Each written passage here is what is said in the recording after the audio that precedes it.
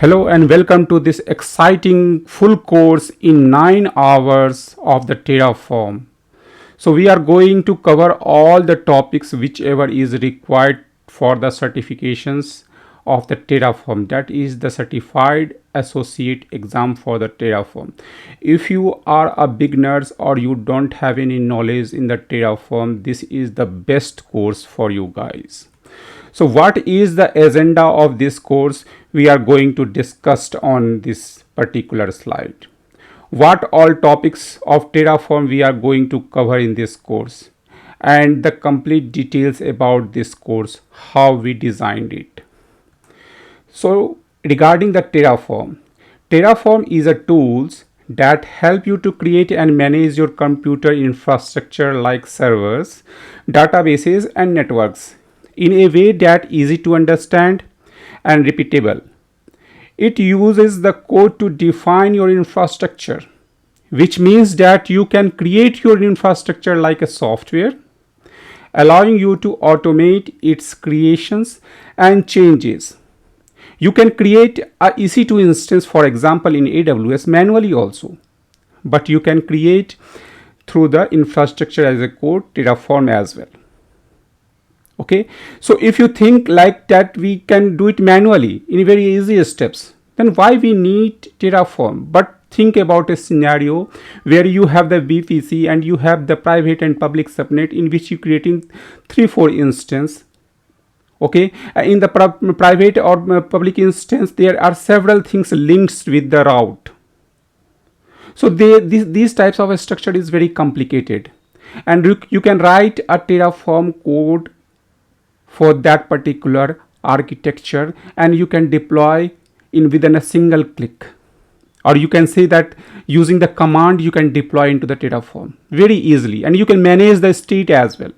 So basic example, let's say you have to set up a web server on the cloud platform like the AWS, Amazon Web Services.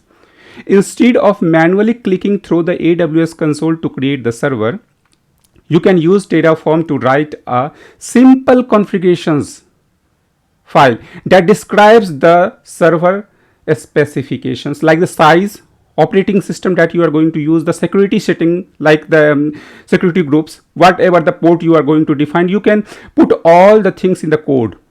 By using the Terraform, you can automate the provisioning and management as well. So you are managing it. It will keep the history that what is the previous state, what is the current state. Okay, management of all the infrastructure, make it easy to scale, update and maintain your application and services. So this is the beauty of the Terraform. That's why it is in demand in current days. So what all topics of the Terraform we are going to cover in this course? We start by creating the EC2 instance, in which I will discuss all the things regarding the Terraform's code, what we are going to use and how we are going to manage it in the Terraform. We also discussed about the provider, where we keep the variables. By giving this example, you have the brief understanding of the Terraforms. Then we come to tfstate file, which keep all the informations, the backup state file, destroy target flag. If you want to remove only a particular resources from your architecture, how can you target that? Then Terraform resource attributes and output values, Terraform provider versioning handling, Terraform format, how do you format to Terraform, for how to validate it. By giving an example like how you can associate elastic IP with the EC2, Terraform shared credentials by using the AWS CLI commands, how to make a Docker container using the Terraform and you can deploy our Nginx there. Then we come with the variables of the Terraform, input variables, then variable count and generating the application and generating and applying the Terraform plan. Input variables from Terraform tfvars or *.tfvars, auto.tfvars. So all type of environment variables we are going to discuss in this particular session. We also covering the implement variable type as a string, number, list and map. Then we come to the meta-argument where we discussed about the for each, lifecycle, then Terraform data resources. Then we define the state in the using the DynamoDB. So we don't keep the state file in my local. This is the management of the state file. So if you work in a collaborative way, not as as a single persons, so a state file needs to be managed in a remote locations in the cloud. So we use the DynamoDB and the S3 bucket to perform that activity. Terraform Workspace that help you to keep the infrastructure consistent. So how we can create a workspace for the development, for the staging environment, for the production environment. We discussed on the Terraform Taint, how to recreate a degraded or the damaged resources. This is very important. Numeric string and collections function, encoding in the file system, Terraform Provider like file, Local-exec, Remote-exec, creating and destroying time, the failure behaviors, and last Terraform modules. Also we can discuss on how to keep it remote so that you can utilize it. Like in the S3 bucket, we can put the modules script in the S3 bucket or in the GitHub and pull that course in pull that particular model source in your local environment to perform the activities. So we are covering all the topics in this particular 9 hours courses. So how we design these courses? We design these courses to be 80% hands-on lab because this is very important. As much you do the practice on your hands-on, you will be in the perfect shape. Only 20% is the theoretical part in this course.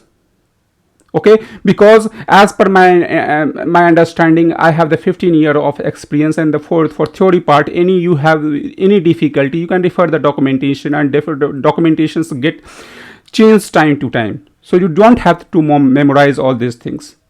So the theoretical part is not so important. You have a complete understanding whatever we can perform, and refer the documentation each time. This way you can get the most out of it even if you don't know anything about the Terraform yet. All you need is a bit of familiarities with the AWS. You must have some basic knowledge of the AWS. So what is the EC2 instance, what is the security groups, all these things, what is the port, and you will be good to go. So my name is Alok Kumar. I have been working in the IT industry over the 15 years. I am not only an instructor of 3 courses on Udemy, but also share my knowledge on my YouTube channel. What's really exciting is that over 1000 students have already earned certificates. Either it is the Kubernetes certificates or the Terraform certificates through my courses. So connect with me on the LinkedIn and share your inputs. So make a good environment, make a good community to learn the new things. So let's start this course. Good luck.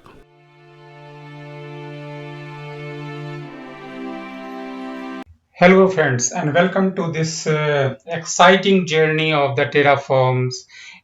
So this is one of my favorite topics, and we are going to discuss the Terraform related stuff from very basic levels to the advanced levels. So you keep watching this particular video series on the Terraform, and you will learn a lot from this.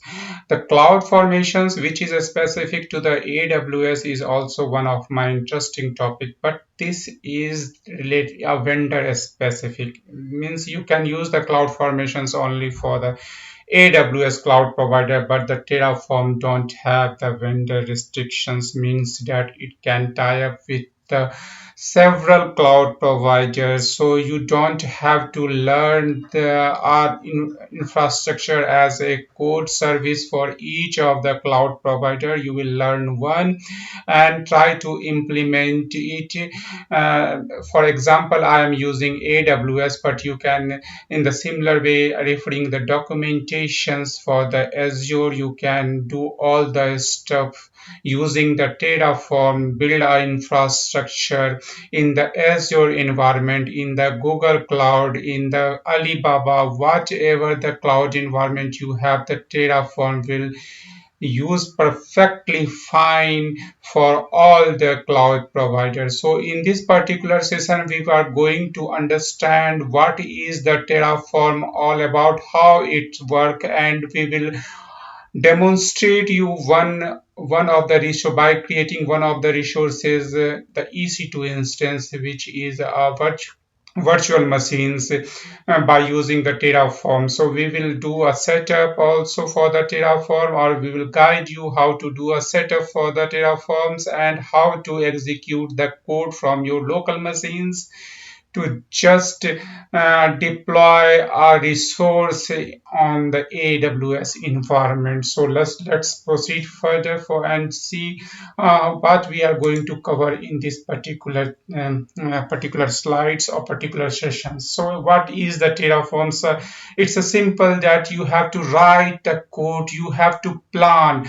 Either the plan means that before applying it to the environment, you have the plan which is related with the writing of the codes, that whatever you write, Terraform is able to deploy it in the environment or not. So you can see that before applying, the Terraform will release you a plan in which the Terraform will instruct you that I am going to remove these particular things, remove these particular resources, I am going to apply this or create it or modify it, whatever it is. Terraform give you the plan, and after that, when you are agreed that okay, the plan looks good, you are applying that particular written code into the environment to build a architecture, build the environment. That's why it's called as the infrastructure as a code, IAC. So using the CLI, you can manage hundreds of cloud services. The Terraform, this is the beauty of the Terraform, that you can install the Terraforms in your system only by the 2 minutes, devoting 2 minutes only. You can manage to set up the environment for the Terraforms. You don't have to devote such much time on to just set up the infrastructure, and it's work very efficiently. So this is the beauty of the Terraform, and basically we write only three commands, that we write our code, we initialize, which is we did at the beginning of the code, and after that we execute the Terraform plan, and that after the Terraform apply. So you can, after applying all the code that you written for to create the resources or create us in the infrastructure, so all things will get deployed into the environment very efficiently. You don't have to do anything manually. You don't just have to refer to the environment that whatever you written, what is the plan generated by the Terraform is implemented successfully or not.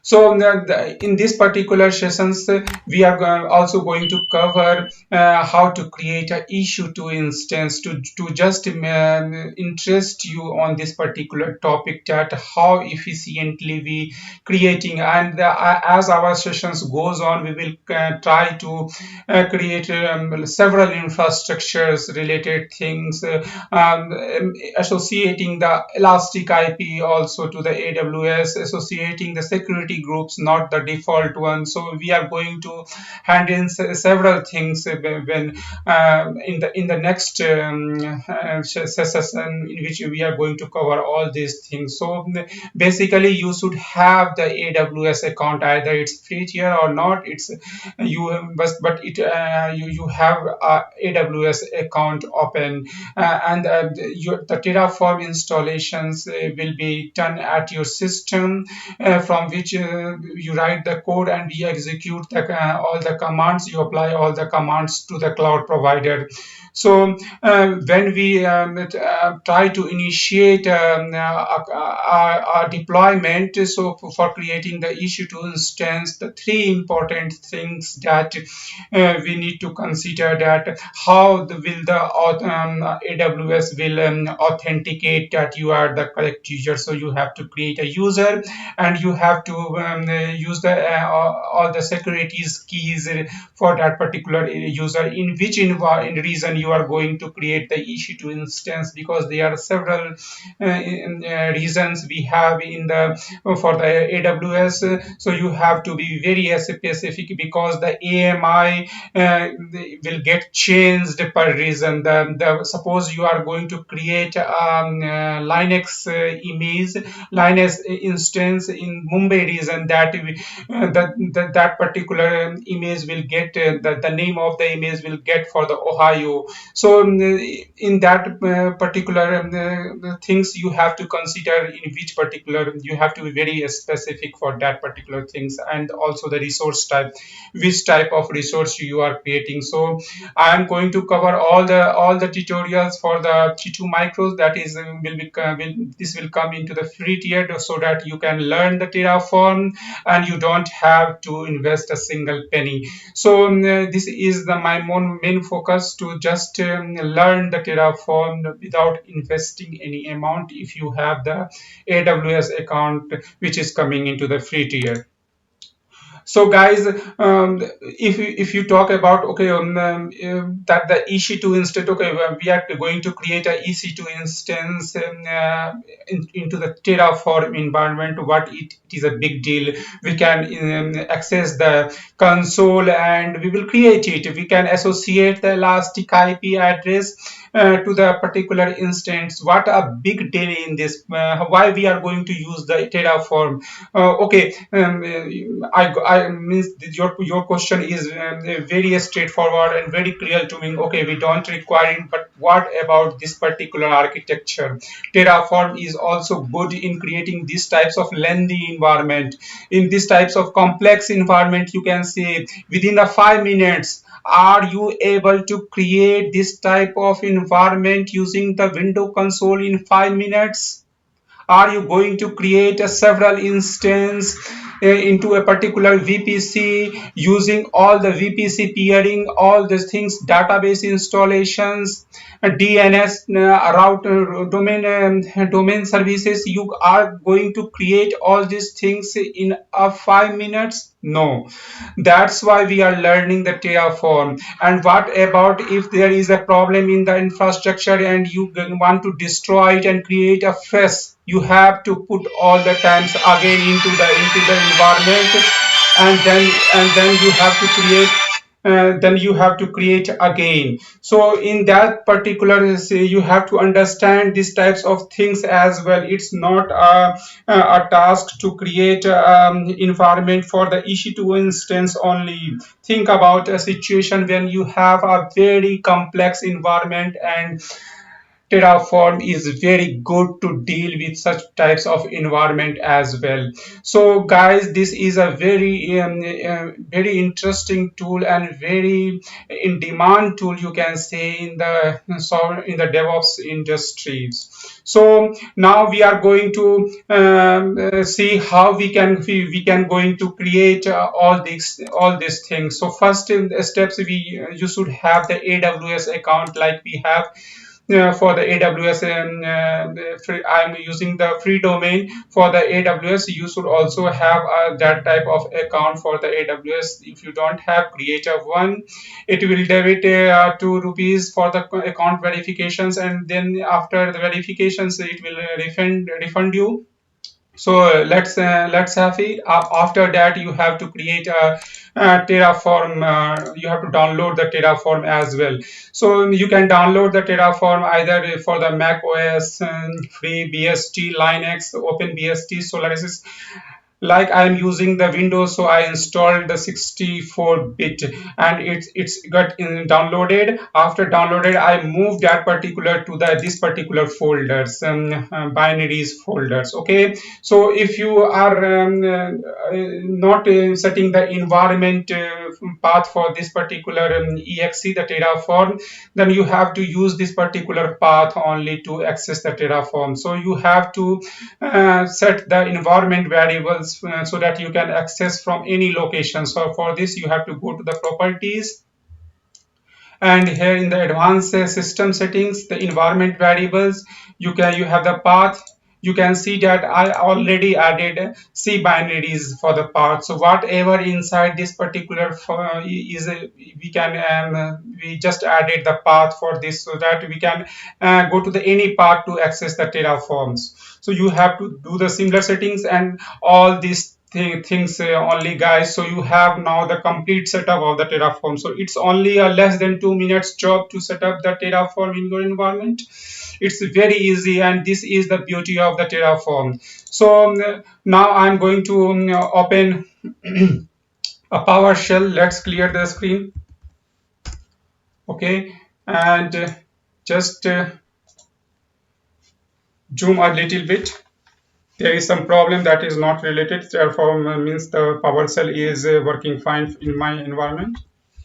I will look into this particular error after the session.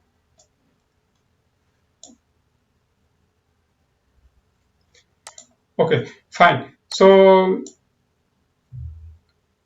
let it be maximized. Okay. So let's create a new folder. Suppose that I'm going to this particular location C drive and I am going to open a new folder called Terraform.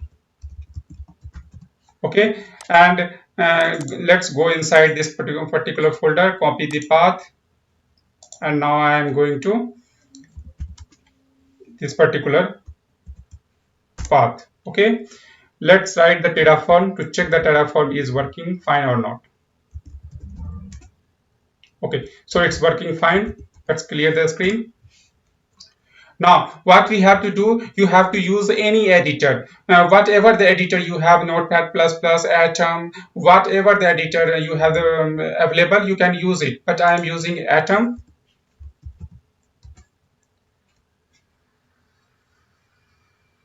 Okay, I'm going to add that particular folder which I created, Terraform. Okay, select the folder. Now its folder is created. I am going to write a file, my first EC2, and the T for Terra, and F for Terraform, and F for Terraform file. Okay. So you can see that I have one file created. Okay, so as per the slide, I shown you what things we required. We required the authenticate. We have to authenticate user. Suppose I am a user, I have to authenticate that how will AWS will recognize me. For this, I am going to my account, the AWS account. I am going to IAM.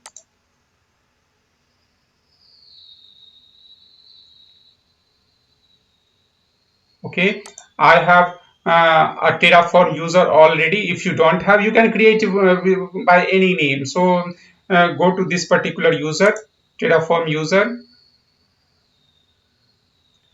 and go to the security credentials and make this account deleted. First inactivate it and then delete it. Copy this key, paste it here, and delete it. As simple as that. Now you create a new access key. Okay, you don't have to show this to anybody, the access keys. This is a very sensitive information. I am going to delete it after this particular sessions. So before that, I'm going to the Terraform registry page because I have to show you about the Terraform. So you can see that the Terraform supporting these all providers. So there are lots of providers in the list. So it's also supporting the Kubernetes. It's also supporting AWS, Azure, Google Cloud Platform. So it's going to tie up with the multiple provider, and these all providers is managed by the Terraform. So there are lots of provider which is not managed by the Terraform. So then, but Terraform also support that particular provider, and these all provider are managed by Terraform. So there is some a syntax change. We will going to discuss how we can utilize in that particular cloud provider, which is supported by or managed by the Terraform, and which is not supported by the Terraforms. So you can see that there are lots of providers. So basically in this particular section I am a bit concentrated about the AWS. So I am going to see the AWS related. See, you can see the how we can use the providers for the AWS in the same way we have for the other provider also. So it doesn't mean that I am concentrating on AWS. So this particular session is not for the developer which is developing in the for the Azure. No, you have to refer the documentations. This is the only things that we have to look into all the time. So for the AWS provider, you can see that okay, for the provider I have to copy this particular session. So I am going to copy this particular sessions into my atom editor. This is the first thing that I concentrate on the AWS, and I am specific about using the reason. But for the reason I am using the AP South one. Okay, so I am putting here the AP South one for the Mumbai region. Okay, and for the remaining thing like authentications and all these things, I am going to look into the documentations, and here you will find that there is several ways for authentications. I am using the static credential as of now, but there is an environment. You can use the environment variable as well, the shared credentials as well, using the configuration file. Code build, ECS, EKS, you have to define the roles, and by the roles you can also access the Terraforms, and you can authenticate in for the AWS clouds. In this way you can manage it, but I'm going to use the to have a better understanding, and this is also or not it's also going to be a risky things, but we will look into the in the further session how we can use in the different way. But for simplicity I am going to use by using the clear text.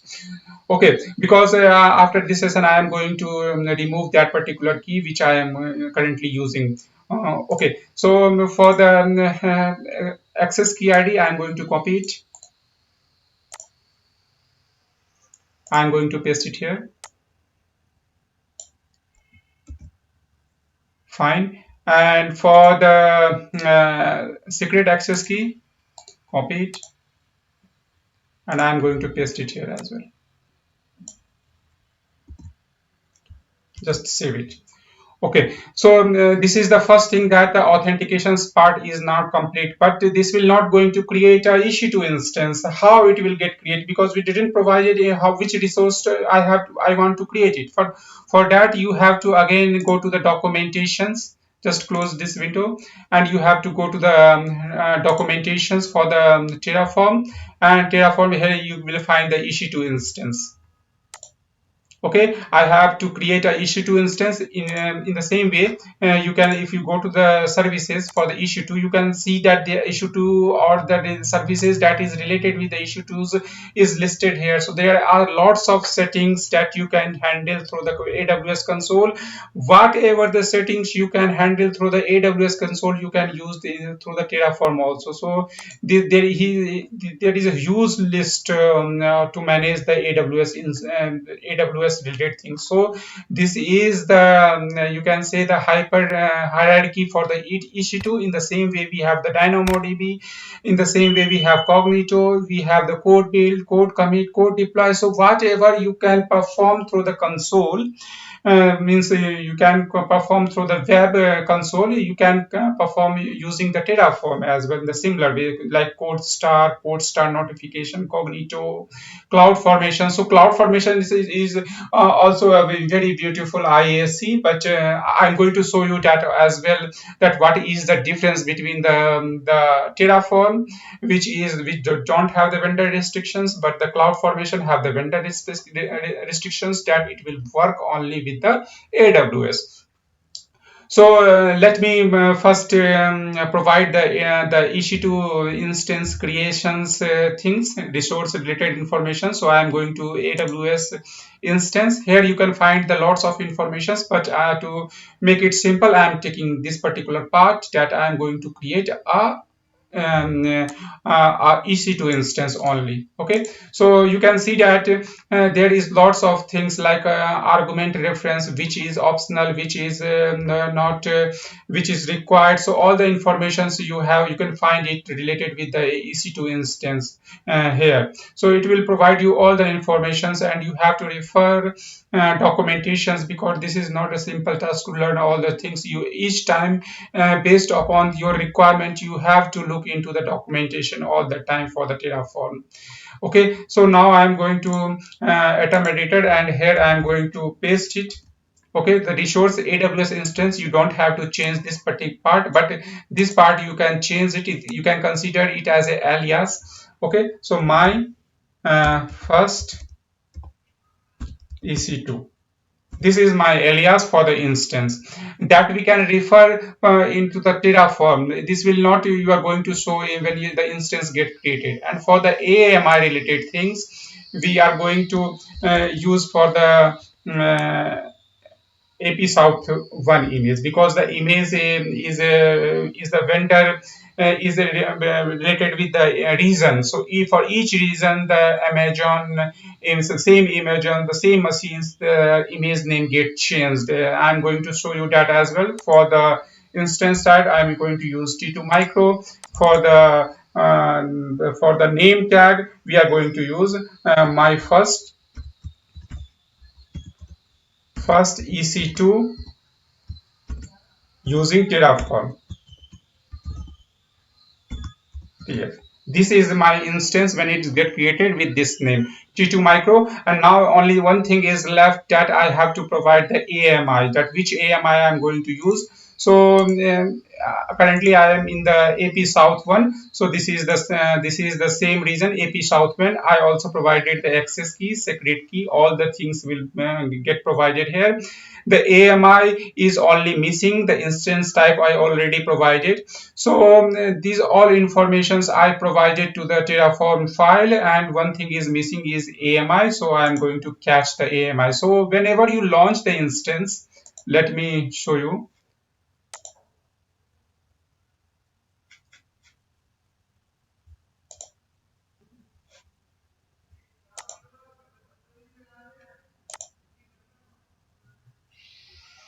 So whenever you launch any instance, let me cancel it. And okay, so this is the quick start. And whenever you launch an instance, like we are currently in the Mumbai region, so you can see that 352 is the last number. When I move to the Ohio region,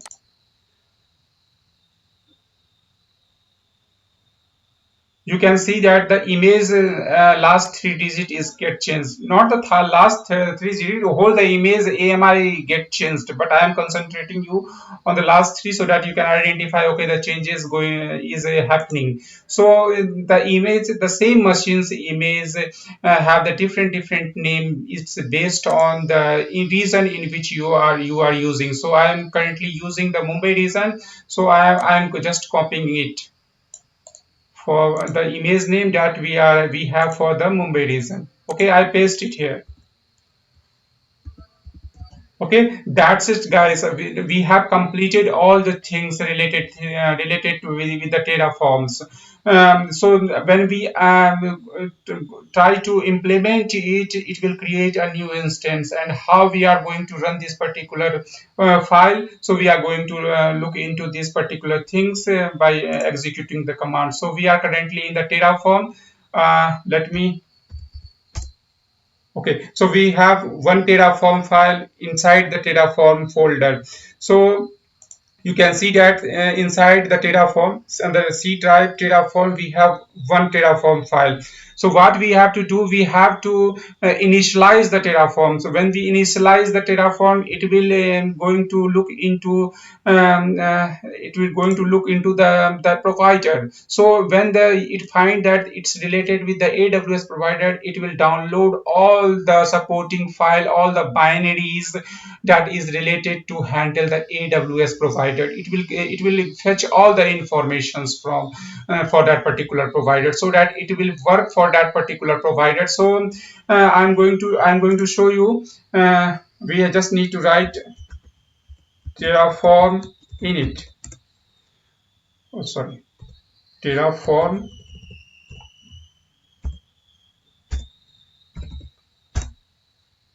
So you can see that it's downloading all the plugins, and you can see all these things here as well. Let's refresh it.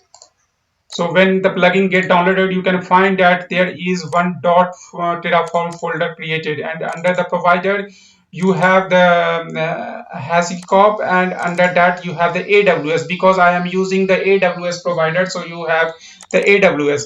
Similarly, if you want to use for the Azure, you don't have to do anything. So, just let me show you how you can download the plugins for the Azure as well. You have to go to the provider, okay, and go to the Azure. Here you have to go to the documentations, and this is the Azure, the simplest one. I'm going to just copy it. I'm not going to create any resources, but this is just for your demonstrations. Like I'm using two provider here. I'm nothing going to use here, just empty. So I'm going to just save it. And when I again try to initialize, because I added one more provider, so we have to initialize it.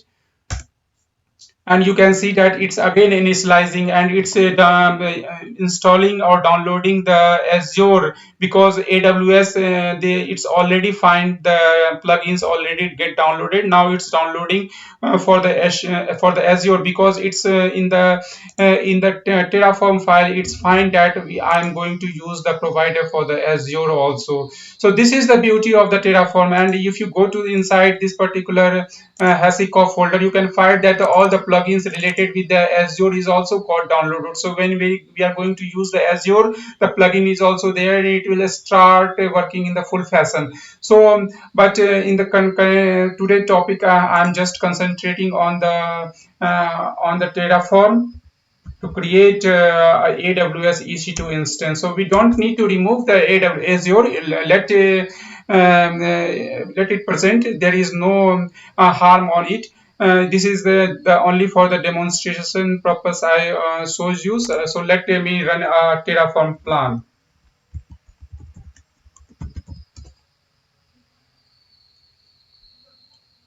So when you run a Terraform plan, it will see all these things related with the AWS, because we are using the AWS instance, which is the part of this particular plugins.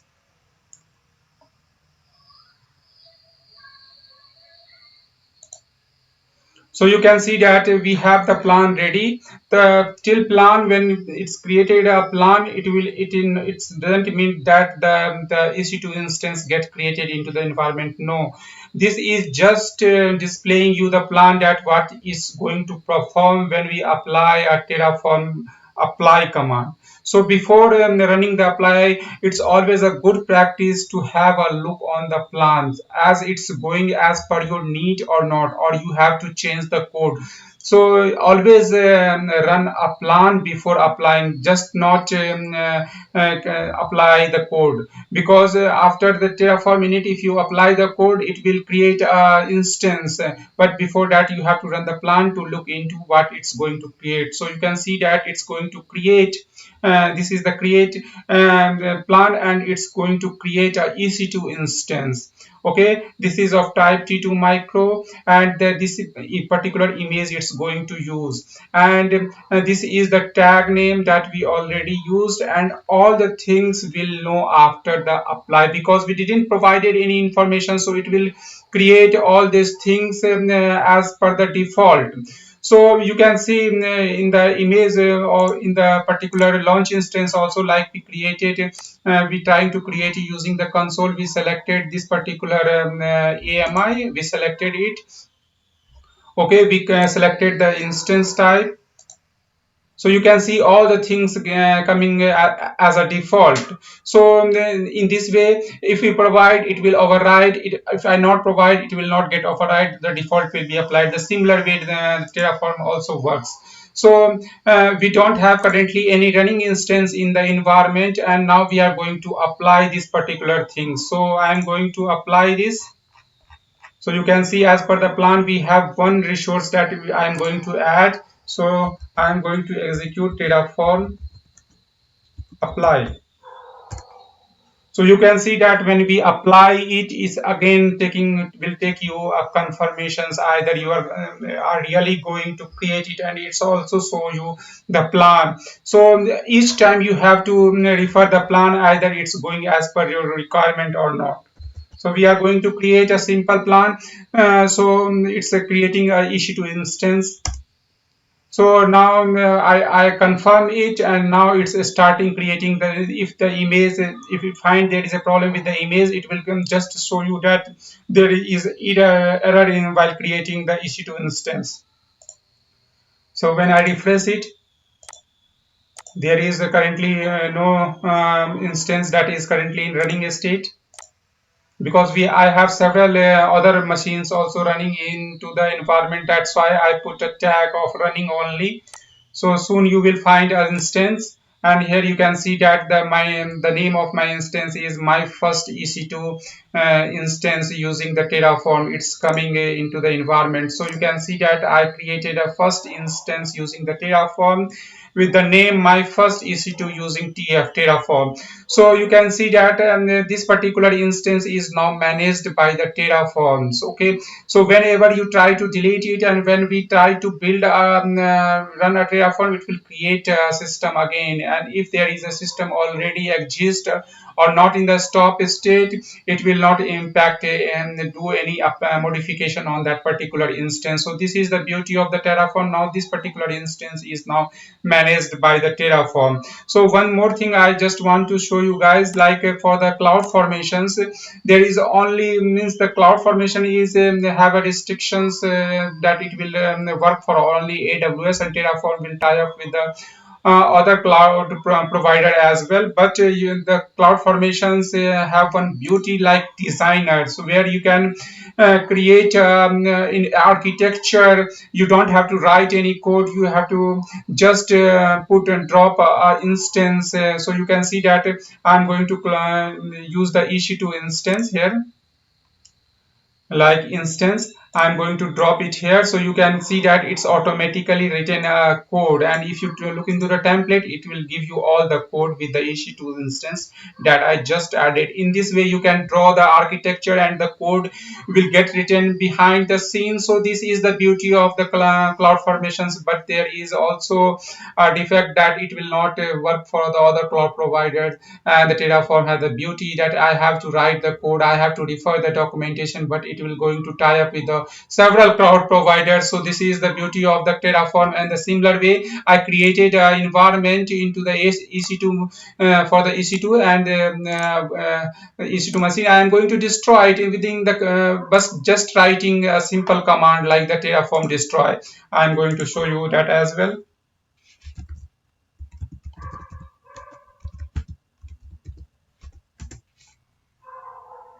Because this instance is managed by the Terraform, so we can handle all the things for the Terraform, and it knows that which resource is managed by the Terraform. It will delete only or make an impact on that particular instance only. If you have other instance that is not you created by the Terraform IC, so it will not impact on that particular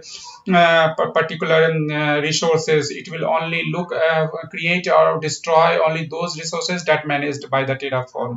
This is the beauty of the Terraform. And now if you look for the resources, just refresh the page, you can find that all the resources that managed by the Terraform, which is previously in the running state, so it's now removed. So this is the beauty of the Terraform, and in other lecture we are going to see several things like that. We are going to build us a complete architectures, like associating the elastic IP with the resources, securities group, and all these things whichever we required. And we are going to see that how we are going to use the variable also, how we are going to use the functions also, how we can use the don't use the clear text, these types of things, like passing the credential in openly. So we are not going to use how we can use the store the state file in other locations, so that it will not keep the copy. What is the importance of this particular states file, what is the backup file, what is the log file. So all these things, how we can use the variables, how we can use the tfvars files.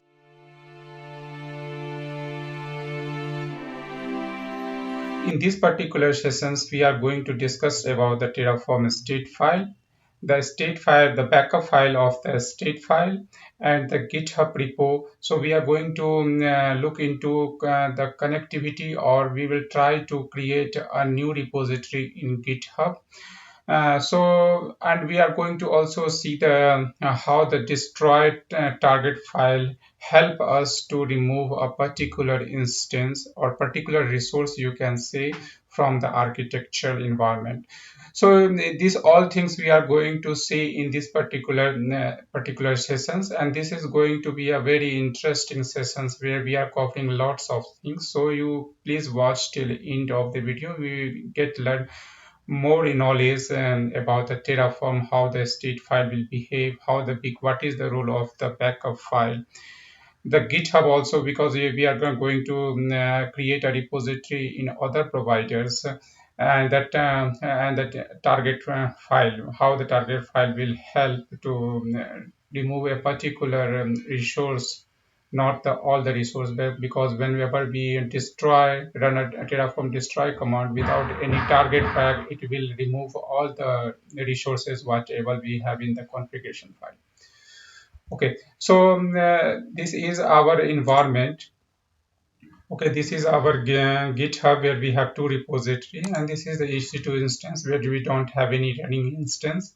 Okay, and this is our Terraform, which if you remember previously, we already executed or created a EC2 instance on the AWS. So for this, we provided the access key and secret key, and this is the very you can say sensitive information, so you don't have to share with anyone. I created a new one for this demo, and before uploading this video to the YouTube, I will delete it. So be very careful about this. So you will not going to share these types of informations to anyone, because otherwise your account will be compromised.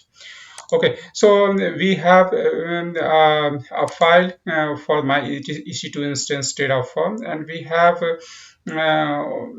all the coded, like whatever is required. If you look into the Terraform documentations here, so you can see that there is a huge number of provided and supported by the Terraform. They are big in number. You can see the 1646. So some of the provider is officially, you can say, supported by the Terraform. So, and some of them are not officially supported. That's why for the newer releases, Terraform always used to add these types of things. You can see in the Terraform 0.313 onwards, it's asking you to add the Terraform provider in this way.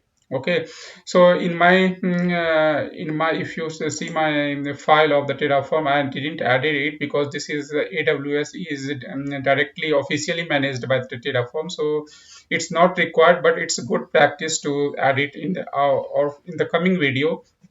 I will keep on adding these commands. Currently, I'm avoiding it, so just to make a lecture in this lecture simplicity, you can say, so that everything is in easy understandable. Because in the other lectures, I am going to talk about what is the role of the versions and all these things. Because if you can see in the Terraform, when you initialize the Terraform, if you are using the AWS types of things, it will download the plugins of the AWS into this particular folder. At the same time, it's also registering the version of the Terraform that we are using for the AWS plugin. So we will going to discuss more about it in the coming videos, because I am planning to add a very good amount of videos for this Terraforms, because it's going to be very long session. Means I keep on adding whenever I get time on this. So this is my ec2 instance. So currently I'm going to run it again, because I don't have, I destroyed in the previous video, I destroyed run the destroyed command, and whatever the instance I created with this name, it's destroyed. So let me run it again. Okay, so I'm currently in my this particular path. I run the Terraform first run plan, so that we can understand that what it's going to do.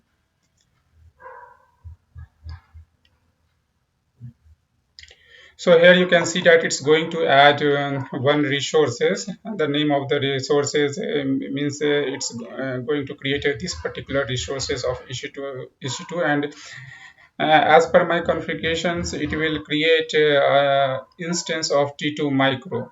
So we using this image. So I already provided all the details into that in which region you have to do, what is the user credentials, and which image to use for which type. So all the informations which is basic, I provided all the informations. Now I'm happy with this plan, because it's going as per my configuration. So I'm going to apply it. Terraform apply. Okay, as soon I run this command, it will ask me for the confirmation, as you already seen in the previous video. There is one more to why I am so demonstrating all the things to you again, because if you see in the it's created one state file. Previously there is no state files. So how the it's currently in the writing phase, that's why permission is denied. They keep them write all the informations. So how the Terraform will know that this particular instance will managed by the Terraform means it's only by the state file.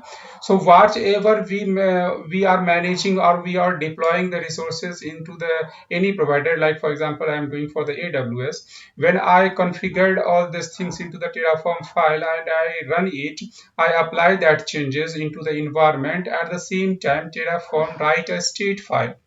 So this is the very important file, and you don't have to go to this particular file to manage anything, because looking into this file only, the Terraform will know that we already created an instance. Okay, so Terraform will read this file, and it will look into this particular demand that okay, I have to create an instance. Then it will look into the state file. If the instance is already get created, or there is no modifications with the desired and actual is what we have in the environment, desired what we required. So this is our requirement. Our requirement is to create a ec2 instance, and this is the you can say a copy, a configuration copy, that what Terraform performed previously for this particular file. So what the Terraform will keep all the informations, like you can see that Terraform created in the AWS environments, it's created an instance. So you can see there is informations regarding the AMI. It's having all the informations regarding the IP, regarding the security groups. So you can find all the information here, which type of instance it's using for creating the instance, what is the behavior. So it's fetching all the informations from the AWS. So you can see that from this file only the Terraform will able to know either there is new modifications required or not. So whenever you run the destroy command, this particular all informations will go away. Why? Because Terraform destroyed it. So Terraform don't have any informations on it. When we run again command again, it will create again. When we do any modifications, it will modify this file. Okay, now currently we don't have the backup file because we are currently in the initial stage. We just created an instance in the EC2 environment. So this is the first stage. We don't have the backup because we don't have the history. We didn't did anything in previously. So when we do any kind of modification further, it will create a backup. So backup is just a step back configuration, you can say. What is the previous configurations to roll out the changes? So you have to very sure about it that in this particular file you are not going to change anything. This is the very sensitive file. So in the environment, means in the working environment or working organizations, this particular file will be we are going to keep in the S3 bucket, or we can reserve it in a you can say in a private way, so that the other users cannot go and play with this sensitive file. So this is the first thing. Now I'm going to check into the environment either the EC2 instance get created or not. Okay, so we run the plan and then apply into the Terraform. After confirmations, it's created a new instance. So you can see that okay, we created an instance. This is the first thing. Now what I am going to do, if you see the securities, it has the default security group. And what we have in the environment, do we have any more security groups? Okay, we have one more security group, SG. But before that, I'm going to apply the changes again without doing any types of modification. Let me do that. Let me run the plan. I didn't did any modifications. Terraform plan.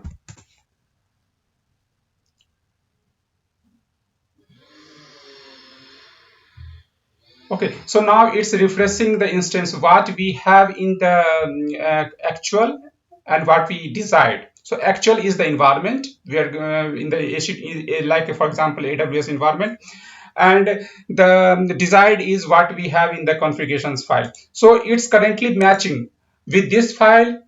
Okay, this file and the environment we have in the, so first it's refreshed and it didn't find any changes.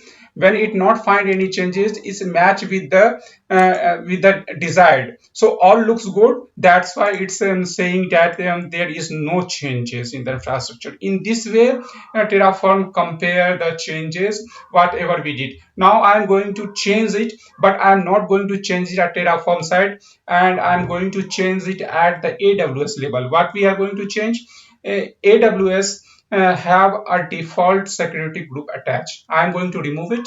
I'm going to add my security group that I created for any personal activities. Let me do that. Okay, so we are going to use DevOps security groups. Okay, for that I have to go to the EC2 instance, running instance, and then I have to take the actions. There is security.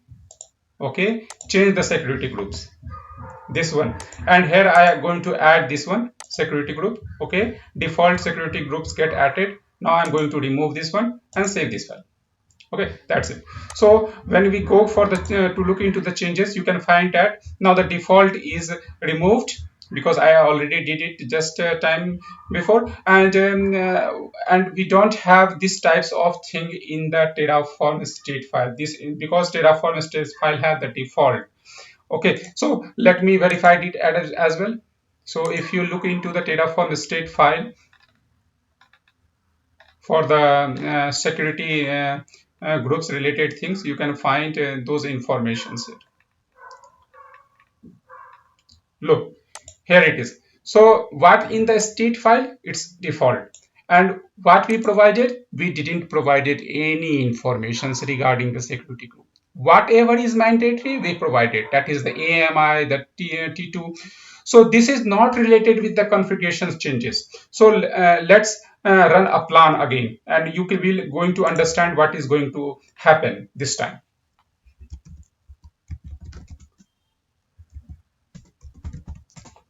So I'm going to run a plan, because the actual and the desired is same, but there is changes.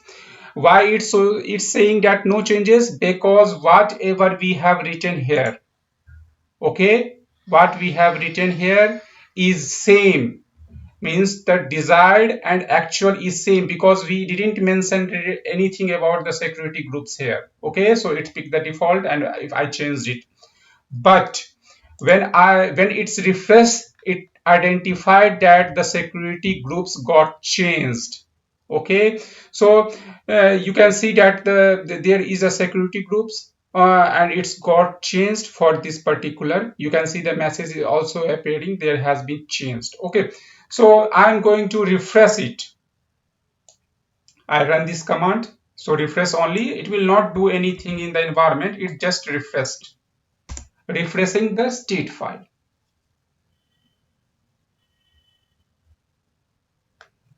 Okay, so it's not applying anything, because we don't have anything to apply, it's just refreshed. So apply completed, and nothing added, nothing changed, nothing destroyed. Now we are going to look into the state file. So you can see that the default is changed. Okay, and now we have a backup copy available. So what do you think, what will be available in the security group of the backup copy of the state file? It's going to be default, because previously we have default, current we have this is the current, and this is the default. So it's keep a backup copy of the state file.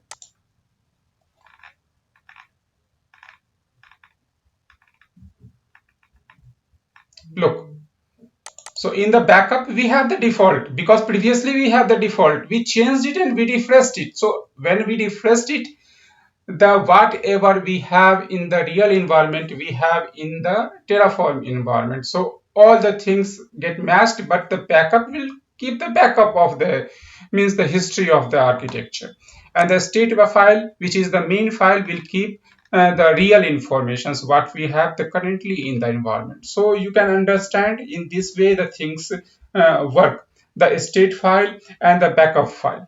Okay, so when we removed this particular thing, suppose by mistake we for testing we will remove this particular file, so Terraform will don't have any informations that what type of environment we created previously. In that case, what will happen, it will again create a EC2 instance that will be managed by the Terraform, not the previous one, because we already removed the state file, and that particular instance which we managing previously is not currently the part of, because we removed the state file.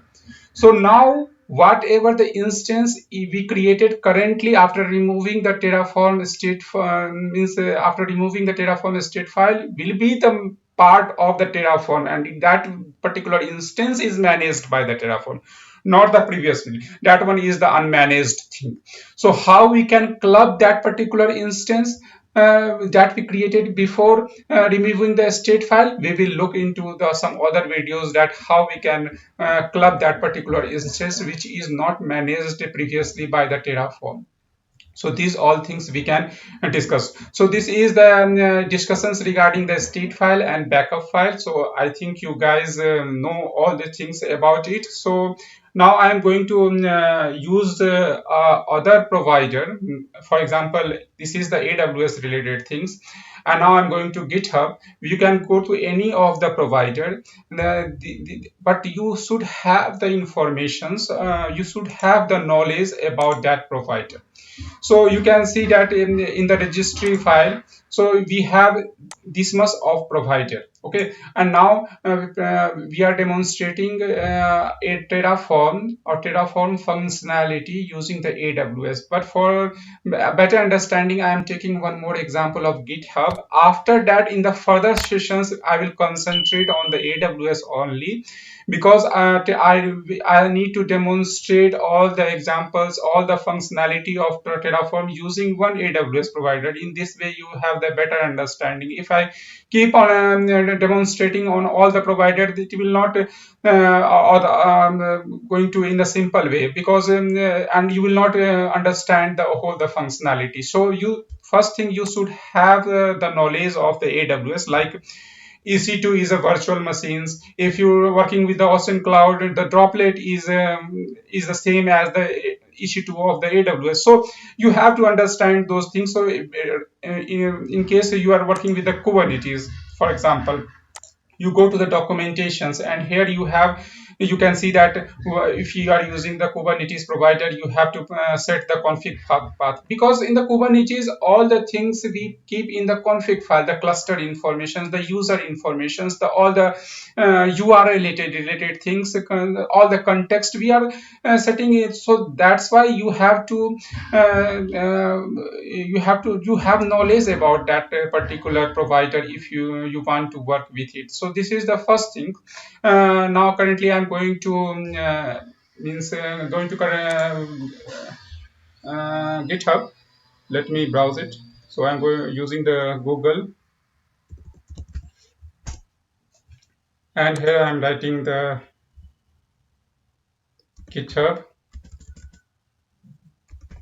and GitHub Terraform provider. Okay.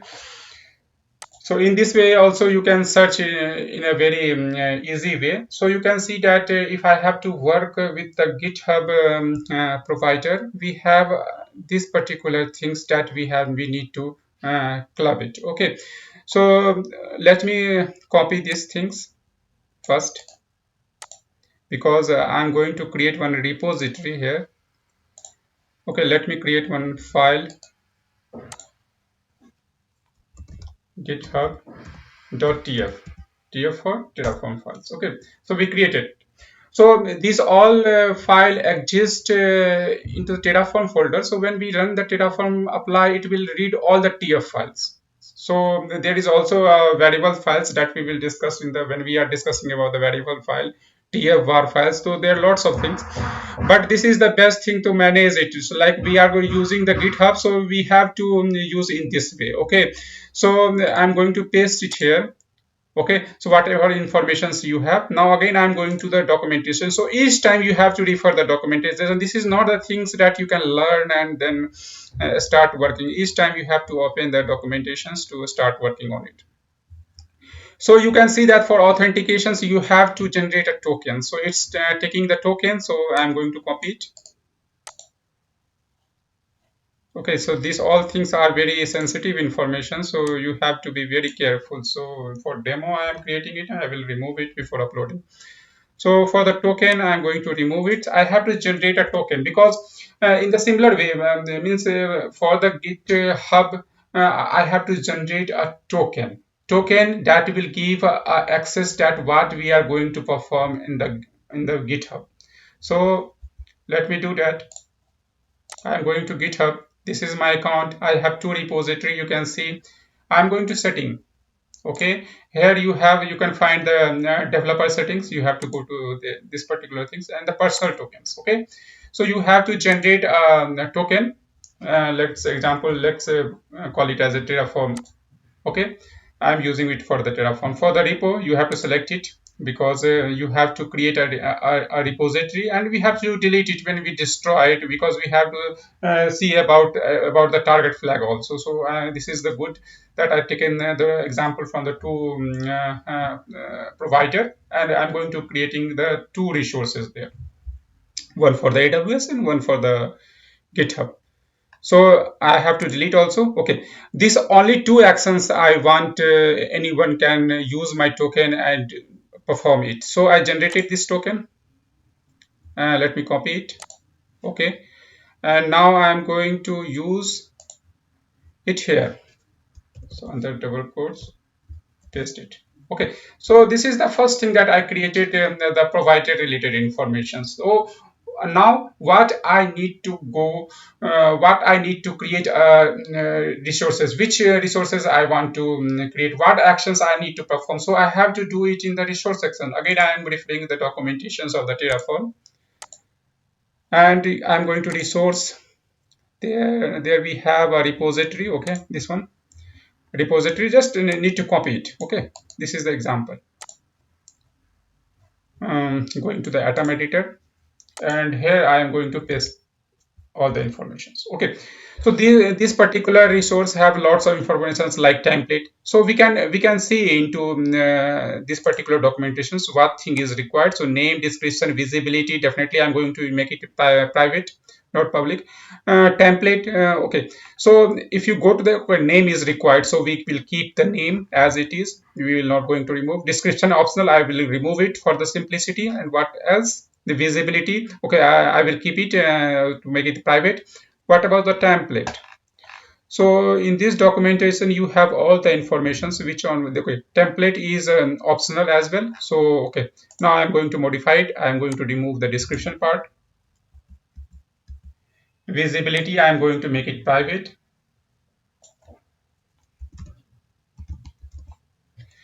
Template, I'm going to remove the whole section. It's not required.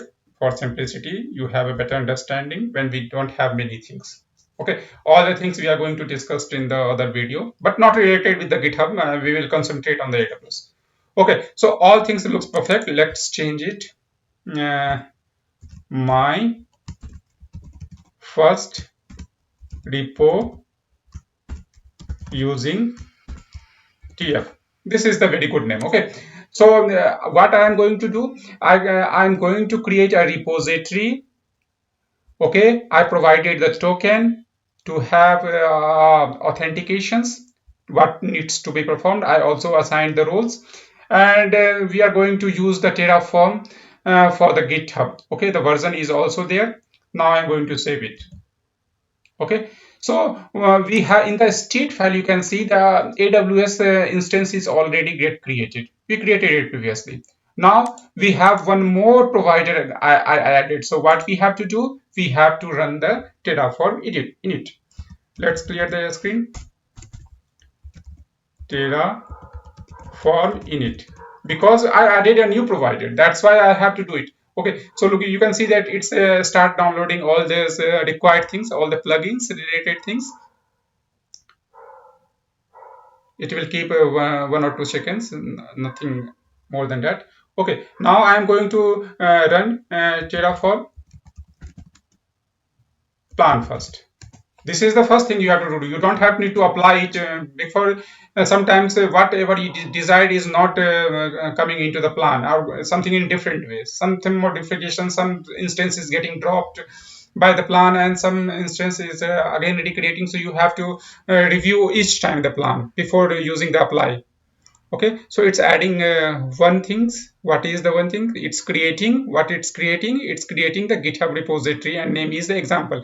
This example is for your internal. It's not going to reflect anyway in the environment. Like in the for the AWS instance, you have the my first issue2 instance. You have to use this particular local, you can say the local variable of the AWS instance that you can use. Okay, we can use these all things when we are using the destroy commands. Okay, so you will have better understanding at that time in this particular video only. So in the GitHub, you can see the example. This is the local, you can see a variable I am using for the repository. That name is, this is going to reflect in the environment. Okay, so I run the plan, and the plan is looks good. Okay, so this is the name of my repo, and when I'm going to apply it. Okay, so it's not creating the EC2 instance, because it's again referring to the state file. As per the state file, the real environment and the desired configuration is matching. So it's what it's find different. It's find different that I again added one file with saying that I have to create a repo on the GitHub. Terraform plan. Okay, So now it will ask for the configurations. Okay, sorry, I have to apply Terraform. Okay, plan we already performed. Okay, now it's asking for the confirmation. Yes, go ahead.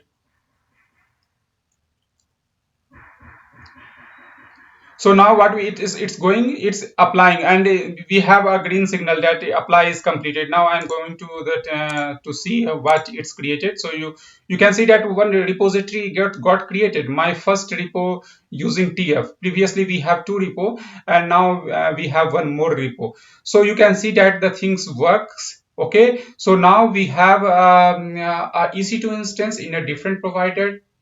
We managed it into a different Terraform files, and now we have a resource in a GitHub also. Okay, we in the same folder, so we managed the files in the similar order, like we are trying to utilize any other resources from any other provider. So we can make a new file Terraform. When we run, it will look all the Terraform files and do the things accordingly. Okay, so now we have two resources, one in two providers. Okay, the things is clear. Now it's time to remove. Okay, when we run a destroy command, suppose one more thing, the state, if you look now into the state file, you have the informations regarding the GitHub also. Look, so Terraform added it, but if you look into this particular file, the backup file, this backup file will not have the Terraform informations because this is the backup file. Okay, previously we don't have the Terraform, means GitHub. Okay, we have only EC2 instance, so it's keep only the informations regarding the EC2 instance. Now again we run the apply for any of the activity, the backup will have the GitHub information. So it's taking the backup of the previous architecture. Okay, now I'm going to run the Terraform destroy.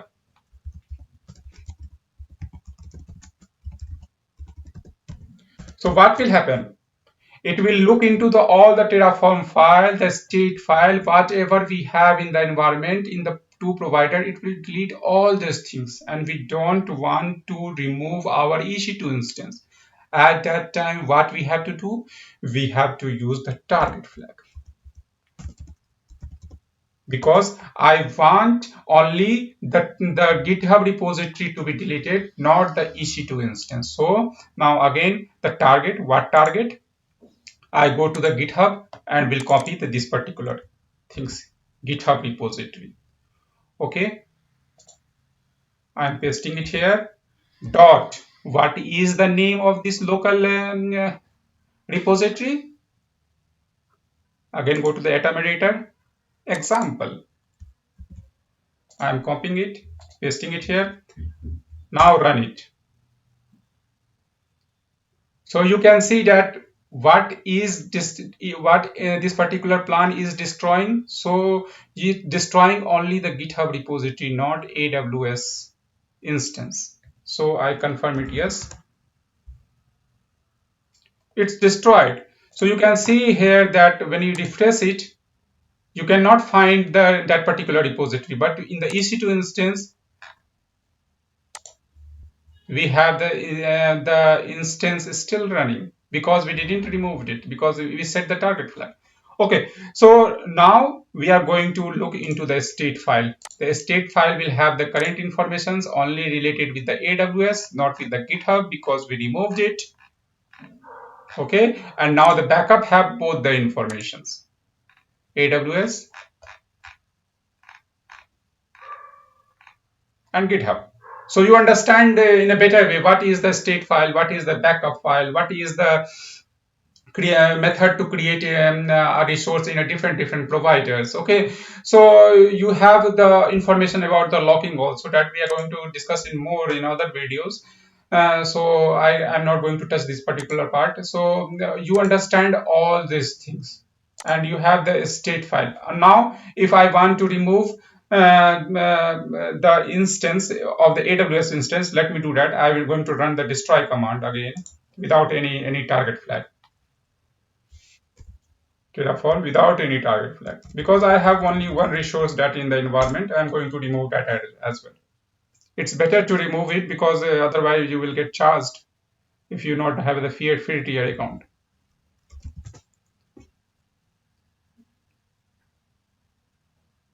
So you can see that it's now removing or destroying the AWS instance. Now it's terminated. Okay. Let for a second. Wait for a second.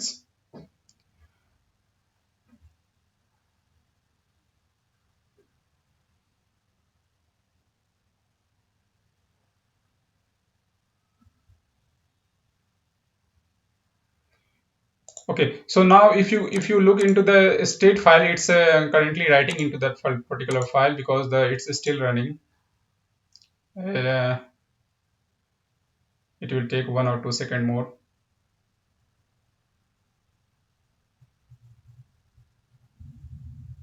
Okay, now it's destroyed. Okay, so now when you look into the state file, we don't have any resource informations. Okay, so whatever we created, we destroyed it one by using the target, and the other because we have only one resource to destroy. That's why I didn't put a target flag there. I simply use the destroy command, and in the state file we don't have any information, but in the backup we have the information. So this is the things of related with the backup, so you can review it. Okay, and make the backup file as a state file in case of any emergency required. But these types of things is you can say for use for the disaster management.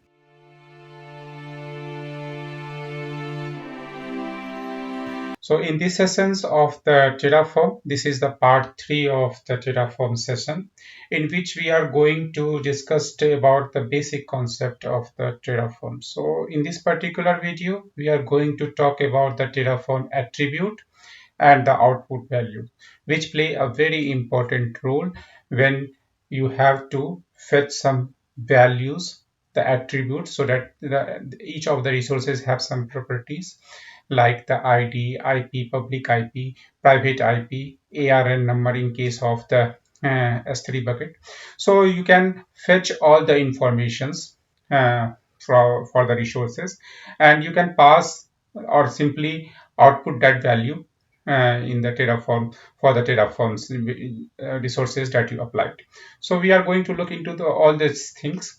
So let me so previously we covered how to create the EC2 instance, and we also created the repository in the Bitbucket and in the GitHub, and we also destroyed all the instance that we created, means all the resources or the resources one by one.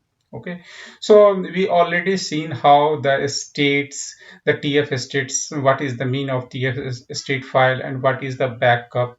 So we have the basic informations that we already covered in the last two videos of the Terraform. If you haven't seen my that video, you can refer to have a more clarity on this particular subject. So you can see that we have the provider. Provider is AWS, and AP South 1, this is the Mumbai region, and we providing the access key and secret key. In further video, we will see how we can hide these informations because this is a very sensitive informations.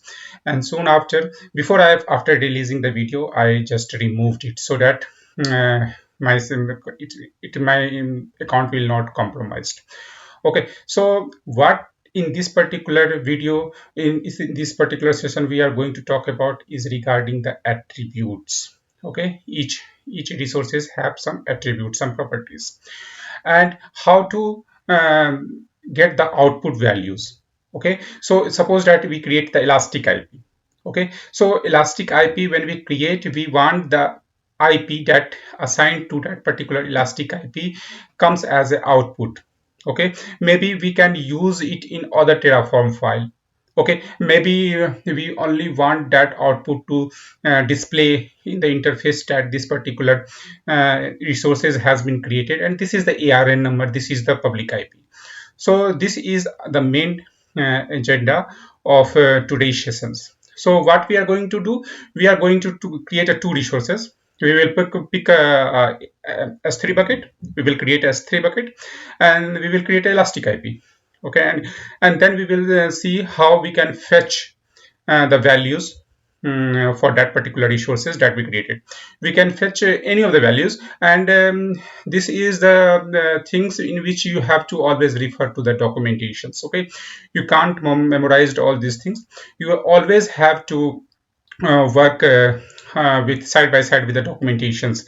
Either you are doing the practice, okay, learning the Terraform, or either you are working in the organizations. So you don't have to memorize all these things, like we have not need to memorize all the syntax, all the specifications for the Kubernetes. So we have to refer each time the documentations part, and this is the very good thing, because Terraform, Kubernetes, all these things keep on updating as per the releases. So syntax may get changed. The way of accessing, the way of calling the attribute values maybe get changed. Okay, so you have to refer always to the documentation. So I am jumping to the documentation session. Before that, I will show you the account of AWS. Currently, you can see that we don't have any elastic IP. Okay, and regarding the S3 bucket, you can display from the here also that elastic IP we don't have any, and the S3 bucket I will show you. The S3 bucket is there is only one, I think. Yes. So we are deploying all these things in the Mumbai region, and this is the global things. You already aware about the S3 bucket.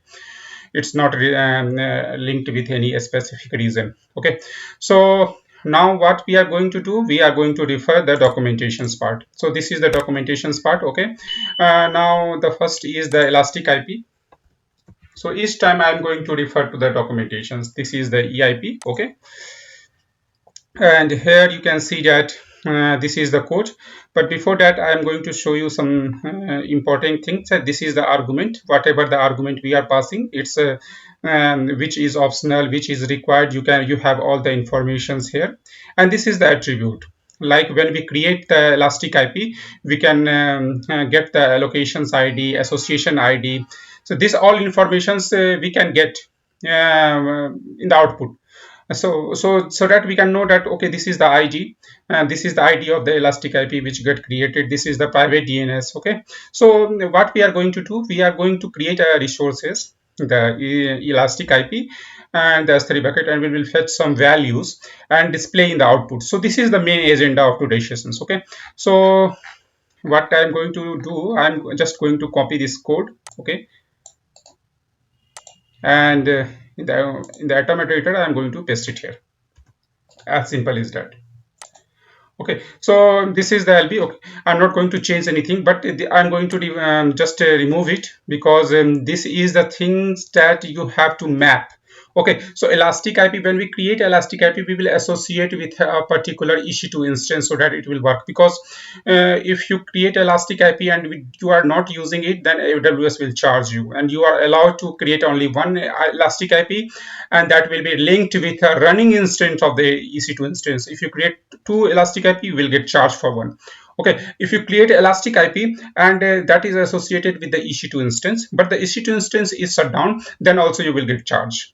Okay, so only one elastic IP in the free tier account is provided to you free of cost, but that is associated with the EC2 instance in a running condition. Okay, so if you shut it down, then you have to remove that elastic IP. So I'm not going to link it. That will be the part of our future section. So I'm going to remove it. So the VPC is true. So we are going to create resources of elastic IP. Okay, now I'm going to create a S3 bucket. So each time I'm going to refer to the documentations, just to show you that you also have to make these types of practice. S3. Okay, I'm going to pick the S3 bucket, and simply I'm copying it.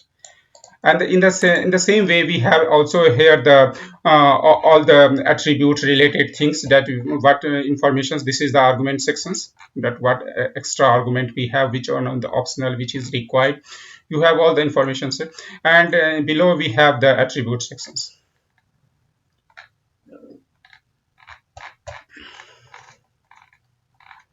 This is the attribute sections. So we can just pick any of the attribute here. Okay, so what I'm going to do, this is the output sections. Okay, I'm going to paste it here. Okay, these all things is not required. You can refer the documentations for this.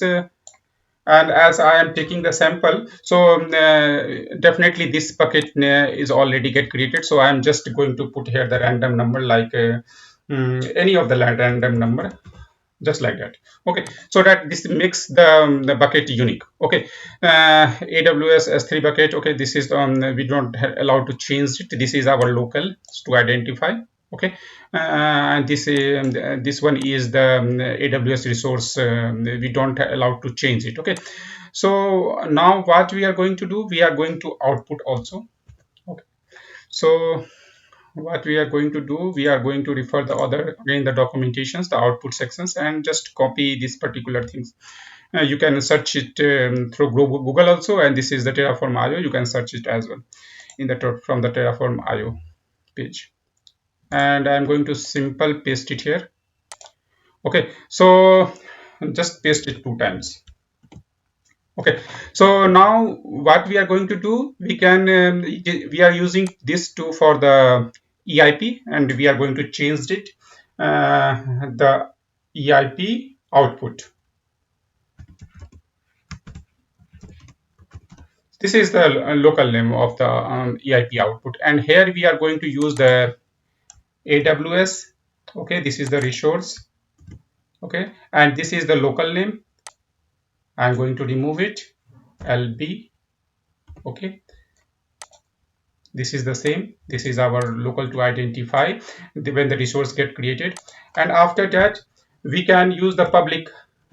Okay, public IP. So you can get all these informations that which particular attribute we have to select for these resources. You can refer the documentation. So I'm again going to the documentations, and here I am going to pass the EIP,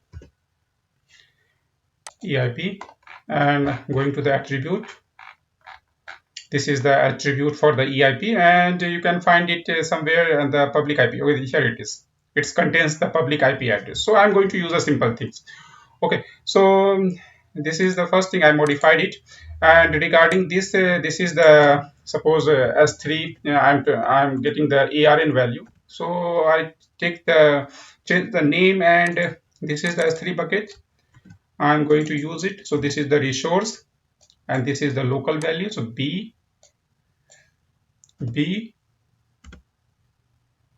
dot, and what will be the value exactly? I am again going to refer the documentations here. You just need to understand the concept, how the Terraforms works, and you don't need to memorize anything here. So you can see that I am referring each time the documentations related things to get the appropriate value, the argument. And as soon as you make this in practice, you can learn or memorize the frequently accessed things. So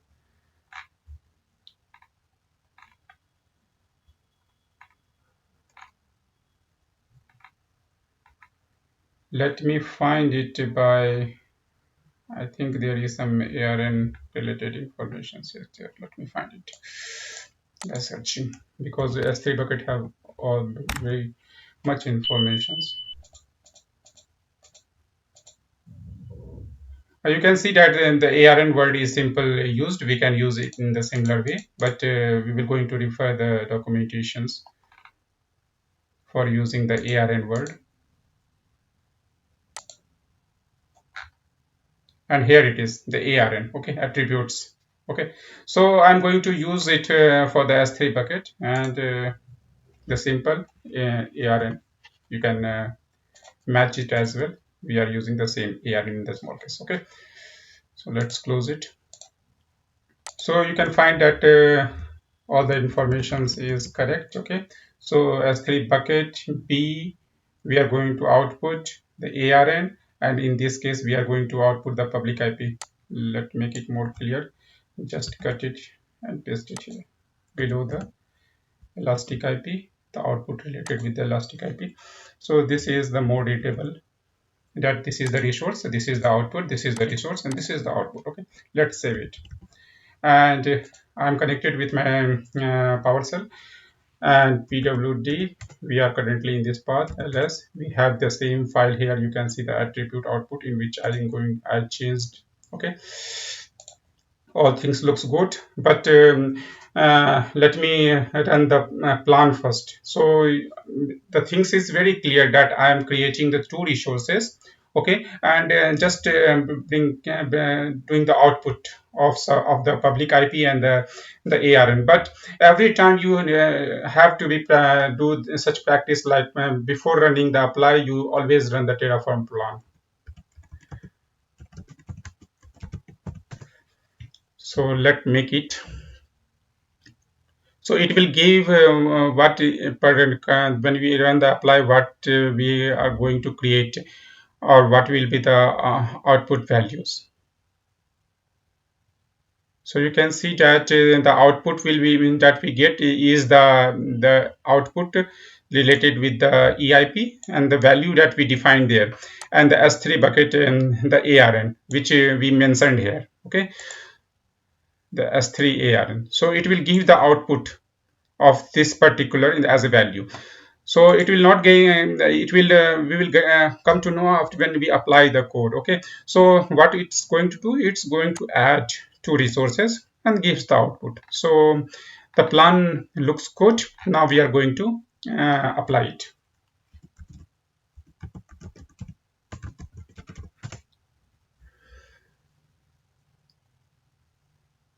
Always make a practice to run Terraform plan before apply. Yes.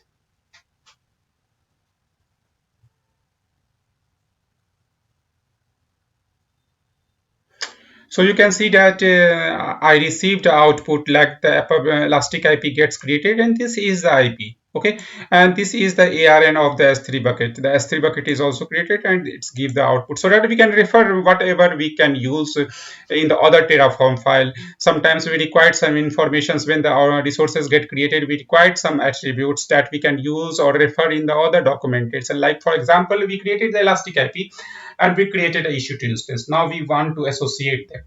So how we will know that okay, this is the IP that created by the elastic IP, and we need to put that from the output. Okay, so output, or there is some other argument also like associations that we can use, which particular instance we need to tie up. There is many way to do a single task. Okay, so now it's time to verify the changes. Let me refresh the S3 bucket because we are currently in the S3 bucket. So you can see that our resources get created. When I click on this, click on the property, you can find that there is a ARN number. Okay, 4567. Okay, so this is matching with this particular output. Okay, now we need to verify the elastic IP. So I'm going to the EC2 instance because this is related with the EC2 instance. And here I find that the elastic IP also get created 106.127, 106.127, and these all informations we have in the state file also. Okay, because it's keep the history. Okay, now we are going to destroy it.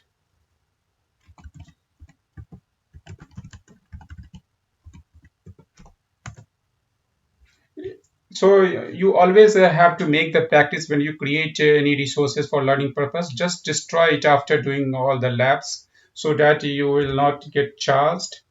This is also a good practice. So make these all things in a habit. Okay, so resources get removed. So if you look into the resources here, the elastic IP will go. Okay, so one more thing I just want to show you. This is the specific things like we are required the public IP. What happen if I remove this? I don't require the public IP. Okay, so in that case, it will give all the attribute values which is get created, which is get assigned for that particular resources. Okay, let's save it and do one more time.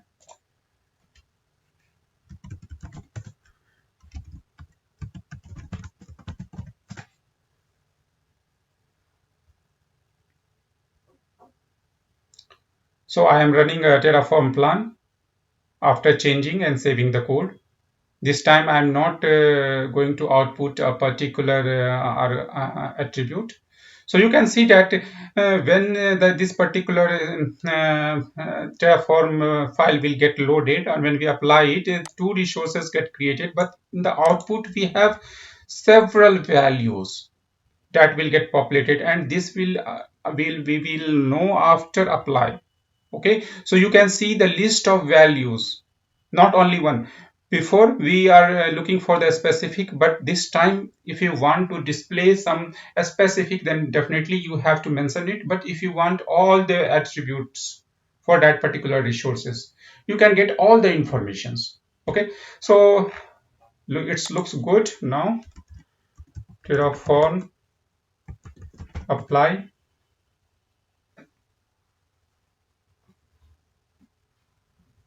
It will ask for the confirmation. Yes.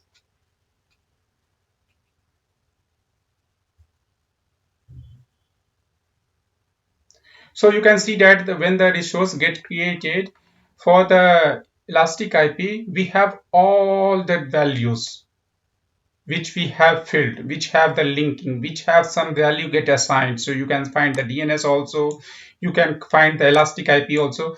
Currently we are in the elastic IP. Let me refresh it. So 104.11. Okay, 104.11.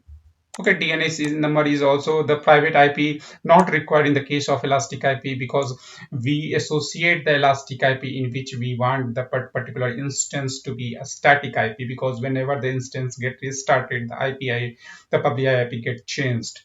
Okay, so these all informations we will received. Okay, when we just get the output for a particular resource in an open way, not a specific, for the reason we don't require, and we don't require any AR, and we require all the values. So you can see that we opened it. This is the resource, and this is our local value, and open for the all the alt attribute. We required all the attribute value. So Terraform will display you all the attribute value, and these all information you can find in the state file also. So guys, this is the session. This was the sessions for the attributes and its values. And in the further video, we can going to see the variables and all these things, how we can hide the credential that we are providing here, because this is not good to open the securities keys and access key.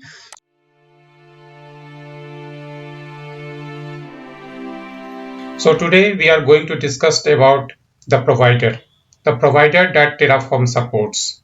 So if you look into the Terraform version, currently it's under 1.1.4.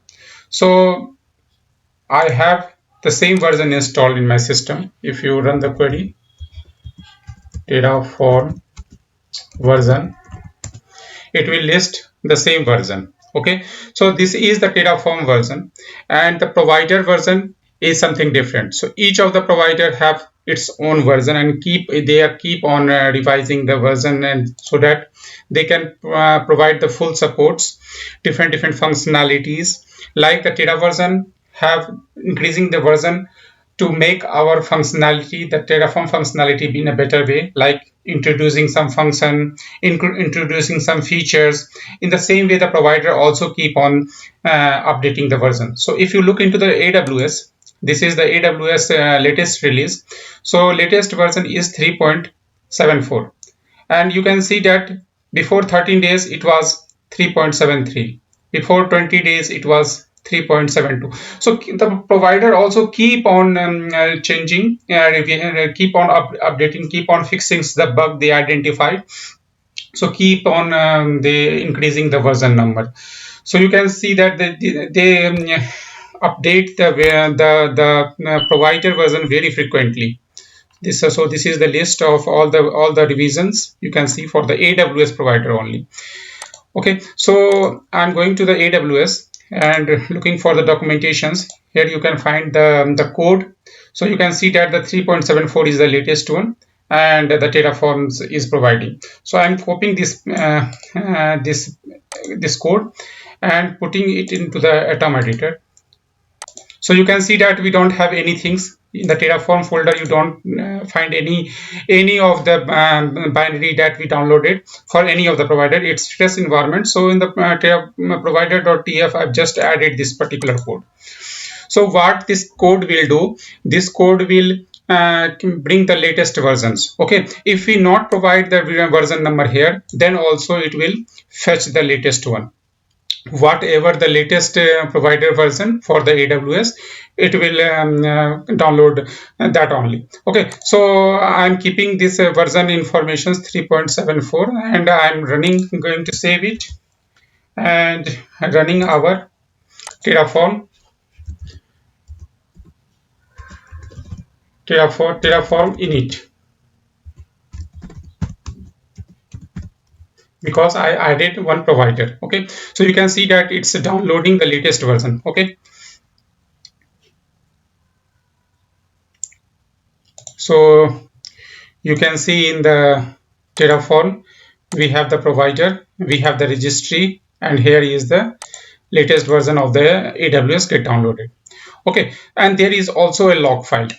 Okay, so this particular log file will restrict. Let me remove this. This is the latest one. Okay, so 3.74 is the constant. So this, you can see that this is the constant that we provided. If we not provided, it will fetch the latest one all the time. And the 3.74 is the constant, and the version is the 3.74. So both are matching. Okay, so now suppose that if I want to downgrade the version, so okay, as per our organization's requirement, we have to use 3.73, not the 3.74, because 3.74 have some different features which is not supporting, so I have to downgrade. So what we have to do, we have to first go to the here and we have to see, okay, 3.73 is supported. So what we are going to do here, we are going to change our provider to 7.73. Okay, so this is, I'm going to save it. Now I am going to run the Terraform init again, because we did the modifications. So this time it will complain. Why it's complain? Because we have a log file. Okay, so if you see in the log file, it's the log file has very important role, and you guys will not going to play with this particular file. I'm just guiding you to how you can understand this provider related and the provider versioning things. So you in the organizations you don't have to play with this particular, because the things will be get messed, and you have to delete this file and then you have to create again if you do any types of modification. So you can see that there is a log file, and the log file have the constraint to use in the application 3.74, because as per the Terraform knows that as per your code you mentioned these types of things, and now you are changing to the 73. So the one way is that you can delete the log file. Okay, so I'm going to delete the log file. So log file is currently deleted. Now I'm going to run the Terraform init command again. This time it will go in the smooth way, because it not find any log file, so it didn't have to things to identify that something is previously applied. So Terraform will consider it as a fresh. So your requirement is to download 3.73, and it's doing the same. So if you look into the atom editor, so here is the, you can see that let me refresh it. So you can see that the constraint is now 3.73, and the requirement is also, the version is also 3.73. So you can see that the Terraform will look into the log file each of the time. So there is one more command. Let me show you. Suppose I go to change it to the 3.72 or any of the 3.68 I have to use. Okay, so this is now my requirement get changed. I am going to use 3.68. okay, and this time I'm not going to remove the log files. Okay, if I apply the changes, it will again complain. Okay, so why it's complain? Because it's find the log file, and log file have some different versions. Okay, so what I'm going to use, I'm going to use the upgrade command, and same is mentioned here as well. Okay, you don't have to remove the log file, you can use the upgrade. Okay, so when you use the upgrade, it will just unlock the log file and move the mark there all the informations, and accordingly it get changed in the log file as well. So you can see that the code is currently running very smooth, and it is installing the version 3.68. This is as per our requirement. Okay, this time I didn't remove the log file. Without removing the log file, I am just downloading the latest version, not the latest version, but our required version. Okay, so you can see here that we have the 3.68 also, we have the 3.73 also, we have the 74 also. Okay, so now what happen if I remove this particular line? Okay, in that case the Terraform will look into the log file. Okay, so first thing is that Terraform look into the TF file, either the version is provided or not. Then after it's looking into the log file. So I'm going to show you that suppose I'm removing this line. Okay, I am removing it. So in the TF file we don't have any informations. I am removing the Terraform directory also. Okay, this also get removed.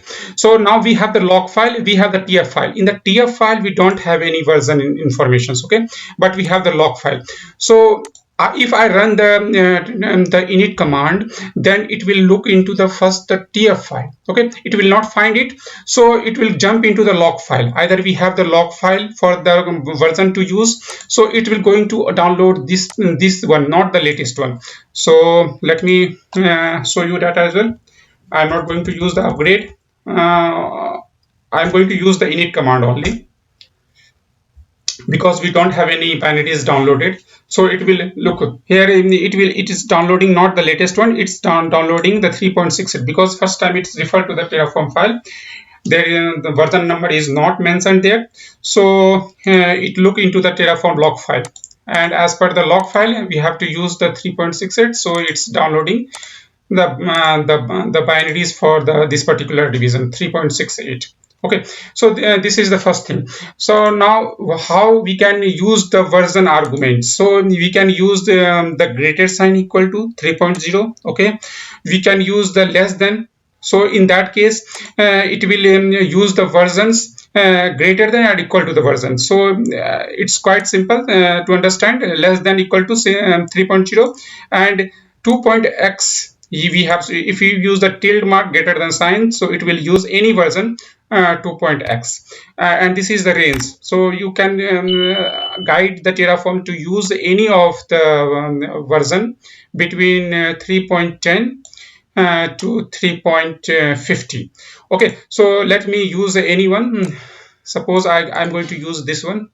Okay, so what do you think that what will be the version? It will be the version of 2x. Okay, so what is the maximum version within the for the measure version 2? So if you look into this particular thing, the latest version release, so if you find 2.2, which one is the maximum? All are coming from the revision 3. Okay, this one is the maximum of the version 2. So you can see that if I just add that particular code, okay, and use this one 2.0, then it will going to download the version of which is the maximum in 2 series, means the version 2.70.1 as per this list. Okay, this version is going to download. So let me try it. First I'm going to save it. Okay, and now I'm going to try it. This time I'm going to use upgrade because we have the log file. So look here, it's downloading the latest in the 2 series, means the version 2 have the latest minor version is 70 and sub minor version is 1. So it's downloaded that particular binaries. So you can see here in the automatator it's downloaded, and the Terraform log file is also get changed. So this is the constraint that we provided. This is the constant. Okay, and as per the constant it's downloaded this particular version. So in this way you can apply the other one also, this one. So what will be the maximum in this particular range will be picked. Okay, so I'm going to update our Terraform file, just copy it and going to save it, going to run the upgrade command again. So you can see that 3.50.0 is the maximum. So this is the maximum in this particular range. So it's picked the maximum. So always it will pick the maximum revision if we provide any range. So you can see that Terraform will pick the maximum one, and this is our constraint that we provided, and this is the revision that it's downloaded. So if you see 2.70.1 we used for this particular series, what happened if I use 2.70.2? Because it's not exist in this particular, so there is no version that AWS provided with the number 2.70.2. So let me use that one. In that case, definitely it have to throw the error 2.70.2. Let me save it. And now I'm going to use the Terraform init command with upgrade flag. So you can see that it's failed because no available release matched the given constraint. So this particular version not exist.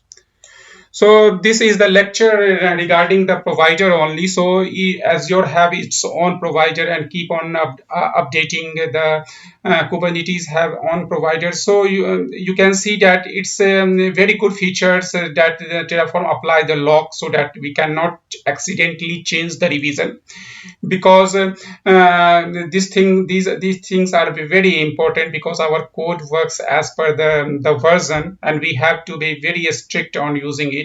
So definitely if the Terraform, we have to update the Terraform version, or always means whenever there is a release and when there is a requirement, we have to upgrade it. We have to upgrade the provider version as per our requirement. If some features that enhanced for the for any particular revision and we want to use it, definitely we have to jump into it. But side by side we have to also make our code compatible to use on that particular version, and we have to test it before applying it to the productions.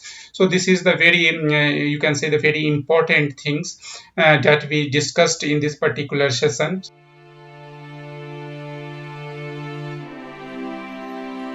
So today we are going to discuss on the Terraform format, how we can validate the file, and we will also do a hands-on in which we create the EIP and EC2 instance. After that we will going to associate them, because you know that EIP will be associated with the EC2 instance, because whenever the EC2 instance gets shut down, a new public IP get associated. So when we associate a EIP with a EC2 instance, each time when you reboot your system, means you shut down your system and then restart it back, you will have a linking with the EIP, and in that case you will have the unique the same EIP all the time whenever you restart the system.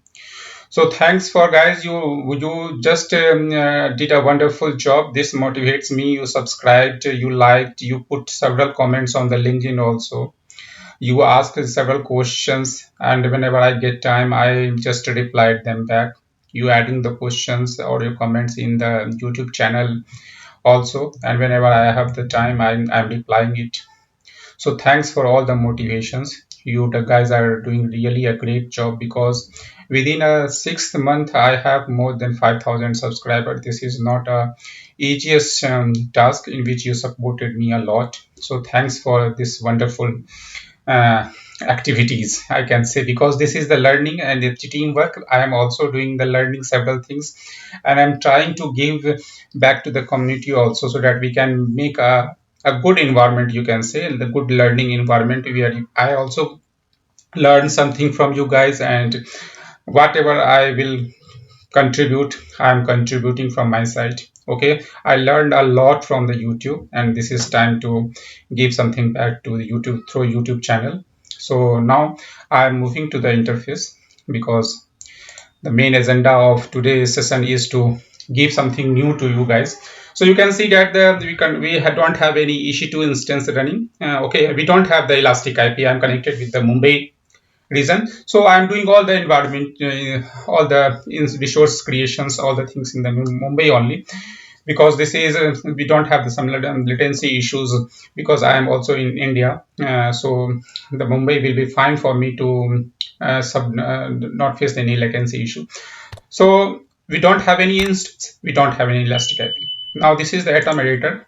Okay, you can see that I simply added the Terraform provider. We are using the AWS provider as usual in all the videos. So I'm concentrating on the AWS provider, and you can move into the any of the provider, Azure, GCP. So the things will be not complicated. It's very simple, because you always have to refer the documentations for any of the resources that you want to utilize, any of the attribute that you want to check for that particular resources. So all the things, all the time you have to look into the resources, as I already mentioned in my previous videos. Okay, and the AWS I providing the reason. AP South one is the reason that is used for the Mumbai. Okay, the access key and secret key, this is the very sensitive informations, and you don't need to share with anyone, because in that way your system will get compromised, and this is not a good practice. Why I am doing this? Because just to make you understand, because before releasing the video I will remove all the things, so that nobody can use these types of keys, so that I am not in the risk. Okay, so this is the AWS instance. I am using the AMI image from the Mumbai, because each of the images get changed as per the reason. Okay, so if I taking the MX Linux instance, the same instance have the different image name in other locations. Okay, for the Ohio region or for the Singapore region, you have the image name get changed. So you have to if you didn't watch my first video of the ESC2 instance, you can refer that, because all the thing we already discussed in my past video. The instance type to be in the free tier, I'm using T2 micro, and this is the EIP. Okay, so this is the first thing that you already know.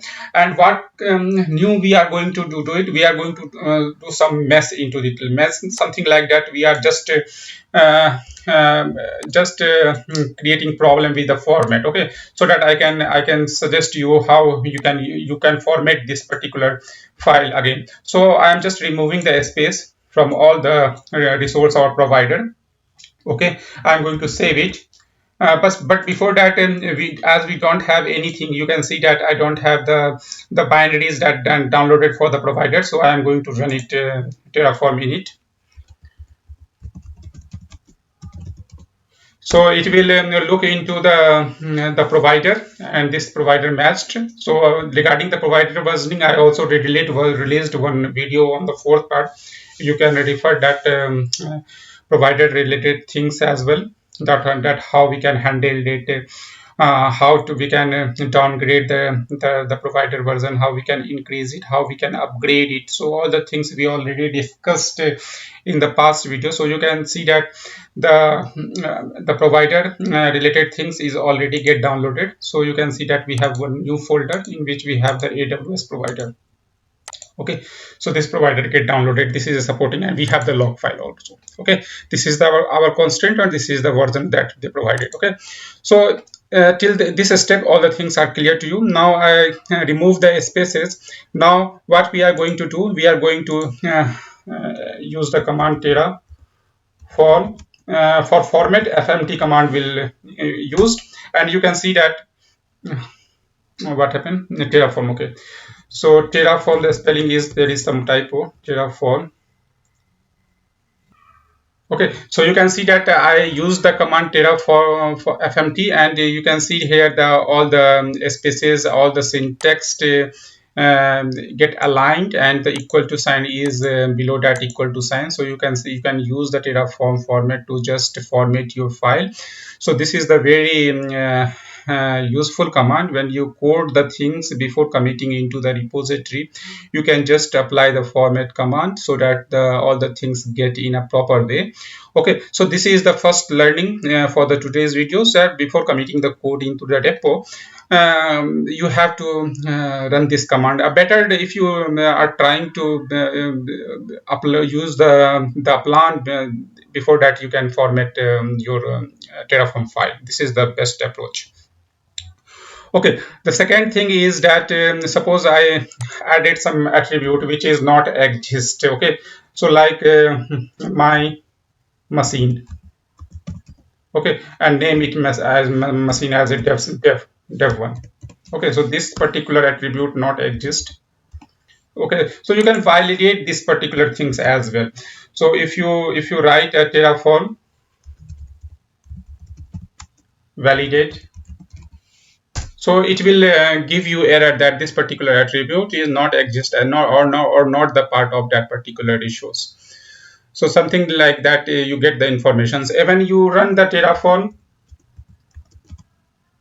okay, Terraform plan, Terraform pod, this will also running behind the Terraform validate first.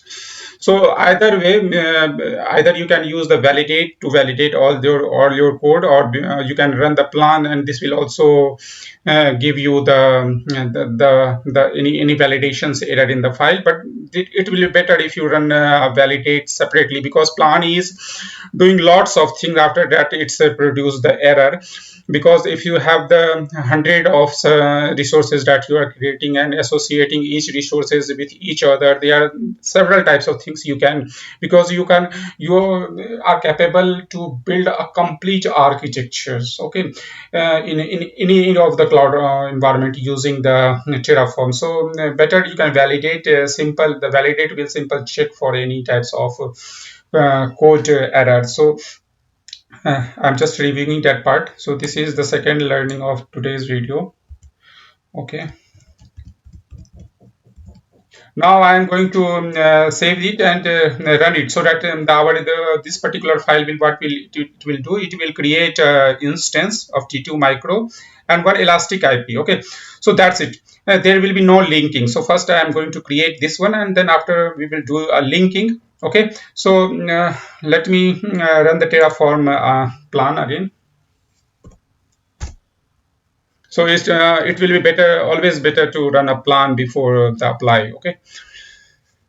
So you can see that the plan, as per the plan, to add, so two new resources it's adding. So we are going to check it, the IP, okay, elastic IP, it will going to create, and this all informations we will get to know when the resource get created, and all this information will move to the state file. Okay, so that the Terraform will know that which particular resource is managed by the Terraform. Okay, so any of the resources that you are creating in the AWS that is not the part of the Terraform, that Terraform will not know about it, because Terraform always refer to the state file, so that they can understand that which currently resource is under the Terraform management. So all things looks good. So two resources, one is EIP and other one is the EC2 instance that we are going to create. Okay,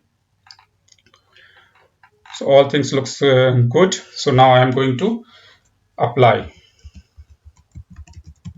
Terraform apply. Okay, one more thing I want to let you know, that if I run the apply, it will ask for the confirmations. Okay, so there is other way. If you are confirmed that I'm going to no. So if you are confirmed that, okay, the plan, I seen the plan and all things looks good, because you are doing some minor changes, so you can write it down as a auto approve. So it will not ask you to provide your confirmations. This is also today's learning for one new things. Okay, in this way it will not ask you to, it's simply going to apply, because you already refer a plan. After that you are providing the auto approval, so it will not ask for your confirmations. It will go and create a resource. Okay, so once the resource get created, we will look into that, and after that we will do associations with EIP with a EC2 instance.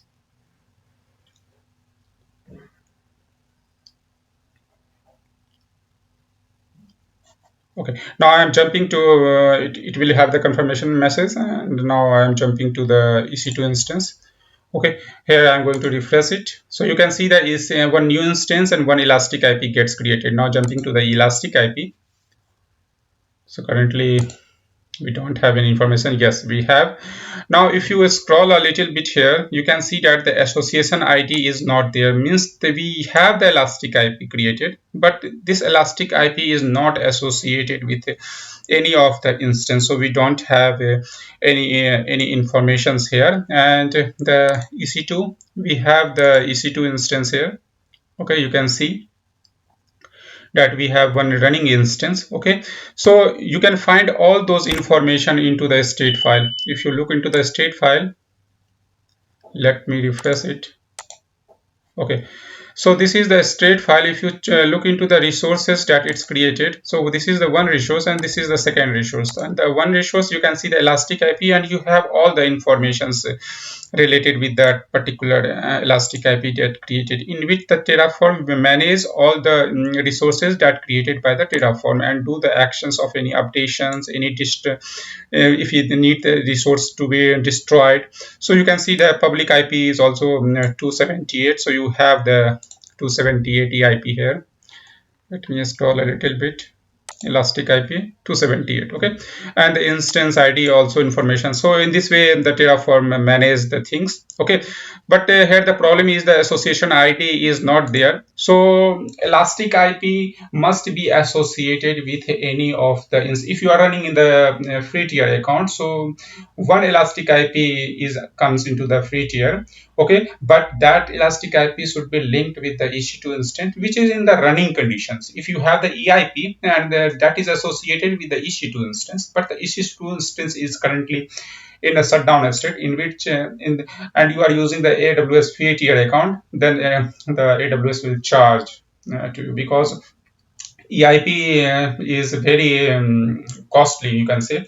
So in your free tier account, you have only one EIP, and that should be associated, not dissociated, and that should be linked with the running instance. Okay, only one. So what today I am going to do, because currently in the previous video also we created several resources and there is no linking. So in this particular video I am going to link. So we are going to link the EIP with the instance that gets created. So how we can do that? There is one resource that we need to add. This is the EIP associations. So in which we have to provide the AWS instance ID. Okay, and then the allocations ID, the EIP ID we have to provide. So in this way the Terraform will know that which allocations for the allocations ID, which EIP ID we have to pick up, because in the environment might be, if you are running with the for any organization, there might be 20 EIP, hundreds of EC2 instance. So how you can say that, or how you can guide the Terraform which particular instance ID to pick, and that will be associated with which elastic IP. So you have to instruct. That's why we have to provide all the informations here. You don't think in this way that we are creating one instance only and we have one EIP, so the associations will be done. No, you can understand in the in such a like a such situations, like if you have the 100 of EC2 instance and 50 of the elastic IP in an organization, so you have to provide all the informations. So I'm going to add a resource here. Okay, in this resource I am going to use the web. So this is the local name I'm going to use instead of web. I'm going to paste it here, and ID, this is the same because this is the attribute we already seen in the previous video, that how to check the resource attributes. Okay, so if you didn't refer my previous video, just have a look on those. And for the elastic IP, this is the example for the sample, and we are going to use LB. This is our local name for to identify that particular resource. That's it, guys. So I'm going to save it. So here you can see that currently the association ID of the instance is missing for the EC2 instance, and now I'm going to run our change. again. So I'm going to run the plan.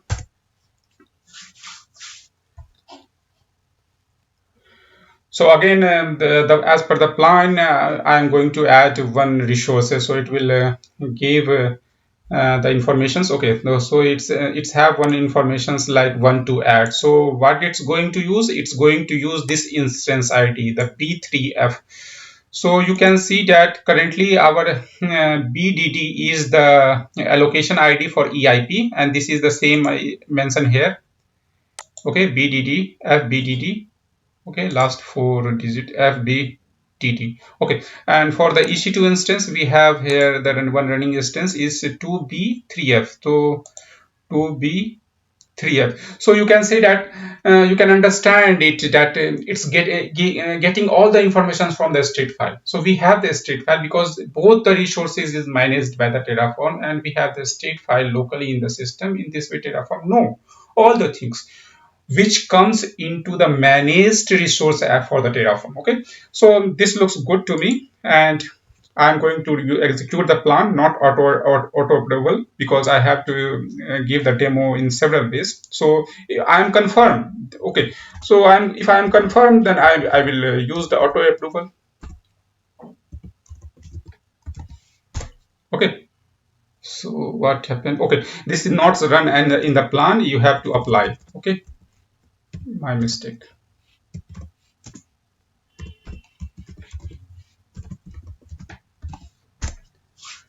So I'm applying the changes with auto approve, so it will not ask for any confirmations.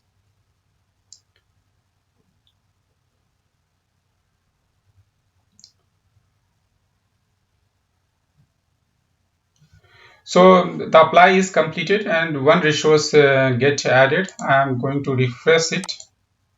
Okay, this is the instance. Now I'm going to the EIP, and EIP, if I refresh it, I must have the association ID here. You can see here that the association ID of the EC2 instance 2B35. So if I click on that,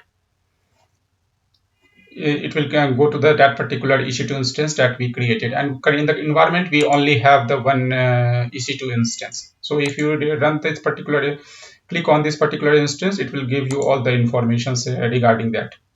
Okay, so in this EC2 instance, if you see the public ID is 278, and same we have the IP in the elastic IP also, because when we associate elastic IP with any particular instance, the public ID will be same for the that particular instance 278. Okay, so this for this session, that's it guys, but I'm giving you a task like you can do create a resource on the security groups. Okay, and in the security groups, let me instruct you that there is inbound and outbound rules, the incoming traffic and the outgoing traffic from the EC2 instance. So you can add some like in the default you can see. So you can create a security groups. This is the task, you have to create it, and after that you have to add some rules for the inbound. So inbound and outbound. So and link that security group to the EC2 instance. So this is your task. Okay, if you have any difficulty in doing it, let me know. I will add a shorter video with my second session and try to explain it if you feel any difficulties. But these all things are very quick. If you refer the documentations, you will get understand how to create a security groups. Okay, how to add the inbound and outbound rules for that particular security groups, and how we can link that security group to a particular instance, because whenever the instance we create, that will take a default security groups. Okay, so if you talk about this instance when gets created, it's picked the default security groups.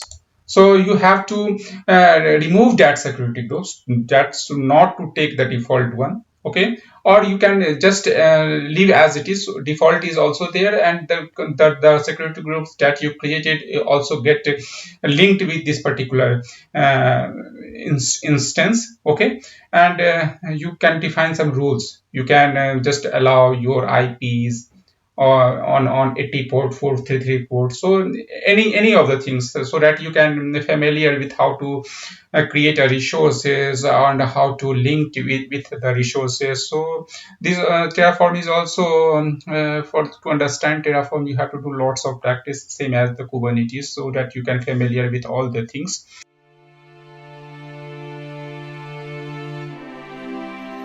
So in today's sessions, we are going to discuss about the shared credentials, and we will learn how to manage the credentials, because this is the things that is very sensitive. If somebody get to know your credentials, the security and access code, and your system will be compromised. So this is the very crucial things that we are going to learn, and this is going to be very exciting sessions. And for this we require the AWS CLI setups, and also how to put the comments, and also we will look into the best practice. So regarding the best practice, we will guide you in every video whenever it's required. And this particular series is completely dedicated towards the Terraform Association exam. So if you are preparing for this particular exams, then you can just follow my all the videos. And before this series, I already uploaded my 1 to 5th part. Okay, so you can watch that video, so that you can have the better clarity on this particular subjects. Okay, so I already provided all the informations before also, but this time I'm providing the informations through the diagram. So regarding the Terraform provider, suppose you are a user, you can consider as a Terraform admin, and you are using the computer, and you have this Terraform installations already has been done.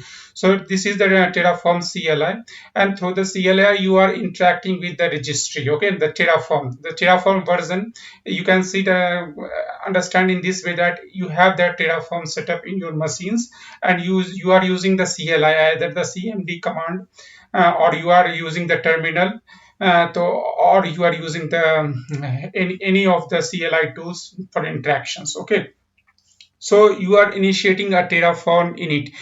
In that case, Terraform will work on the basis of the provider. You already understand from my previous video. So without provider, Terraform cannot manage any infrastructure. So to manage the Terraform, we need to install the provider of that particular infrastructures to be managed. So Terraform, you can see the Terraform works only when we have the appropriate provider downloaded. Okay, so when we initiate the init command, it look into the Terraform a provider that we are using, either the AWS, GCP, or Azure, or any of the provider, because the Terraform managing lots of providers that I already mentioned in my first video.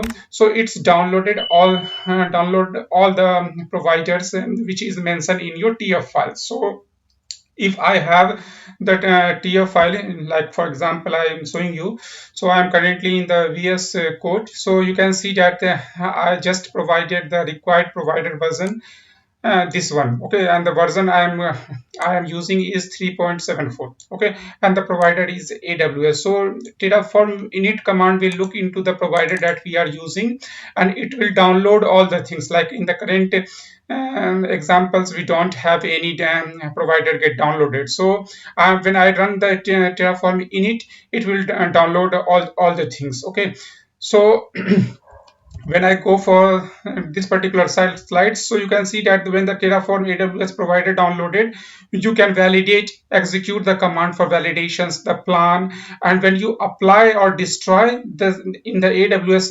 environment using that particular provider, because this is the supporting provider for each of the provider. We have the supporting plugins. You can say in the Nginx we install the plugins, in the Terraform we install the provider. Okay, so that each provider, and it's depend upon the provider that how many times they are providing the releases. So each provider have its own release cycle and the version number. Okay, provider are distributed separately from the Terraform. Terraform has the different release version, and the each provider have its own. Some of the provider releases 12 versions or 15 version within a year, or some of the provider releases in every week or 2 times in a week. So it's depend upon the fixes that they identified or some of the advanced functionality they want to provide you. So it's depend upon the provider to provider, and the Terraform version works as a separate entity.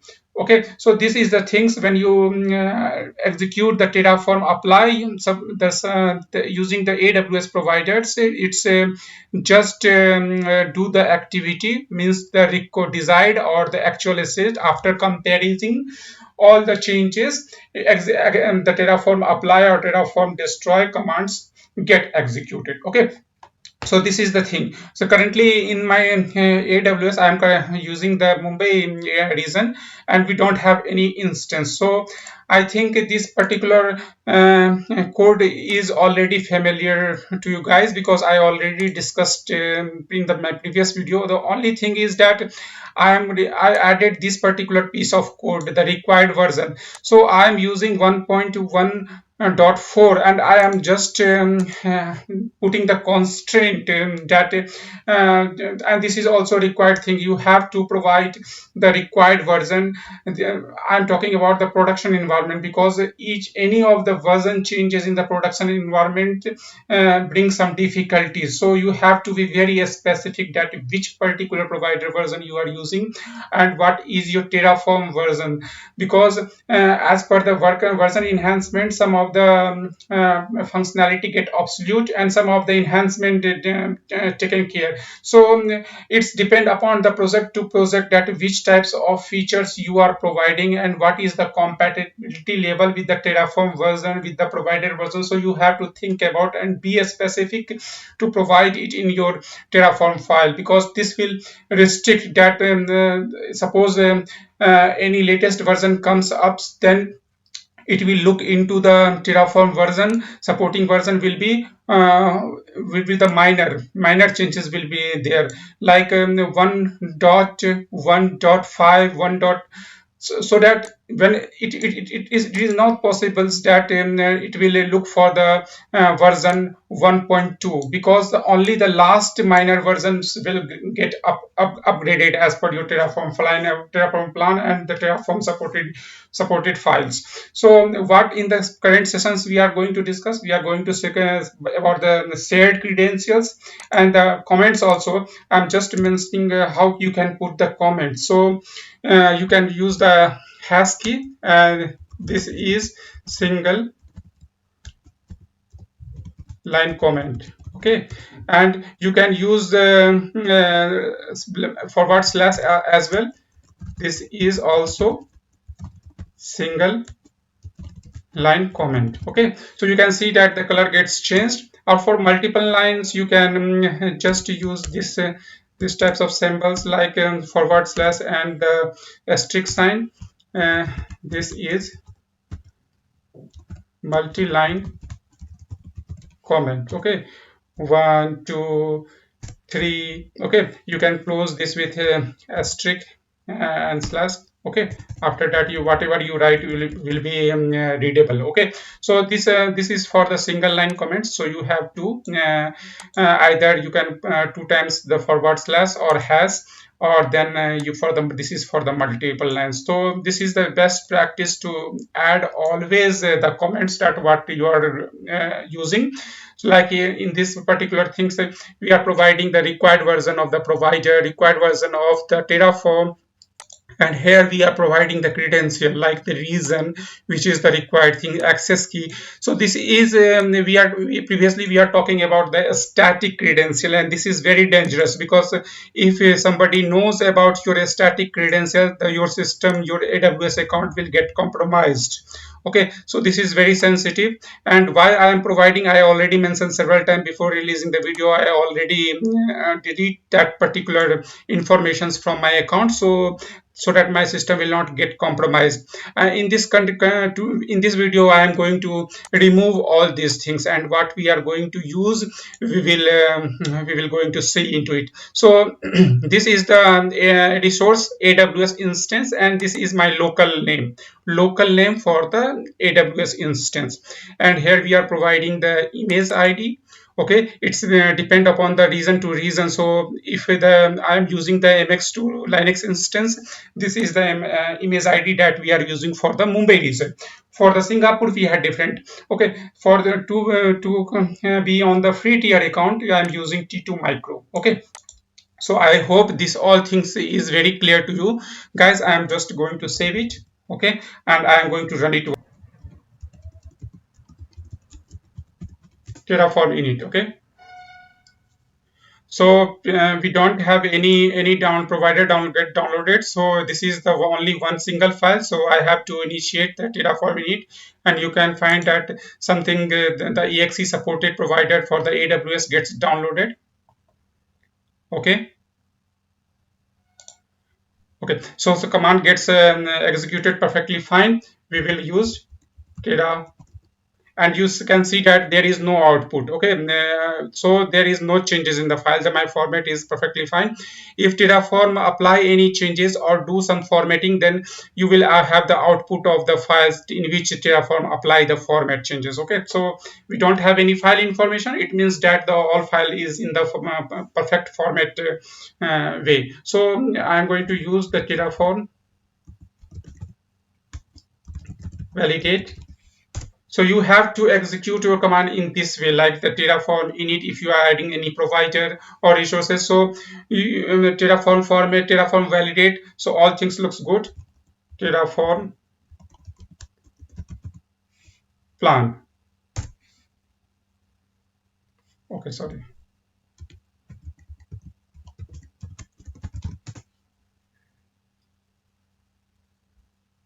So it will give you the plan. Okay, so you can see that as per the plan, one issue2 instance getting created. So I'm going to apply the changes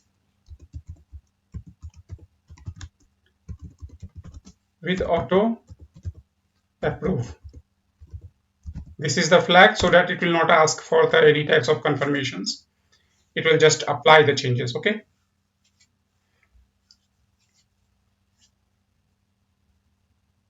so you can see that the instance getting created.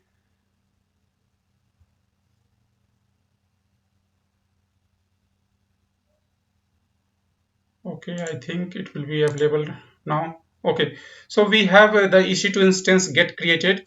Now I'm removing the static credentials. So if you see the documentations here for the static credentials, you can find that previously we are using the static credentials, right? In this way we are defining the by providing the access key and security key. So this is the warning informations that provided by the credentials, by the Terraforms, that we should not use in this way. Better to use the environment variable shared credential. So in this particular sessions we are going to use the shared credential, and for this we are going to install first the Visual Studio. It's not required, but I am using this ID from this session, and you can use the AWS CLI. So the installing of AWS CLI is very easy way. So you can just install the MSI, the installations, and after that you can just deploy it, execute that in that particular setup, and next, and finish that setup. Okay, after that you have to run the AWS. Let me first destroy it. Okay, I'm going to destroy it.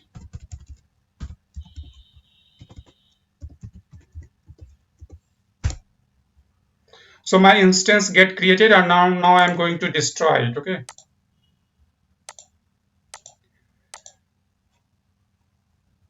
and then after we will see how we can configure the AWS CLI. Another system, the instance is get destroyed. Okay, let me have a successful message from the Terraform console.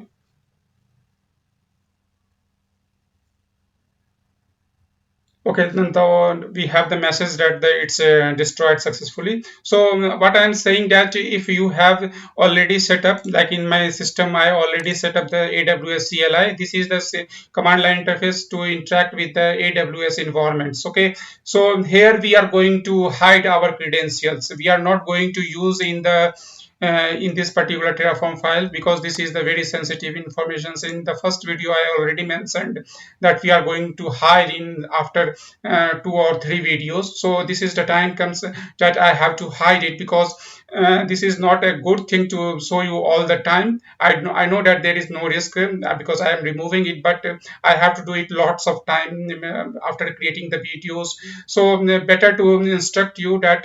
And also for you also, if you have any problem with the Terraform file and you want to get some informations from the friend, like how to resolve that particular issues, in that case you are sharing the Terraform file, so better to remove all those sensitive informations from your file. So what way I'm going to use, so when you install the AWS CLI, so you have to run the command AWS configure. Okay, and this will ask you to provide the 8 access key. Like you can see that O4 FQ, this is the last 4 character of my access key, O4 FQ, and the secret key or informations. So I already passes. If you are doing it first time, you have to just paste it here. Okay, so I already passed this information, so I'm going to press enter only. And the next is EUV plus. Okay, so EUV plus. So I already passes this informations. If you are doing first time, you have to pass the security key informations as well to the AWS CLI.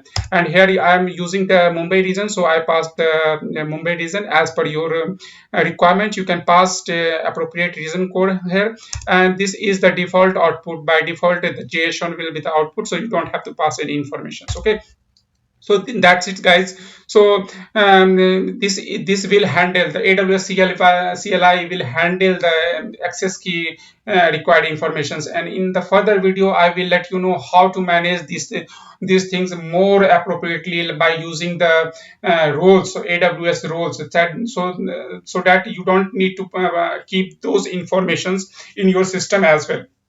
Okay, so for this particular video, I'm just guiding you, and where this all informations kept, I'm just going to see demonstrate you the path. It's under the users. Okay, like in my system alloc. Okay, ls, you can go for the AWS. Okay, and ls. So here you will find the config information that is stored in the file and the credential. So I am just going to catch that particular things for you guys. So in the config, you can you have the only the reason specific things, like if you are not providing any profile, then it will be picked for the default profile. Like for the different account, you have the same file and you can configure it accordingly. So you can manage the several accounts in a single file. Okay, so cat the credential. So you can see that the access key and the secret key informations is stored, and this is the same informations we have here.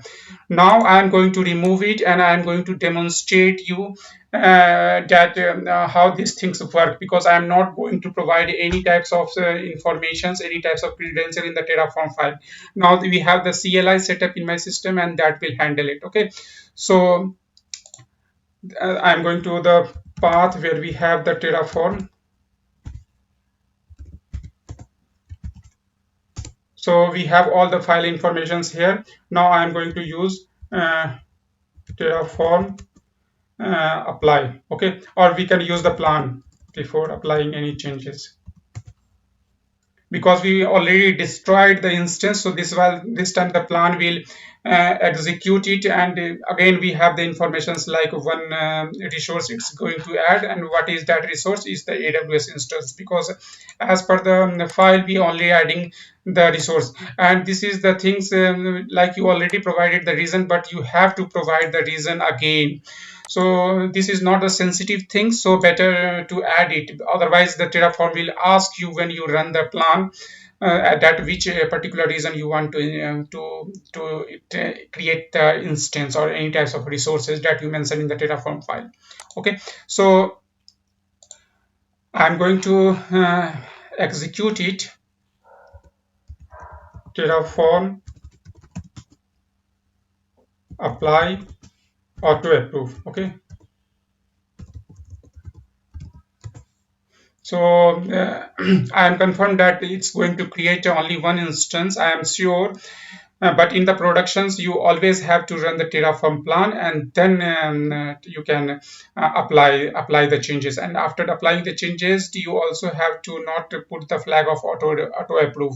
So this is the best practice to use the Terraform apply without auto approving when you are doing anything in the production environment, so that you can check again the plan, because in the Terraform apply also the plan will get executed. So you can see that I didn't pass any informations regarding the credential, and I get the message that some one instance get created. So I'm going to refresh it, and you can see that the Terraform is working perfectly fine without providing any credential in the Terraform file, because we already set up all these things, all the sensitive credential in the AWS CLI config label. So I'm going to destroy it as well to check that either the things are working perfectly fine for from all the end.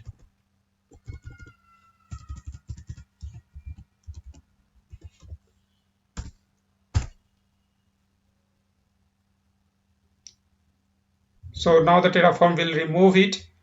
So I hope that this particular sessions is very beneficial, and you have lots of learning from this session. So I'm planning to keep putting the good videos on the Terraforms, and you can assume that approximately 25 more videos that I am going to add to cover all the Terraform associate exam course.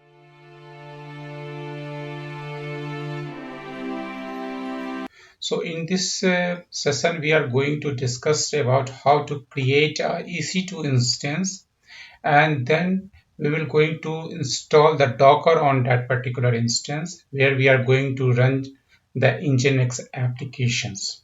So this times we are not simply creating the EC2 instance. We are logging into that particular EC2 instance and do some deployment like creating the Docker environment, and then we are going to pull the Nginx, the Alpine with the Alpine tag, and then we are going to execute the or access the public IP of that particular instance to browse the Nginx applications.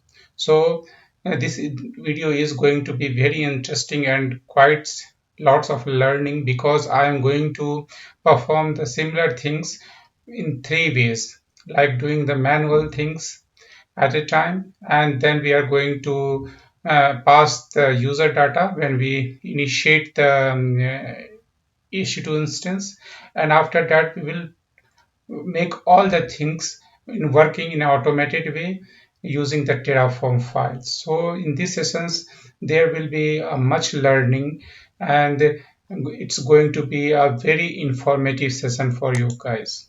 So before proceeding, I would like to congratulate all the who tagged me regarding the Kubernetes certifications exam, and you can see that people likes my video, and it will be a very effective for the clearing the CKA examinations, because there we have several topics. If you didn't refer my Kubernetes topics video or the CK exam question challenge, please have a look before the examinations, because I receive several messages on daily basis on the YouTube chat on the comment also, LinkedIn chat also, on the Facebook also.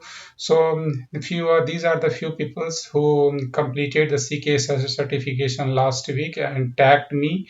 This is really a motivated things for me, that people recognize that my efforts in preparing the videos, the free videos on the YouTubes.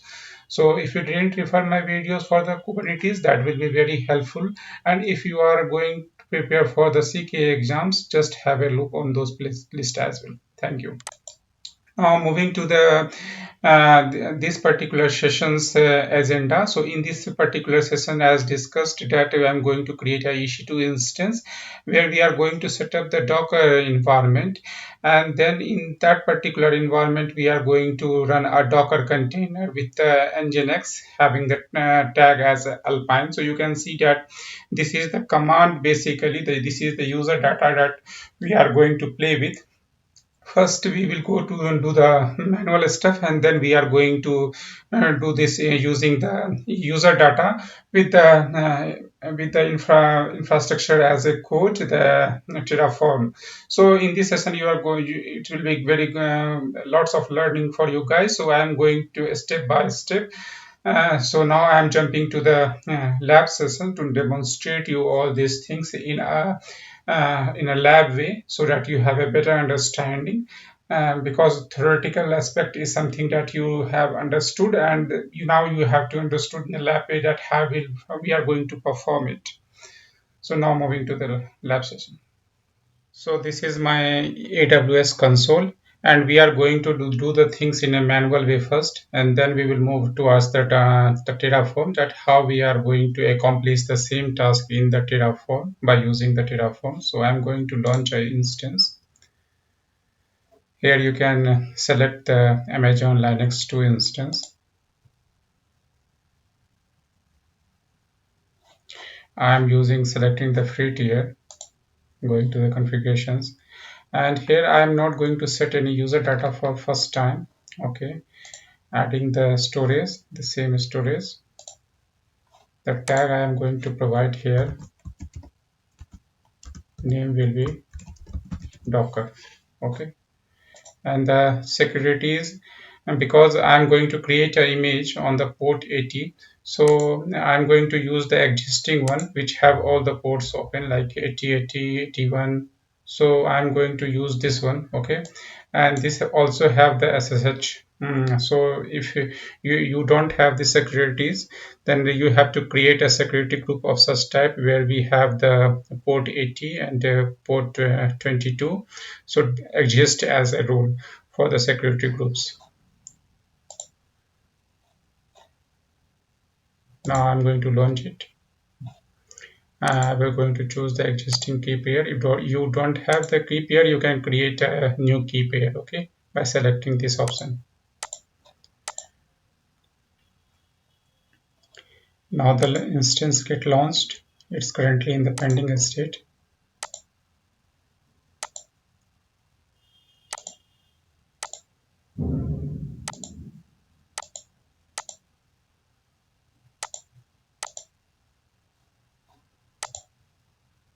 As soon as the instance will be in the running positions, we will jump to log into that system to deploy, to install the Docker, and then we are going to create a container manually. Okay,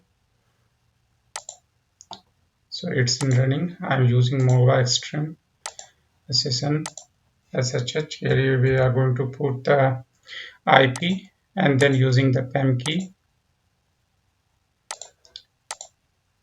This is the EC2 machine of Linux instance, so EC2 user.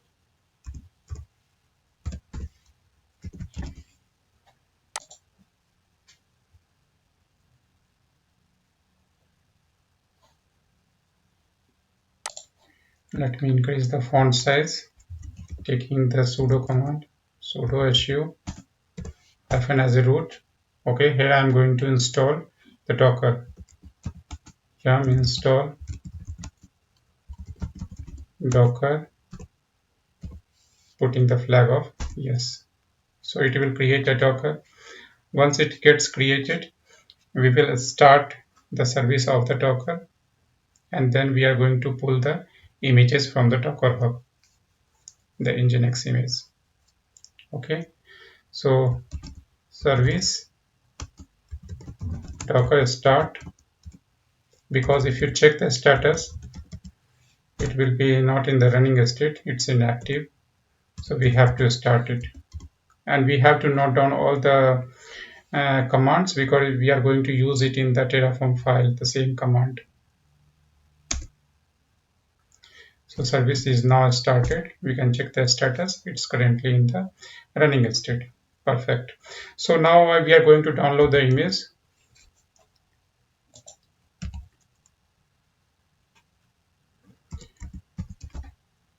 Docker pull Nginx. Tag I am going to provide the Alpine. So it will download the image, and then we are going to run the container. Okay. So it's downloaded. We can check, verify it as well. So you can see the image gets downloaded having the tag as Alpine. Okay. So now I'm going to run the container using this image. Interactive mode with the T attached flag. The name of the container will be, you can put anything like a first container, and the publish port will be, let's keep it as 8080. This is the host and the Docker container port. Okay. The image that we are going to use Nginx. Here you cannot put the Nginx, otherwise it will take the default one, whatever the image I just downloaded. Put the tag appropriately.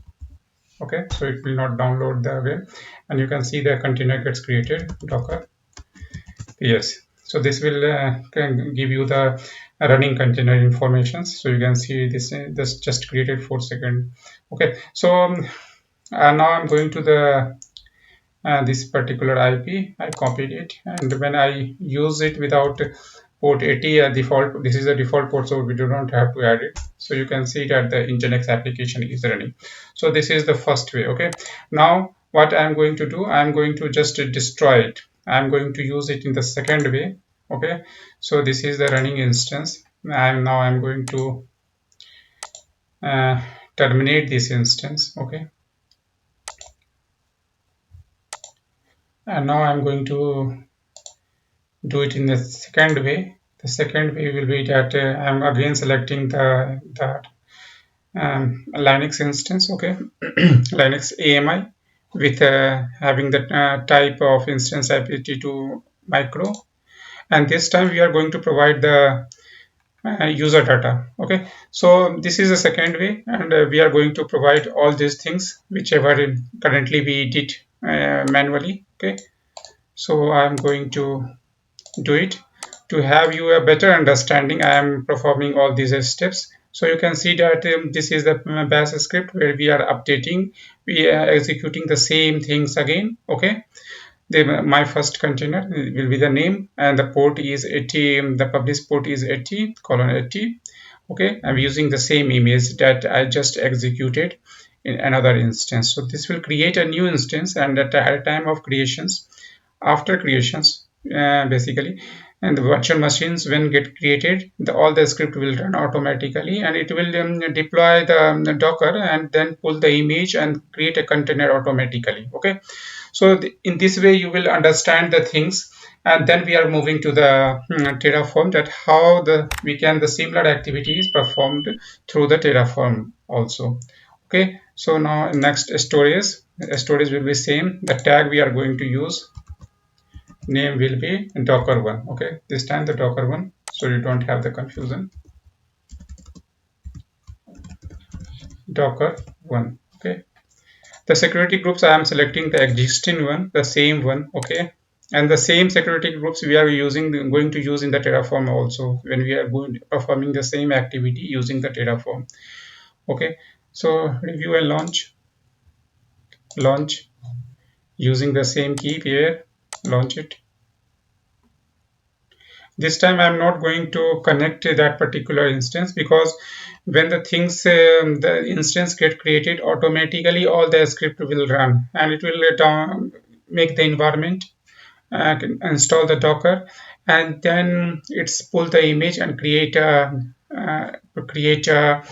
container out of that image automatically. So we just need to browse the applications.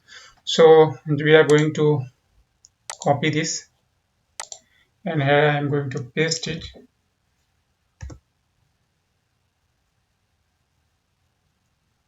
And we have to wait for some minutes.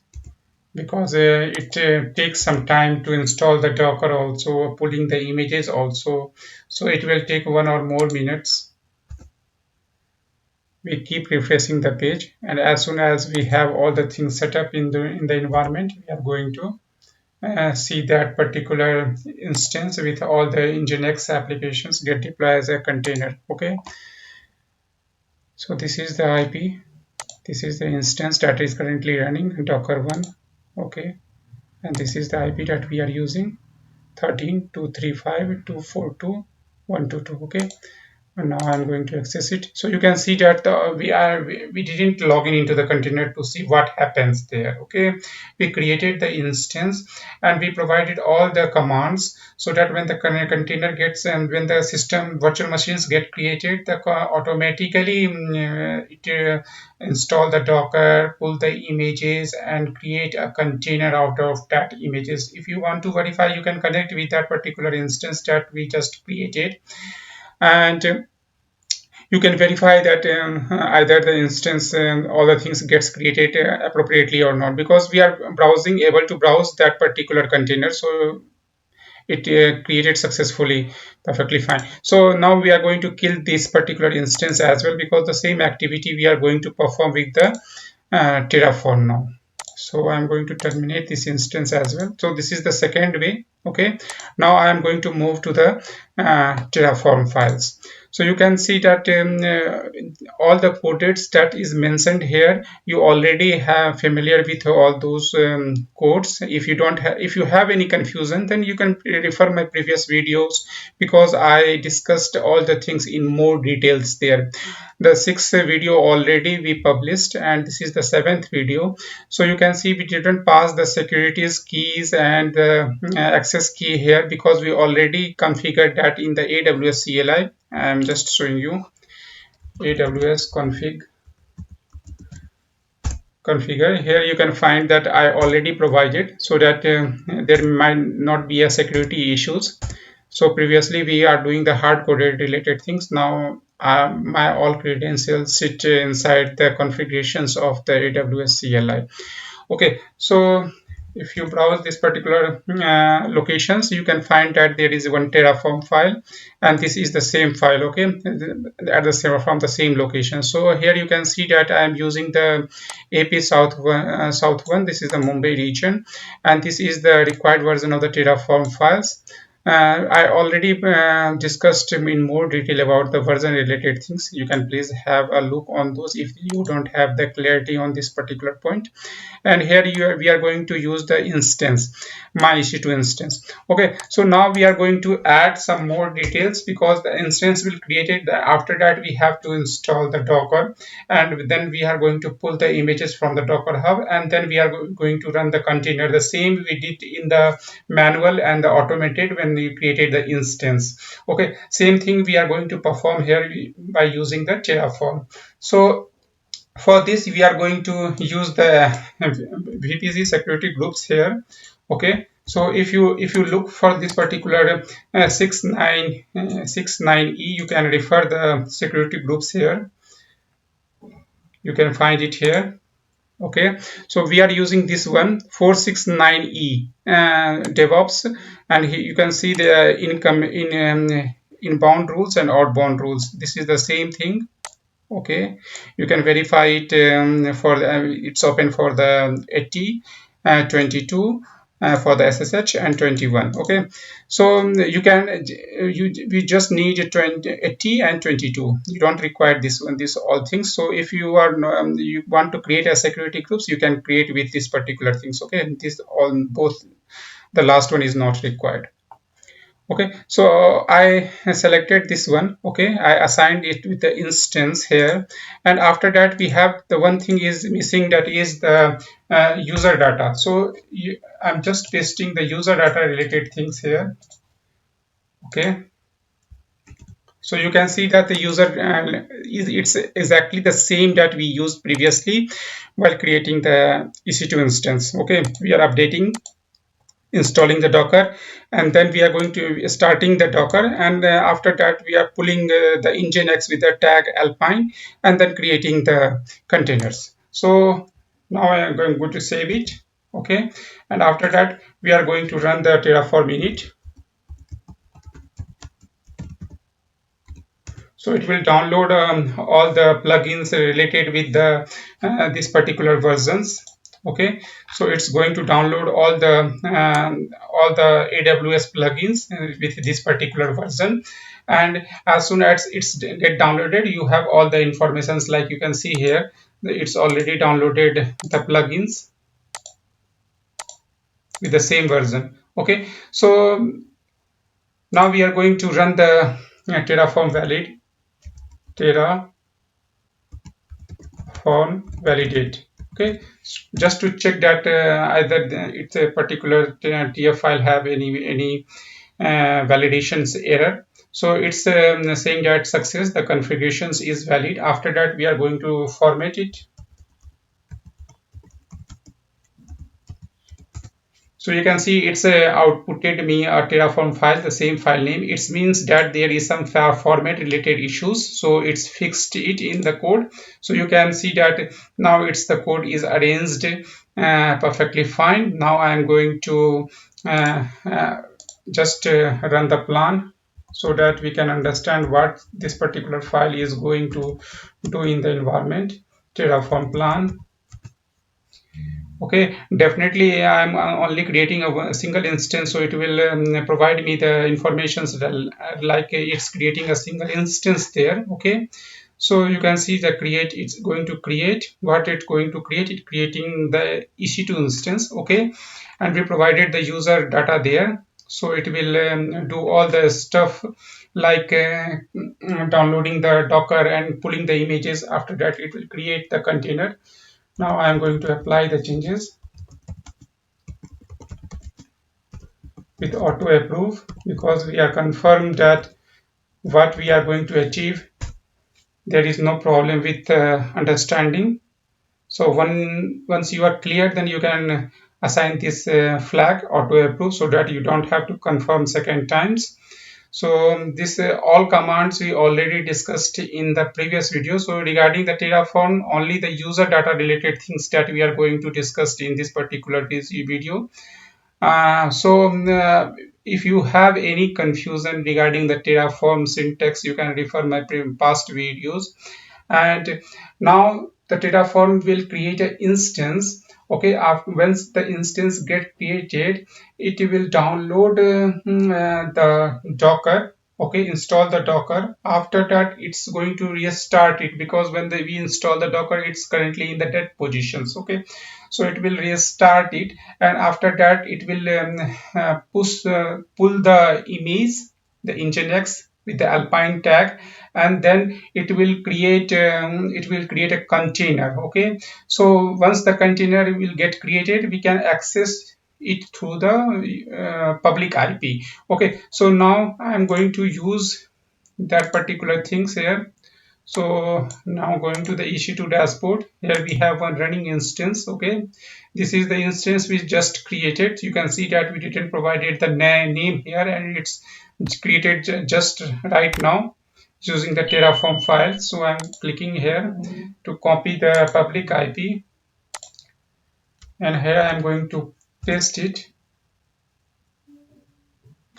So it's not responding. It means that the activity is currently going there, like creating the container from the pulled image. So you can see here that it's automatically gets rendered here perfectly fine. So now what you learn in this particular sessions, you learn how to create an EC2 instance that you already seen in the past videos, and now in these particular videos you can go inside the you allowing the Terraform to go inside that particular instance that created by the Terraform, managed by the Terraform, and then you are doing the certain types of activity there, like installing the Docker, starting the Docker by running the commands, pulling the images, and after that you are also creating the container. And this is the page that is rendering here is from the container that we created from the Terraform file. Okay, so if you guys like my videos, Please subscribe to my channel. This will always motivate me. Share with your friends as well.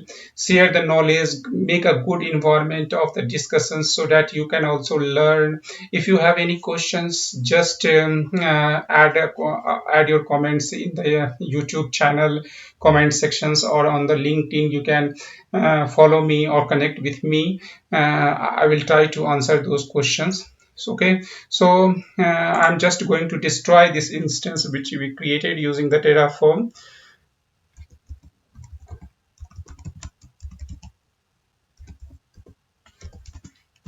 auto approve.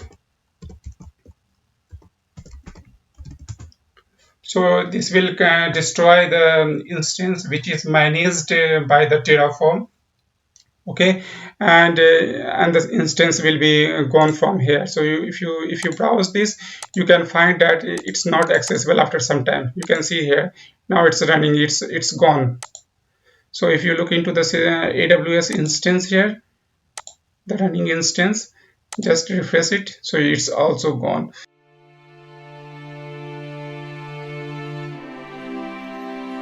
In this video we are going to discuss about the Terraform variables. First we will need to understand that why the variables is so important and what is the benefit of using the variables, what is the problem it going to sort out for us. So this is the first part that we are going to discuss in the today's session. So let's jump into the doing the things related with the variables. So if you look into the this particular files, this is the similar files which we used in the past videos. So we are having the Terraform required versions. I'm using the VS Code. Previously I'm using the Atom editor. So you can use this particular IDE. So this have some advanced features, or it's depend upon the your requirements, that if you are feeling comfortable with the Atom editor, Notepad++, accordingly you can use it. Okay, so in this particular video, what we are going to discuss, we are going to discuss about the variables. And these all things you already know about it because I already discussed it several times. Okay, the provider, this is the mandatory things we have to provide, that in which particular reason we are going to use it. For AWS, the informations regarding the access key and security key we already configured in the AWS CLI. Okay, so what we are going to do, this is the same code that we used in the previous video. We are going to remove this particular part. Okay, from here to here. Okay, so this is quite simple. Okay, what we are using the Terraform version, we are using the provider version also. Okay, for the versioning related thing, we already uploaded a video. If you didn't refer my videos, past video, please have a look, because my motto is to give you a proper understanding regarding the Terraforms. I will not going to make the Terraform file very complex at the beginning when we are discussing at the very basic level related things. Like you can see in the several videos that they are associating lots of things in a single file when it's dealing with the variables. It's not required.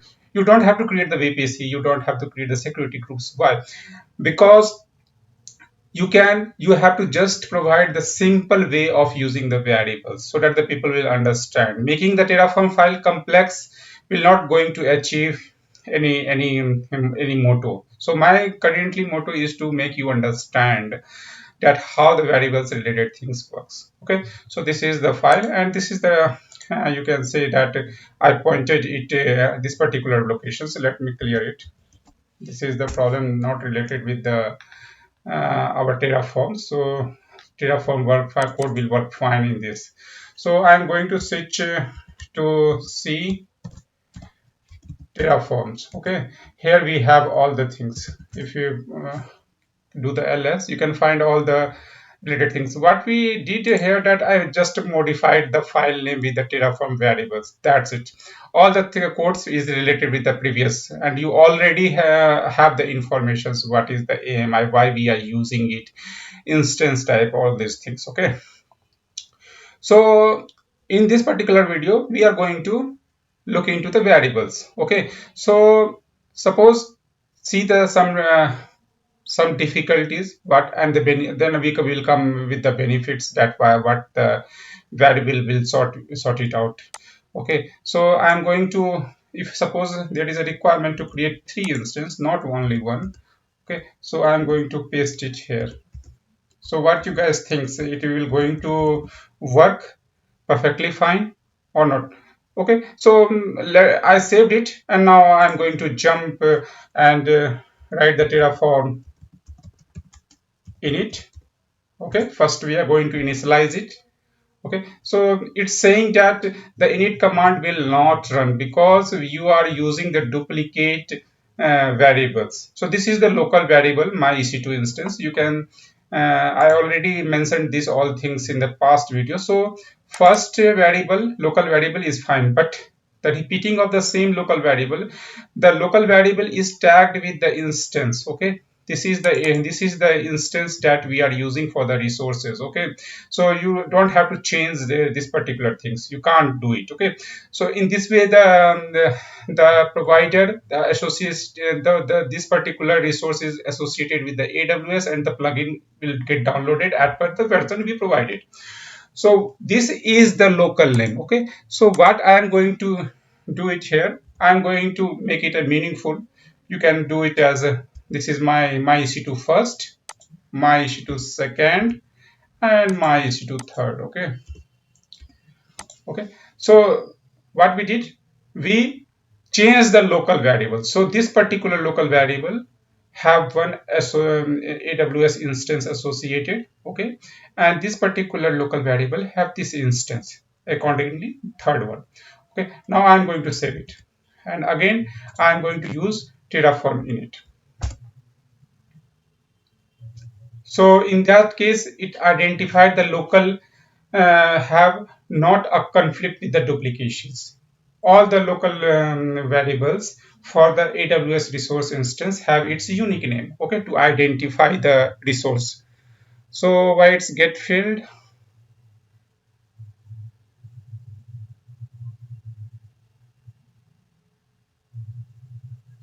Let me try it again.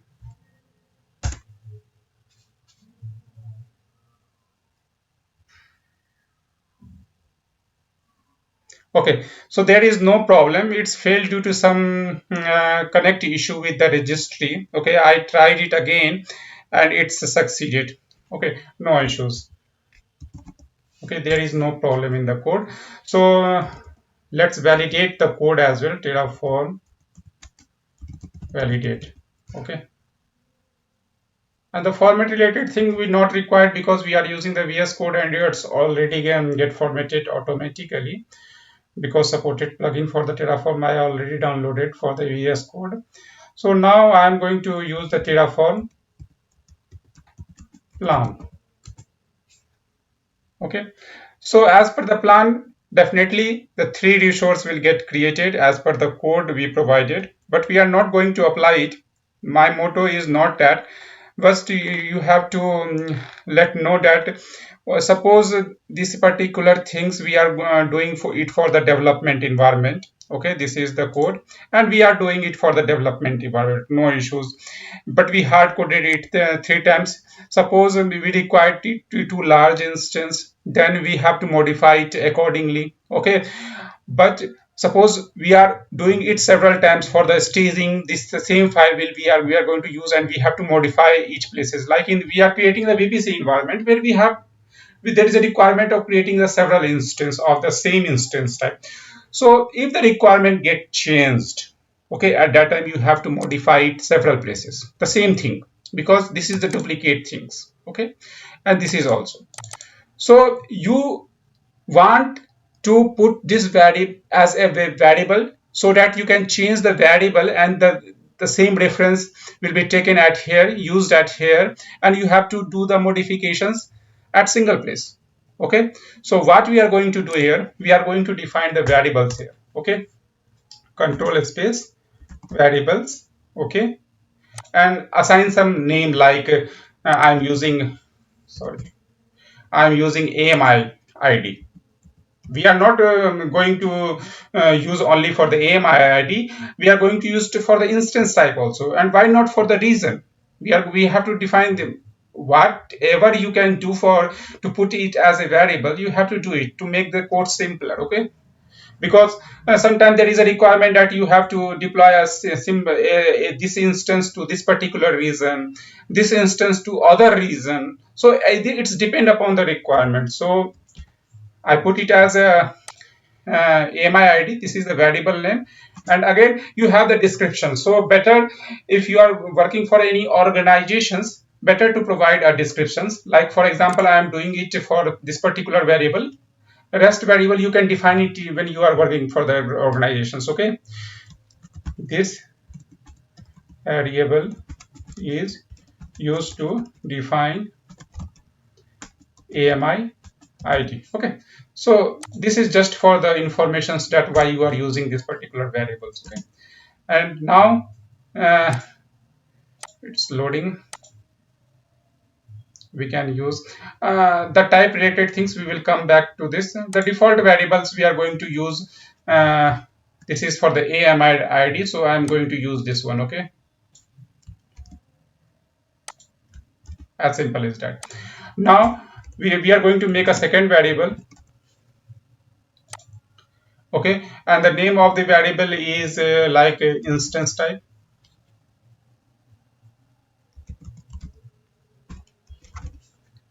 This is my variable name, and the default variable, we are not going to define the descriptions. You can do it this is the good practice to provide the descriptions, but I'm not going to do it to just not involve in the writing so much things, which is not our motto. Okay, so the default value will be the T2 micro. Okay, just copy it from here. Okay, T2 micro, and one for the reason as well. Okay, variable AWS region. Okay, and here I have to provide the default one. I am going to use the AP South one. Just copy it and paste it here. Perfectly fine. Beside this, there is nothing in this particular file which we can put it as a variable. So I used all the things. You have to monitor your file, and accordingly you can do it. Okay, now we used it, so we have to use the variable. So what variable is for AMI ID? This one. Okay, so this is the variable ID for the AMI ID, and this will have the reference from this particular locations AMI ID. Okay, perfect. Now I'm going to use it here as well, and here as well. Okay, similarly we have to do it for the T2 micro var, so that it can reference the variable, and the name of the variable for the instance type is instance type. Okay, so now copy it as use it both the places. Okay, and the one thing is left here to define, not define, that call the reason, AWS reason. Okay, so if you save it, okay, if you save it and run the Terraform plan again,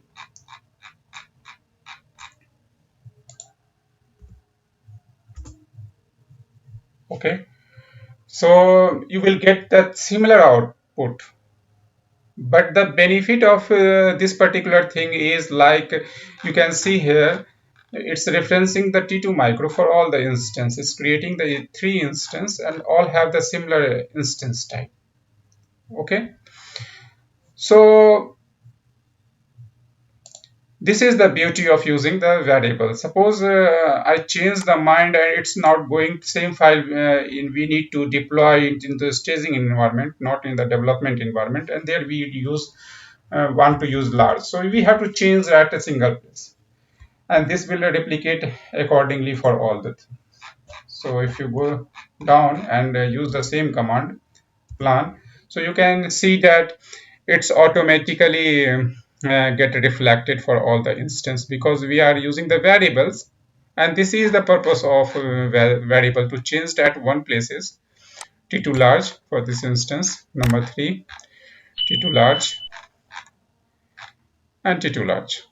Okay, so this is the one thing that I just want to provide you informations on the variable.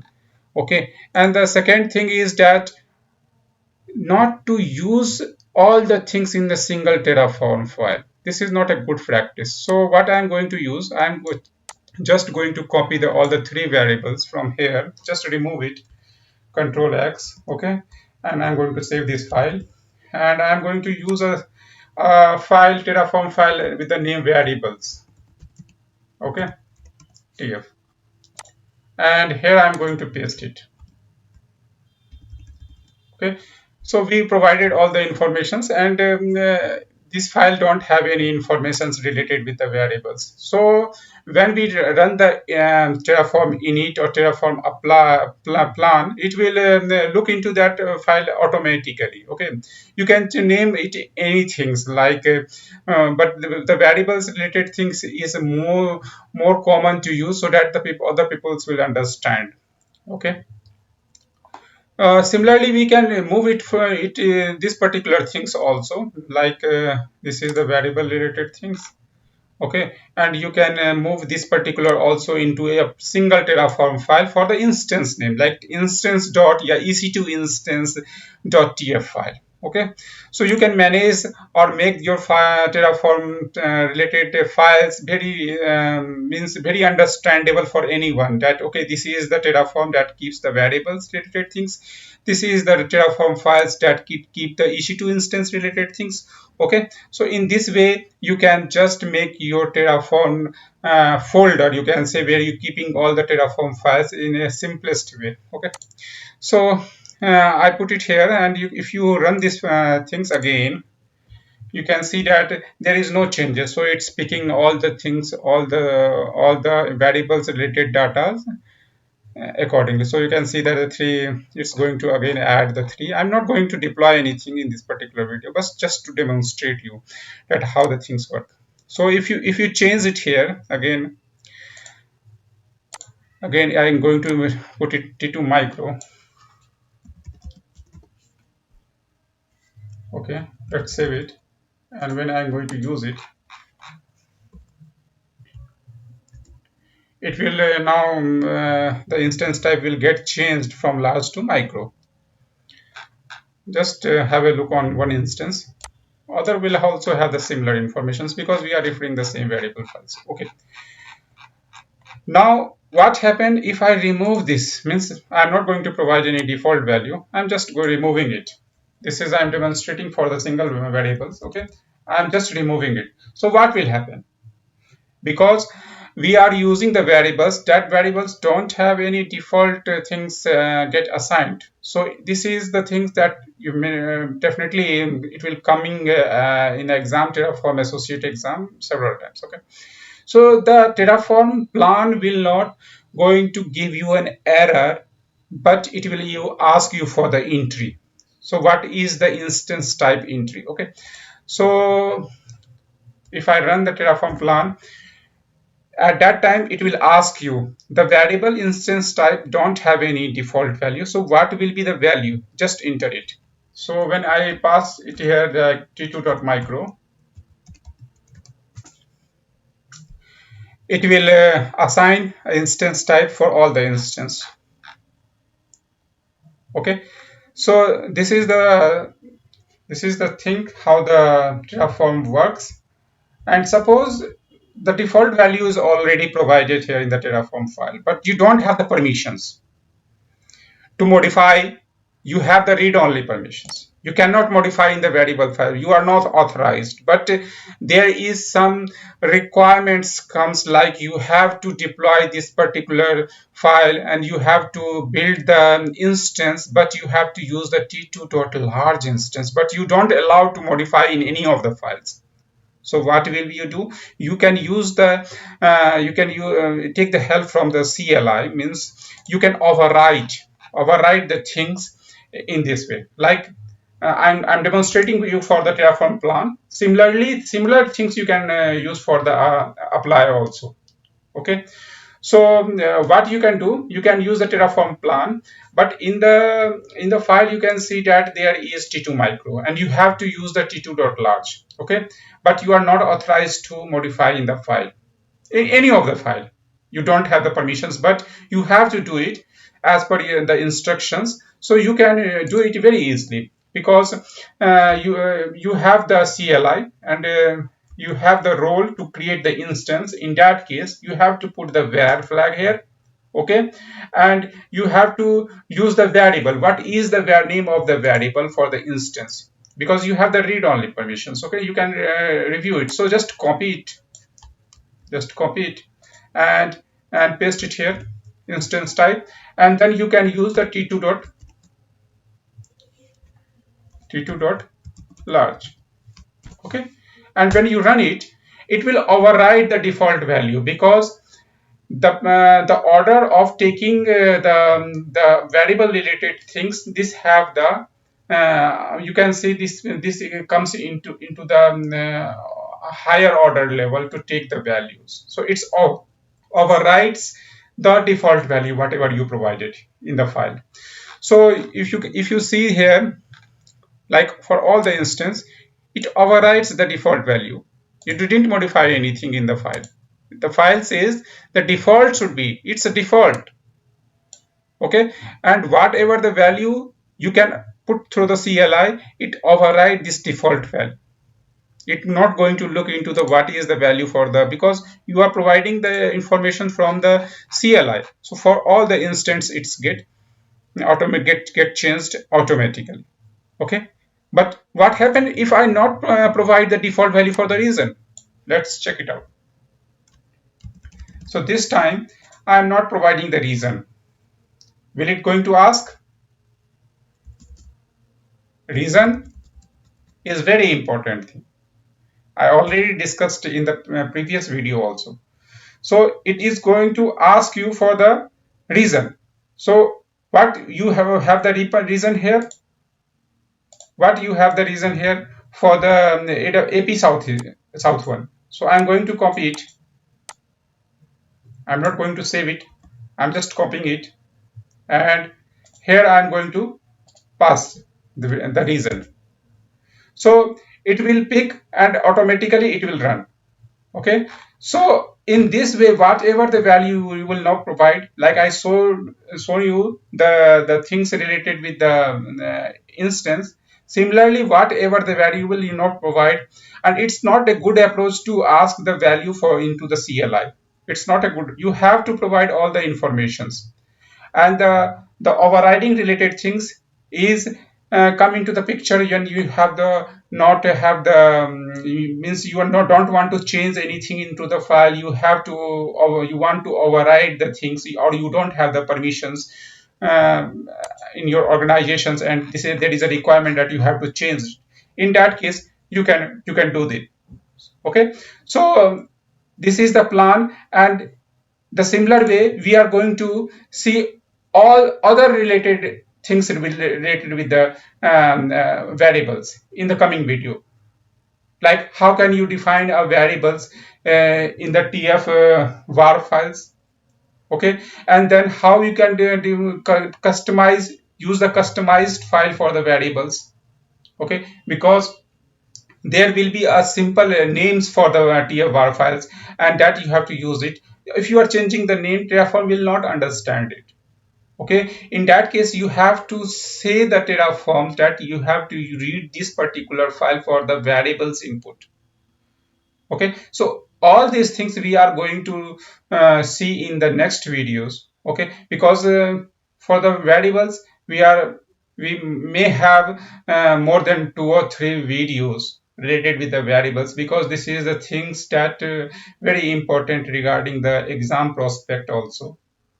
Okay, and for your understanding, if you are using the Terraform in in your organization, so this topic is going to be a very important. And we also look into the AMI related things as well.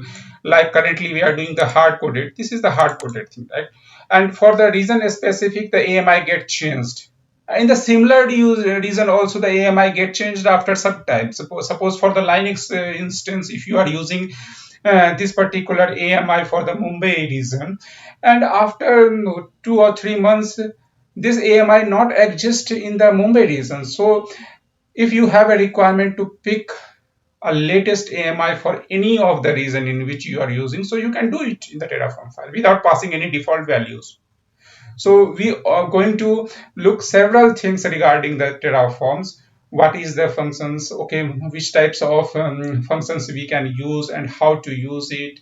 How the Terraform file will locally execute the command, remotely execute the command. So all the things, because this is the very popular tools, you can say that regarding the building the infrastructure. So assuming previously that we might have regard means 25 or 20, 25 or 26 video, but it will go more than the 30 videos to be if I want to cover all the aspects of the Terraforms, means all related with the Terraform associates exams. Okay.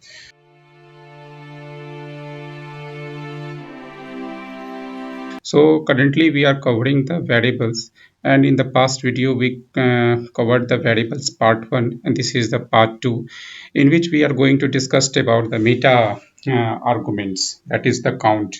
In the further video we will also cover the other meta arguments, but in this video I am going to cover the meta argument count only. Okay, so just to make you understand that how the things we can simplify in a better way. So we are going to generate our plan also.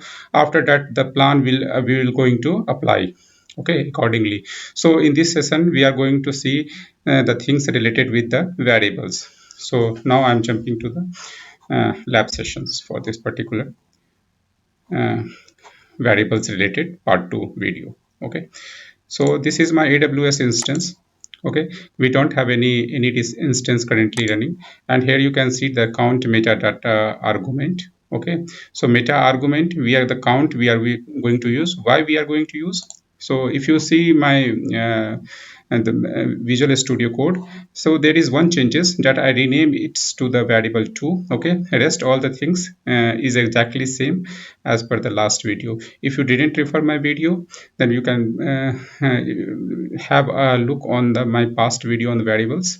Okay, and for the rest of the concerns regarding what is the state backup, what is the tfstate file, what is the versioning of the Terraform or provider, you can refer to my previous video regarding the log also.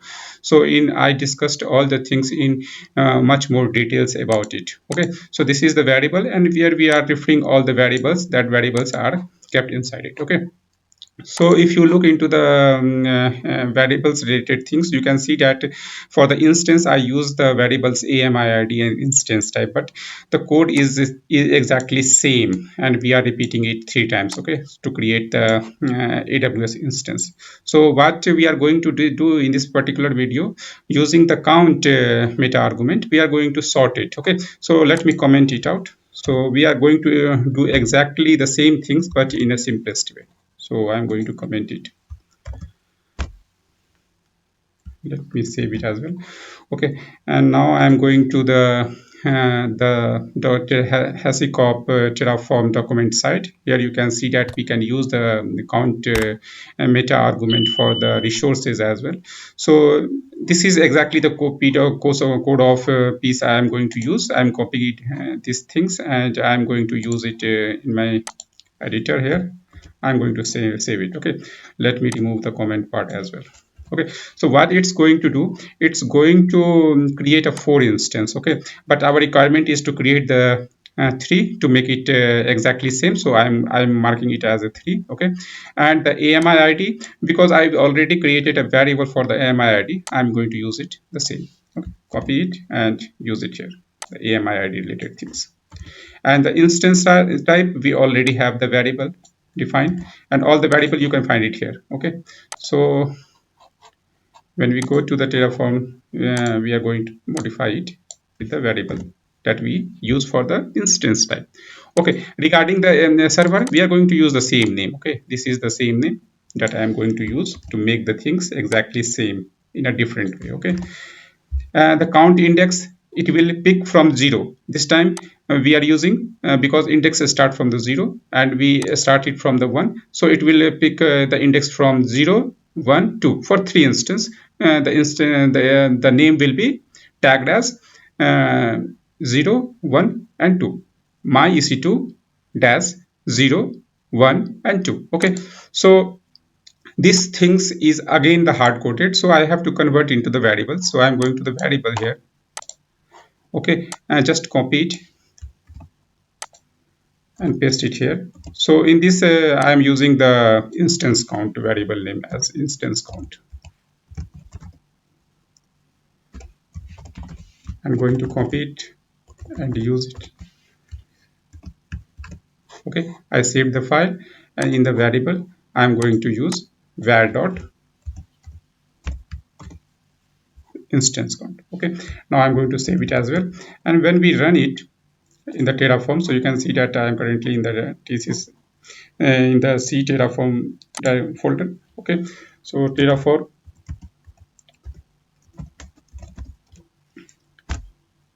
init,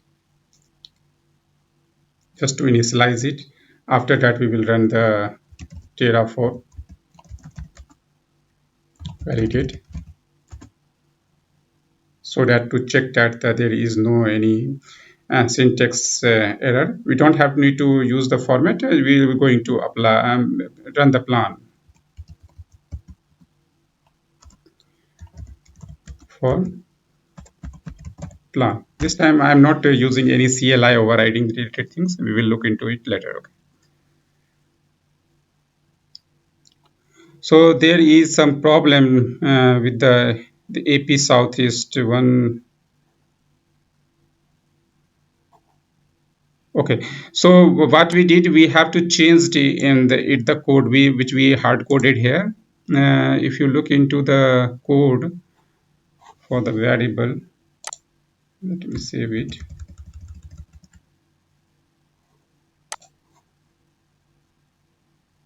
Okay, so instance count we have to change it because it's taking AP South 1, so we have to change it to with value 3. Okay, so that's why it's raising the problem. In the validate they didn't complain, but when we apply execute the plan, it's complained. Okay, so I save the changes, and now I am going to run the plan again.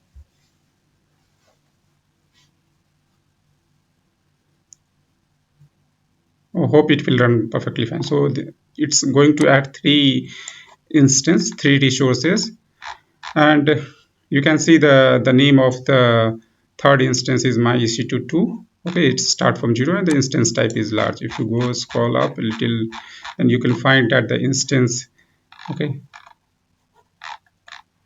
here you can find that the AWS instance have the large instance, and the name of the is my ec2. This is the first instance. Okay, now I'm going to override it with the 2 variables. Okay, previously we seen the overriding of the 1 variable. In this video I'm going to override with the 3 variables. Okay, Terraform plan var, and what we are going to override, go to the variables. This time the instance type, we are going to use this one.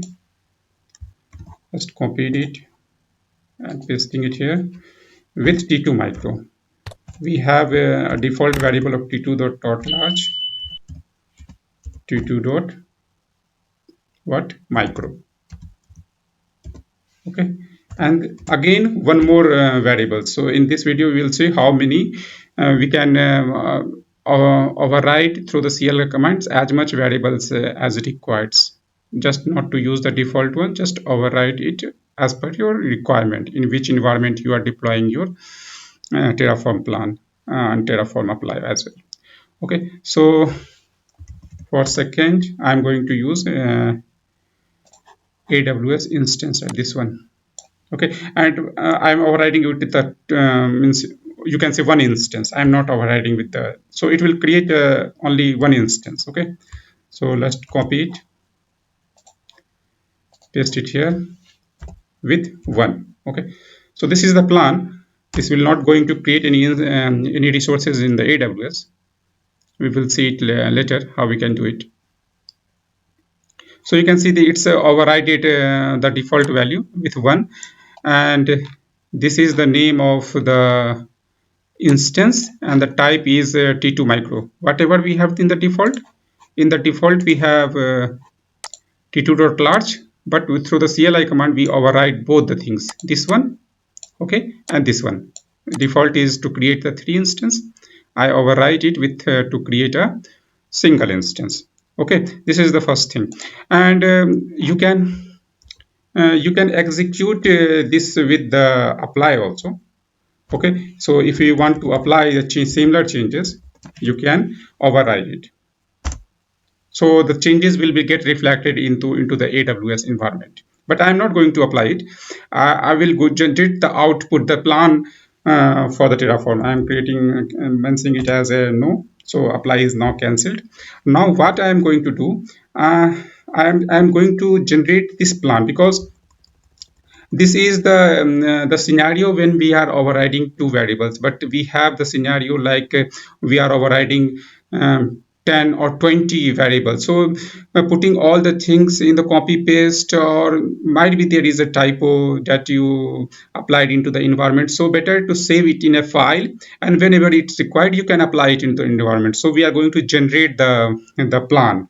Okay, so what I'm going to do, I'm going to generate the plan, Terraform plan. Okay, the rest thing will be same, and here we are going to mention it as a output, out as my plan.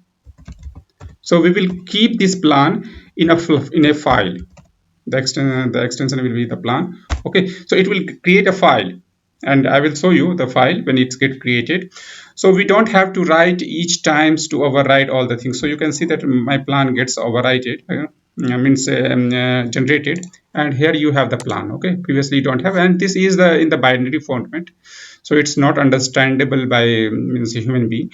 So it's to just to understand, make understand the Terraform. Okay, so what we are going to do, we are going to now execute it, this plan we are going to apply it. So in this way it will be auto approval. So whenever you execute the plan with this particular command, Terraform, okay, apply, and what is the name of my plan is my plan dot plan. Okay, so it will not ask you for any confirmations. It will go and create the instance. Okay, so whatever we created, we just override it with the one instance to create, because in default we have how many instance? In default we have 3 instance, but we override to create a 1 instance. And also the default is T2 large, but we in the plan we generated with the for the instance T2 micro to be created. Okay, so once it successful, so apply gets successful, the plan that I created, and this plan you can use in several times, like you have the complex plan and you generated the file, and that you can use for the one for the development environment, one for the staging environment, and one for the production environment. So this is the quickest way to, without changing anything in the plan, anything in the Terraform file, you can just execute the plan that you saved as a customized. Okay, so if you look into the AWS, so we definitely have some running instance, so you can see that the instance now gets created. So this is the things that you need to understand, that how we can generate the plan, and how the count meta arguments work, and how you can apply it. So now it's time to how we can destroy it when we created a resource. So it's a very simple similar way. You have to write the Terraform destroy,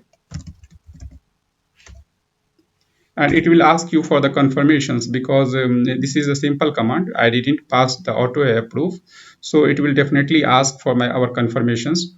Okay, so it's refreshing the instance, and it will pulling the plan again, and it's asking for the confirmations. I provided the confirmations, and now it's going to destroy the instance that created through the plan. So this is guys for this particular session, and in next section we will see how we can handle the variables related things with the environment variables, and TF variables is also coming. So I keep on uploading the videos related with the Terraform in a systematic order, so you have the better clarity. So if you didn't watch my previous video, just have a look into it. So you can see that it's still destroying, but we can see that the instance is now destroyed from the AWS environment. Okay, so we don't have any running instance. So you can see the running instance is 0.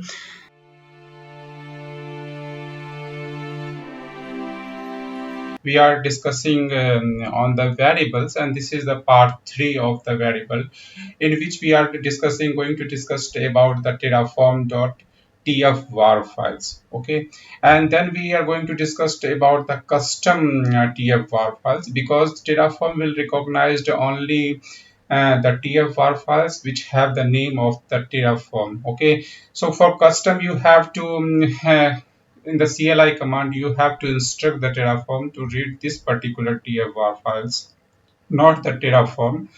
And regarding the auto.tfvars files, this is very useful when you want a same means the infrastructures that needs to be executed for the development also, for the QA, for the productions, but you want to override the variables value as per the requirement. So you will insert that some suppose like the development environment, development dot auto dot tfvar files for the development environment. When you executing the same piece of code for the QA environment, you will remove that or rename that or replace that with the QA environment, and for the staging, for the productions, so that it will execute and override the default variables value as per the requirement, as per the environment in which you are executing the codes. And also we are going to discuss about the environment variables.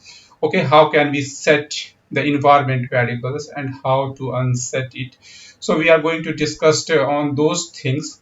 And regarding the variables, maybe we are going to release means the other video also on the similar topics, because this is the very important topics regarding the working with the Terraform and regarding the Terraform associate exam also. So you can assume that they will ask you around 6 to 8 questions regarding the variables, because there are several ways to proceed with the input variables logic, and there are several methods in which you can override the variables that is defined in the default. Okay, so regarding the exam, regarding the working environment, this variable related concept is very important, and you should have a clear understanding to use the variables. Okay, and sometimes they confuse you by defining the similar variables in a different files, and they will ask you which will the Terraform will pick. Okay, and apply. So you have to understand the order of executions also, which have the higher precedence. Okay, which Terraform will look into the which files to apply it into the environments. Okay, in case if that file is missing, then it will pick the other files and then the default values. So we are going to discuss on the order also. So this session is going to be very important regarding the variables related things. Okay, so now I'm jumping to the environment, and before that I'm just giving you the informations regarding the videos that we released till date. So you can see that total 9 videos we released till date regarding the Terraform. So if you didn't refer those videos, you can refer to have a better understanding on the subject, because the in these particular sessions whatever we are discussing, if you didn't refer my videos previously, then you will feel some difficulties. because maybe some of the things I've already discussed in more details in the previous video, and in this video we are just going to mention it. So if you don't refer my previous videos, because this is a series of videos and you have to go from the first to 9 video before watching the 10th one. Okay, if you have the knowledge of the Terraform, then you can pick any of the video anytime as per requirement. Okay, and other videos regarding the CKA questions, this is the most popular series on the CKA exam for the Kubernetes, and lots of notifications I received that people tagging me on the LinkedIn that he will able to complete with the help of this challenge series of the CKA exams. It's very helpful because each of the part have the 3 questions, and I also provided the complete lab on those questions. Okay, so you can see that this is the full bundle, and I'm also soon I'm going to add some more questions on it which is missing, so like the sidecar services. Okay, so I'm going to cover those as well. And this is the Kubernetes topics, and till date I covered the 15 topics, and soon I'm going to add more on it. Regarding the DevOps, this is also a most popular series on the DevOps where I covered most of the things till the Kubernetes. And for the Kubernetes, I am planning to release some videos on the Kubernetes also. So this will be a complete bundle to the beginners who just want to learn the DevOps related things. So when they are very confused, and I received lots of questions like from where to start learning the DevOps. So this series is very helpful, and not only the Kubernetes side, I am going to explore more things on this particular series. So you can see that uh, I keep on adding more videos on this particular series to just help our community. If someone want to learn the DevOps related things, they can refer my videos. Okay, and this is the AWS environment. Currently we don't have any instance, so I'm going to close the things that is not related with this particular video series. Okay, so I closed all the things, and one more things regarding the input variables. Okay, the precedence is regarding the order in which the Terraform reads the file. So what the Terraform says that the Terraform loads variable in the following order with the latest sources taking precedence over the earlier ones. So this one is the higher order of precedence. Like in my previous video, you can see that I override using the CLI command. So this is the things that have the higher order in the precedence. If you are overriding any of the variable using the CLI commands, that will override all the things that you defined. Either it is in the terraform.tfvars files, either in the variables.tf files, or any environment variables. It will override all the things. And the auto, if you are not overriding through the CLI and you have the auto files defined, then it will take the precedence. Okay, if you don't have the auto done, then the tfvars.json file will take the precedence. Okay, if you don't have this, then it will this file will take the precedence. If you don't have the terraform.tfvars files, then the environment variable, if you set it in the through the CLI, it will take the precedence. If you don't have the environment variable, then the default variables which you defined will take the precedence. Like this is the default variables. If you refer my previous video, you can see that I have the 4 variables: one for the AMI, the image ID, one for the instance type, one for the reason, and one for the instance count. Okay, so this is the Terraform file that I'm using since last video, and this one is commented. Let me remove it, so it's not required. So I removed this one, and currently we don't have any extra things that I commented out. So okay, so this is the Terraform version. Okay, and this is the provider version. I am using the AWS, and for the AWS region, I am referring the var AWS region. This is coming from here. Okay, AP South 1 Mumbai region. Okay, and for the EC2, I'm using the meta-arguments. I already discussed in the previous video. So whatever the instance count I defined in the variables, by default it's 3.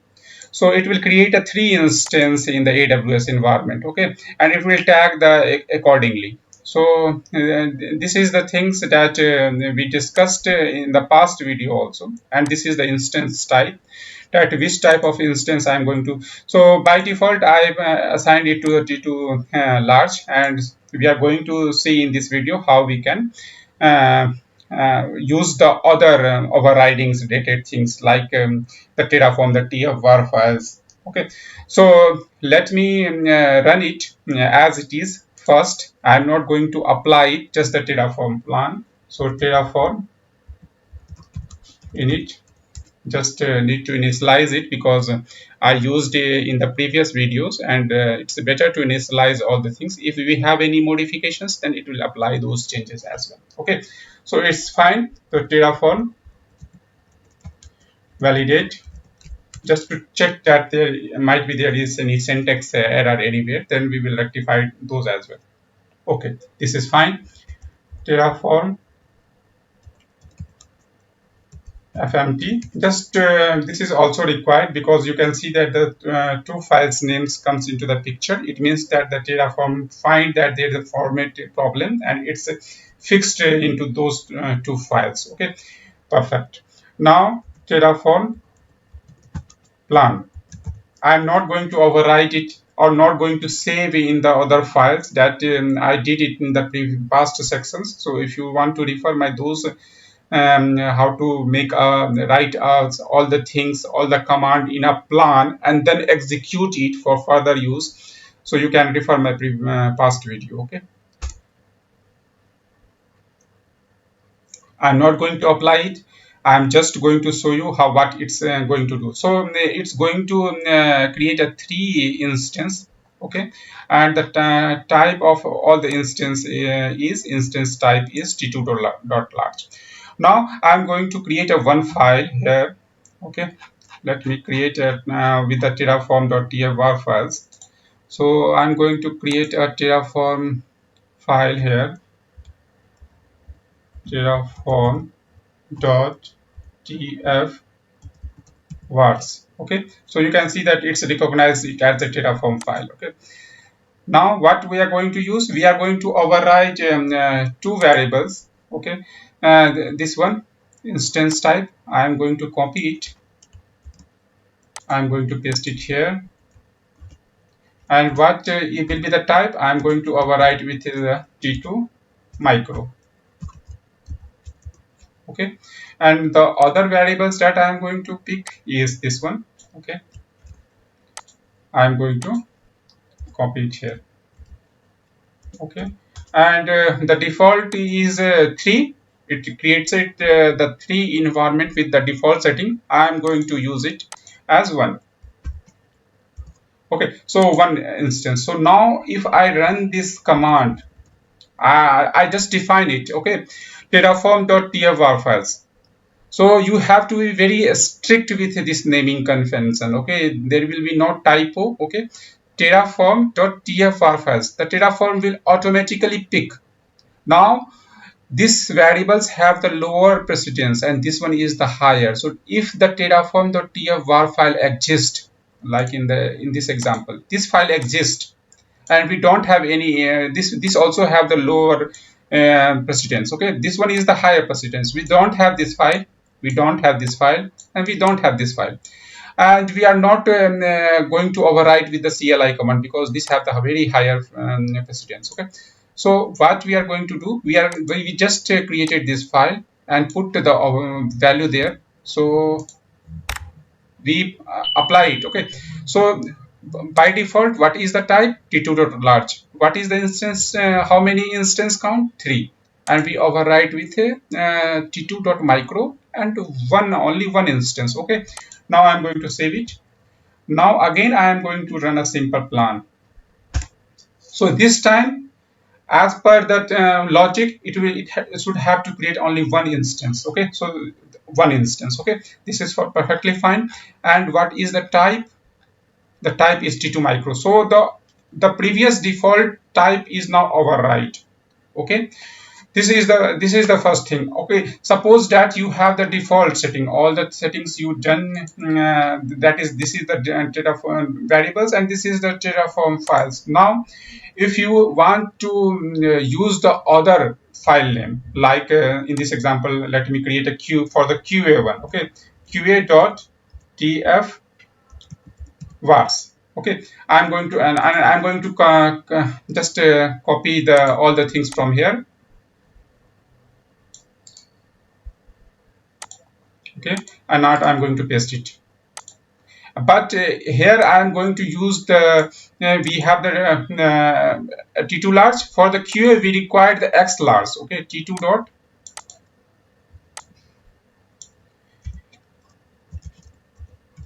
and we required 5 instances in the qa environment. Okay, but the problem is that Terraform will not recognize this one.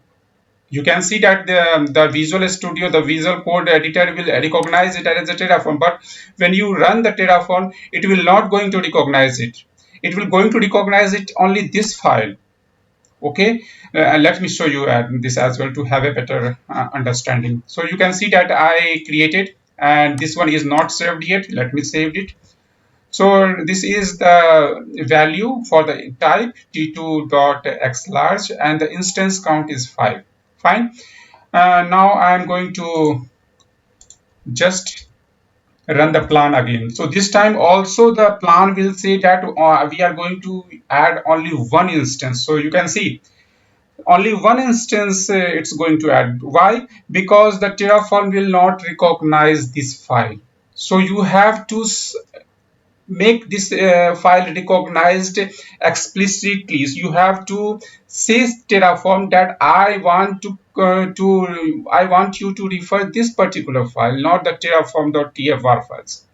Okay, so in that case we have to say Terraform explicitly. So in the Terraform file you have to say that, okay, the var.file that you have to take is the qa one, qa.tfvars. Okay, and now I will run this, and this will going to recognized, and then it will going to create 5 instances for the qa environment. Now it will not going to refer the Terraform .tfvars file. So you can see the 5. It's going to add the 5 because we instruct the Terraform that you have to refer this one, not this one. Okay, so Terraform will ignore this one, and Terraform will go and after looking for the default variable, it's going to refer the tfvars files. Okay, and as I am running this piece of code very frequently right now, so it will not refer this file and this file. It's just jump to take the value from this one. Okay, so this is the thing. So how can we make it as a default? We don't want to instruct the Terraform all the time. This is for the qa environment, and we are currently building the infrastructure in the qa environment. We don't want to say through the CLI command. What is the other way? So the other way is that you have to rename it. You qa simple auto. If you initialize with this one, like whatever the file name and then dot, then auto, and then tfvars, then you don't have to say Terraform explicitly. Okay, so now I'm going to run it again, and this time I'm going to remove all the things. Simple Terraform plan. So Terraform will look into the Terraform auto file, and it will give the higher order of the precedence for the execution. So you can see again it's executing and creating for the 5 instance, because as per the documentations we have the auto file exist, and this one is the higher precedence with the terraform.tfvars file JSONs and terraforms.tfvars files, because we are not instructing anything through the CLI, because this one is the very higher precedence. Okay, so now what we did for the QA environment. Similarly, you can do it for the staging environment and production environment. You have to remove this one, or you can rename it or configure it. In the working environment, definitely we create a separate Terraform VR files for each environment with the same naming convention. Like this is for the QA, this is for the development, this is for the staging, this is for the production environment, and you can put that file into the folder, okay, where we are executing this. So this is the thing regarding the Terraform. Okay, and one more thing, just I want to mention, and you can say that this is the homework for you. If you are using the Linux instance, you can define the environment variables. So how can we set the environment variables? Like set environment variables. Okay, how can we set? So if you are using the Linux, okay, so you can configure it as export using the export command. Okay, and you have to initialize with the tfvar, okay, tf underscore var. So this is the syntax for any variable. So you have to write the tf underscore var. After that, you can use the instance type. Okay, so this is the two instance uh, for which we are trying to learn the Terraform. Okay, so you have to mention it here, and you can assign any of the value that you want to set it as a Terraform, like t2.medium. Okay, and similarly you can set it for the instance type using the similar command. Okay, and here you have to use the AWS instance, and you can say that I want to create a 10 instance. This one should be the same, and you have to change this one. Okay, just paste it here, and this is the 10. Okay, and how can you sorry, how can you check that the environment variable is set properly in your environment? Through echo command. Okay, you can execute the both the echo, just control C dollar, and here you have to pass it in the similar way. Okay, dollar, and then this one. Okay, so one more thing, how can you unset it? So you have to use this command unset, simple, and you have to give the value of this one. Like you can want to unset it for this particular environment. Sorry, unset.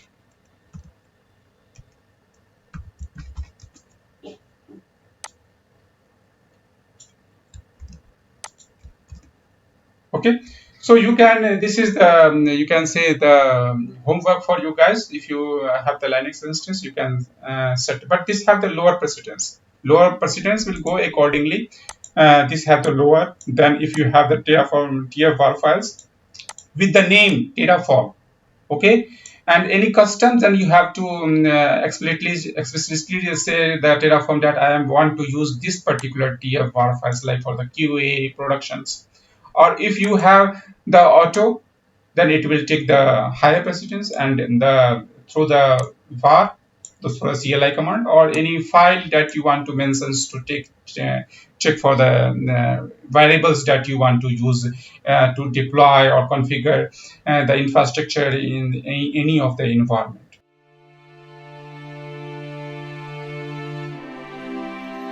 So currently we are discussing on that Terraform variable, and this is the fourth part of the variable. So in this particular sessions, we are going to discuss about the implementations variable type as a string, number, and I already discussed about the string and number, but in this particular video we are going to do the hands-on also, and we are going to discuss on the list and map. So this is the fourth part of this Terraform variables. Completely, you can say this is the 11th part of the Terraform series. And if you didn't refer my previous video, please refer those on a systematic order to have a better understanding, because I started discussing on the Terraform topic from the very basic level, and in this particular series I am going to go till advanced level from the basic, so you have the very clear understanding all the points that I already discussed. And you can see when we reach to the 20 or 21 videos, we are going to set up the complete VPC infrastructure in AWS cloud. So this is the very good platform to learn, and I am also very happy and delighted to take the response from you guys that this particular series is very helpful in understanding the terraforms, from because I picked all the topics from the very basics, and my motto is to give you all the informations, all the knowledge regarding the terraforms. And if you feel any difficulties on any of the videos, you can put your comments, and I will try to answer those videos. Okay, so now let's jump into the environment. So we have currently in the AWS environment, we don't have any instance currently running.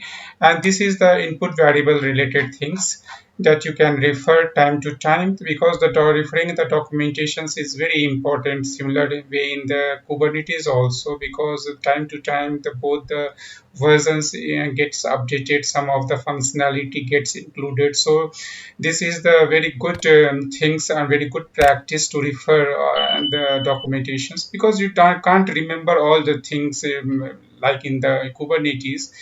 For the any of the specifications for any of the objects, you have to refer each time the Kubernetes documentation. Similar way for the Terraform also, you have to refer, because Terraform keep on clubbing the other vendor also in the Terraforms, or supporting the Terraform's functionality. So time to time there is lots of changes as per the version released by the Terraforms. Okay, so regarding the variables, like you can see the type, we can define a variables from where we can use in the Terraform files, and you can define it as a type as a string, type as a map, which is the key value pair, where you define the key, like this is the region specific mapping on this particular US East 1 is the key, and this is the value to pick.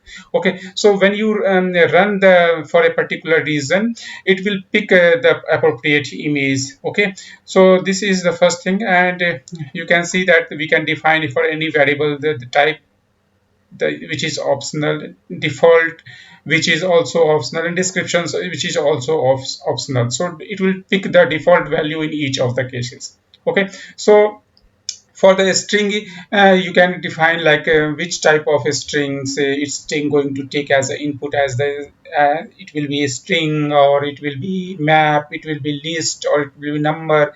So these types of things you can define for the variables. Like for the maps, you can provide the informations like the key value associations, something like the lookup. You know what the lookup, like it's for a particular key, the value is associated with it, and it will bring that particular, you will provide the key, and it will you will provide this particular things, and it will provide the associated value for that particular key. Okay, in the list, it will be in the order of the sequence. Okay, starting from the 0. So if whatever you defined, it will go in a particular order. Like the first value, this is the 0 1. Okay, the index position is 0, and this is the 1. If you provide the index value and try to get the value of 2, which not exists, then the Terraform will complain you that whatever you are looking is going out of order, because it's not defined. So you will get appropriate appropriate error, and we will see in the lab session also that I will try to fetch the value which we not provided, and the Terraform will complain. Okay, similarly in the Boolean also. So in this particular session we are going to focus on the string, number, map, and list. Okay, so this is our main agenda, and in the AWS environment we don't have any running instance. Okay, so this is the Visual Studio code. I just rename it to 4, and all the codes is exactly similar in the for as we have in the previous session. Okay, this is the variable, and this is the resource creations script. Like we have for fetching the AWS reason, and also one thing, the regarding the credentials I already configured into the AWS CLI, so we don't have to, because that one is the very sensitive informations. And for free of the video I provided that it as a hard coded and show you many times, but before releasing the videos I have to delete, and I deleted those informations because those informations is very sensitive. Okay, so what we are going to do, we are going to remove this default value, and then we will see what things the Terraform will complain. So I am going to remove the default value, so definitely it will going to ask me, and for this I already provided you all the things, all the informations, but here we are going to define the type. Okay, the type will be, for time being I am providing the type as number. Okay, number, and this is the instance type. Okay, and it should be a string. Okay, so I'm going to, I didn't provided the default value, so when we execute the command terraform plan, it will definitely going to ask me which type, instance type, because here we are going to create the EC2 instance, and here we are going to use using the instance type, so it will refer the instance type here. Okay, and it didn't find the default value, so the CLI command will ask you like which instance type, what is your instance type, and in that case I defined the type as number, which is not acceptable because I am providing there the string, and the Terraform will complain because I provided the type as a number. So Terraform will take the instance type value as number, but there we are going to provide as a string, so Terraform will complain. Okay, let's save this. And as we don't have any Terraform binaries downloaded, so I have to run the Terraform init, and I am going to use the bash CLI. So Terraform, first have a look that I currently in the same directory. We have only 2 files. Okay, Terraform init. So it will download all the versions that is related with the AWS. So after downloading, we will validate, we will format. This is the good practice to always run the command in this way, like terraform init, terraform validate, terraform format, and then terraform plan before running the apply. Okay, so terraform validate. So if there is any syntax error, it will complain that you have to fix it before proceeding to the further command. So the command is success. So I'm going to use the fmt command for format. Okay, so you can see that there is the output of one file, so there is some format issue and it's corrected. Format is just like alignment, some alignment is not in the place and it's corrected it. Okay,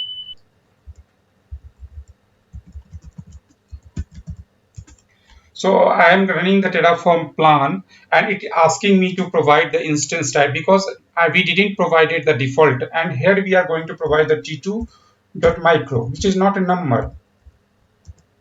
Okay, and it will going to raise an error because there I defined input as a number, not as a string, and I here in the CLI I am providing the as a so this validation gets failed. Okay, so here you have the complete informations like invalid value for the input variables. Okay, and it's also saying the which variables have the problem and at which line number. So Terraform will provide all the informations regarding where you have to look into for which line in which file. Okay, so now I am going to change it as a string. Okay,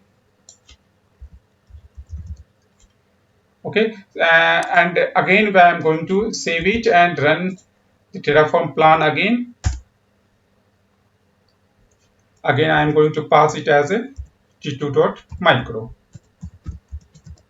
So now Terraform will accept it, okay, because all the things get matched, whatever we provided as a C in the CLI command and what we defined for that particular value. So you can see that okay, the instance type T2 micro picked.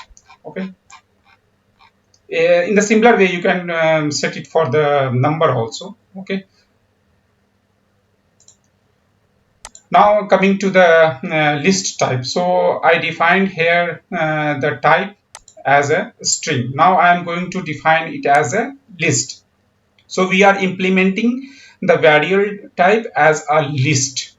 So what is my main agenda? That suppose that you have T2 micro and T2 medium and T2 large. There is three instance type, and on the basis of the environment, suppose you assume that the micros will be used for the development environment, and this is for the QA environment, and this is for the uh, any of the environment like UAT or staging. Okay, so for that, instead of type as a string, you can define type as a list, which is input as a string. So we defined as it as a default value where you can find this is the list. Okay, in the under the bracket you can provide the content here, but where the T2 micro, it's at the index 0 positions, 1 positions and 2 positions.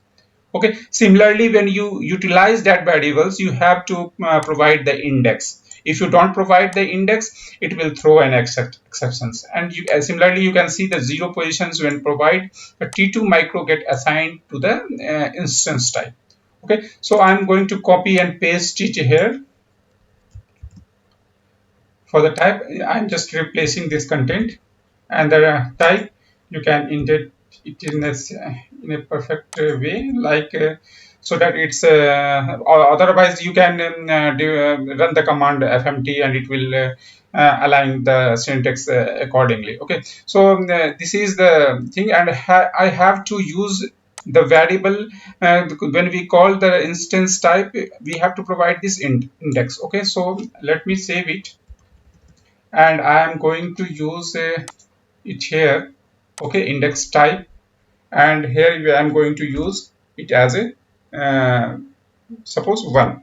Okay, so when we provide 1, it will going to create an instance of type T2 medium. Okay, so T2 medium is the it as at a first positions, and T2 large at the third position. So index will be go as 0, 1 and 2. So here we are providing getting the value for first position. So at the first position, what is T2 medium? So the instance type will be created of T2 medium type. Okay, so let me run it again, Terraform plan, and see which type of instance it's going to create. So you can see that it's going to add one resource here. Okay, so plus sign is for creations. Okay, and the type will be T2 medium. So I provided to the index number 1, and at index number 1 there is a value of T2 micro. Okay, similarly I am going to change it to T2 large, to second positions. Actually, see, this is the third positions, but the index order start from 0, 1, 2. Okay, so let me run it again, Terraform plan, and this time the instance type should be T2 large. Okay, 1 to add, and if I scroll above, T2 large. Okay, and what happened if I go out of order like 3? So this is the fourth positions, which we didn't define it. Okay, we have only 3 positions. Okay, this is the list of three instance type, not the fourth one. So I provided something wrong, and let me see what type of error we receive from the Terraform when we run the plan.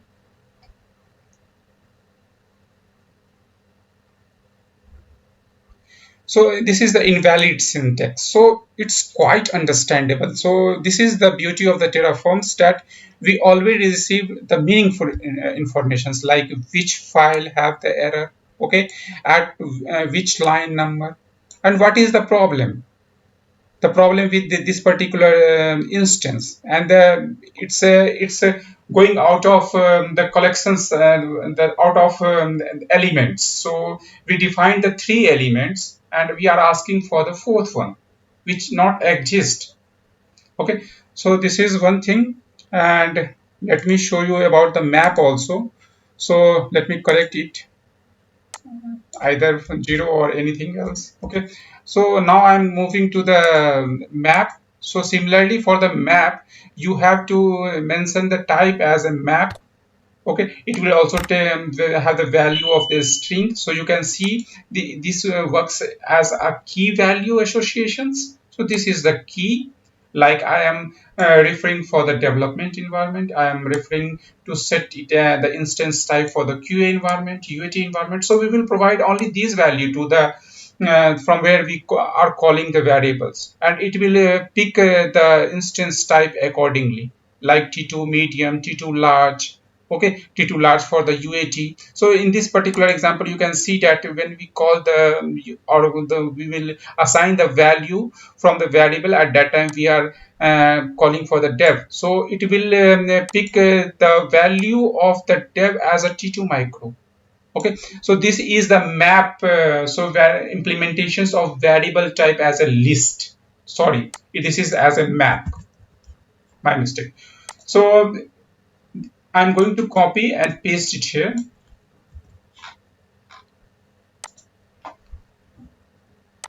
Let me paste it here. Okay, the type, let me align it properly, or you can simply run the Terraform format to format it with the proper alignment. Okay, and dev, for dev you are using T2 micro. For QA you are using T2 medium, and the UAT environment T2 large, because for the bigger environment you have the bigger instance, and whatever is your requirement, accordingly you can perform it. Okay, so default instance type is 1. That's why it's creating only one instance. Okay, the reason is AP South 1.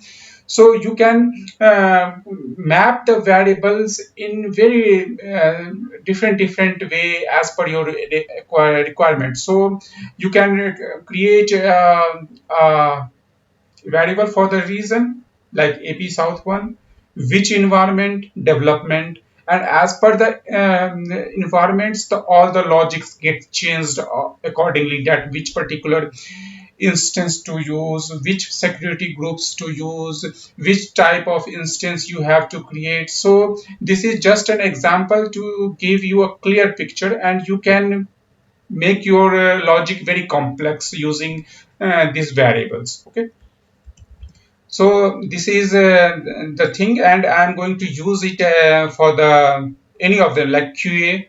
I'm going to use that for the QA. So you can see here the example, like we have used for the dev. Now we are using for the QA, and here I'm going to the double quotes. Let's remove it, and here I'm going to use for the QA. Let me save this, and this file is also saved. So check it again, that for the instance type you define the type properly, the default value is there. Okay, and the default value I am just providing this key, and for that you have, it will pick the T2 medium type of instance. Okay, so I'm going to save it and going to run the Terraform plan again.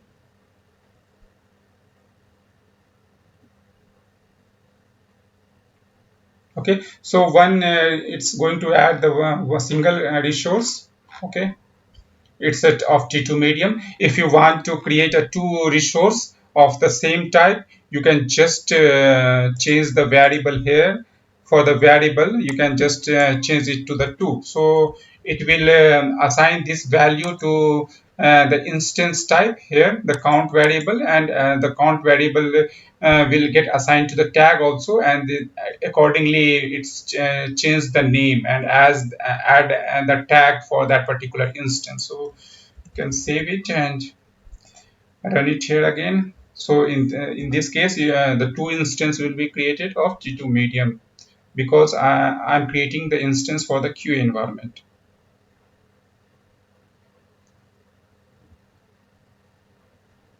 Okay, so you can see that the instance count I changed for the EC2 instance, and two instance it's adding, and both of T2 medium type. Okay, let me do it for the other instance also, if other environment also. Like the count, I'm going to change it as a 1, so the one instance will be get created, and for the development environment I'm going to change it for the development dev. Now save it, and I'm going to run the Terraform plan again.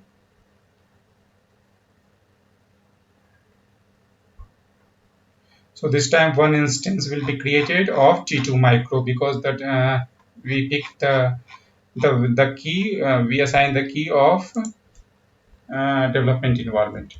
Terraform apply. It will ask me for the confirmations. If you are sure, then you can assign the flag of auto approve, so that it will not ask you for the confirmations. But it is always a good practice to see the plan. Sometimes for a single changes, you will find that your resource is getting destroyed. So for a bigger environment like the QA or staging, this is going to be a various a big issue for you guys. So always see the plan, that what the Terraform will going to. So if you find something is just getting destroyed, just be alert that what changes you did, and you have to Google it, that why it's going to destroying for us this particular changes. Sometimes you are changing the instance type, so accordingly you are in the EBS volume get attached with the instance, and you, if you assigning some bigger changing the instance type to a bigger instance type, like T2 micro to T2 large. So in that case, the instance will get destroyed and recreated again.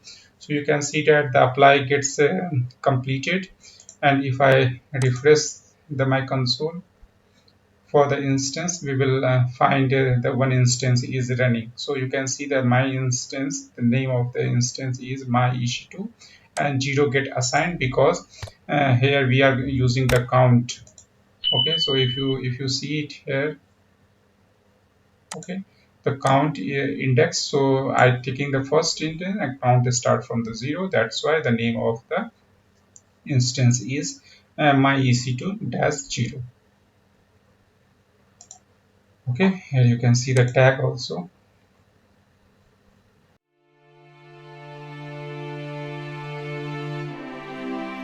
And today we are going to discuss on the Terraform meta-arguments. So in this particular sessions, we are going to pick one meta-argument for each, and we will see how can we use them for each meta-argument with the use of map and set of strings. So we are going to see the two use cases. In each of the use cases, we are using the for each for different purpose. And if you remember, in the last videos, we already discussed one meta argument, that is count. And in this video, we are going to look how many types of meta argument available in the Terraform. And in this particular video, we are going to concentrate on the for each. Okay. So if you didn't refer my previous video, just have a look on those. So the resource meta argument, the resource meta argument can be used for any resource type. Means there are resource types, several types of resources. Like in the AWS, you can create a VPC, you can create the IAM, S3 bucket, EC2 instance, all are resources. Okay, any of the resource type, just to change the behavior of the resources. So if you remember my previous video on the count, we are creating one instance, okay, the EC2 instance, and we are changing the behavior with using the count meta argument by assigning some value. So we have the resources for the EC2 instance, one EC2 instance, and there we inserted the count beta argument and set the value as 5. So the same piece of code will not create one instance EC2 instance, it will create the 5 EC2 instance in a particular environment. Okay, so these are the list of meta argument. The count for each depends on lifecycle, provider, provisioner, and connections. So we are going to see each of them one by one. Count we already discussed in the past videos, and this is the videos in which we are going to concentrate on the for each. Okay, so we are going to see how for each we can use, which we using the two use cases. Okay, so for the use cases in which we are using the maps, so you can see that we created the resources. Okay, this is the fixed for the AWS that you are not going to change it, AWS underscore S3 bucket, and this is the local name of that particular resources that you are using, the labeling, the you can say the labeling for the internal use. And here you can see we are using the for each for the map, where we have the key value. Like for the development environment, this is the key and this is the value. Okay, so the value should be unique, because it's a global, S3 is a global kind of things that you have, so you should have a unique name globally. Okay, so that's why I added some number here, so that it's not get conflicted with the others name.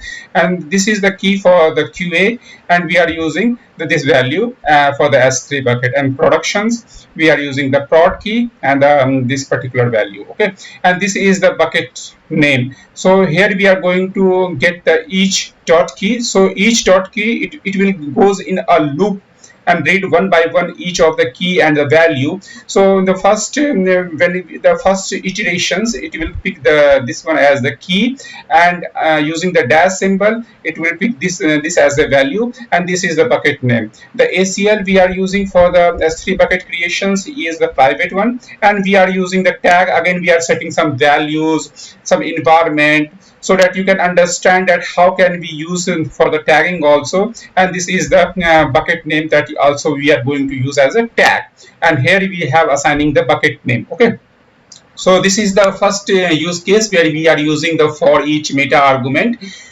using the maps. Okay, and this is the second example where we are creating multiple IAM user, again from using the for each meta argument, but here we are using the set of strings. So what is the difference between the set of strings using with the for each and the using the maps? In the map, the key and the value is something different. Okay, the key, if you go to a previous slide, the key is different than the value, but for set of string using the for each, the key, the A Kumar, this is the first IAM user. This you can also use as a key and also use as a value. So in each of the case, you can understand that each dot key is equal to each dot value. Either you can use the each dot key, or you can use the each dot value. Both the cases you will get the same result, that the IAM user gets created with the value that you provided. So you can see we are using the for each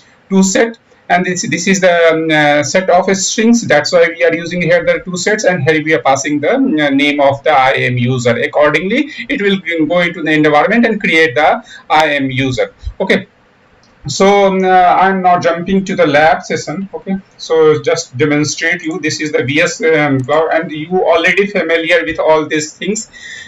So you can see here, this is the count, this is the one of the meta argument that we already seen in the previous video, and this changing the behavior of these resources. Like if I remove this, okay, I will just put a comment using the hash, so it will create only one instance. Okay, but when we assign some value using the variables, like here we can assign the value as a 2, it will create the 2 instance for the same having the same configurations, the same AMI ID, the same instance type. It will create if I change it here to 10, it will changing the behavior, okay, behavior of the resources. This is the functionality of the meta argument.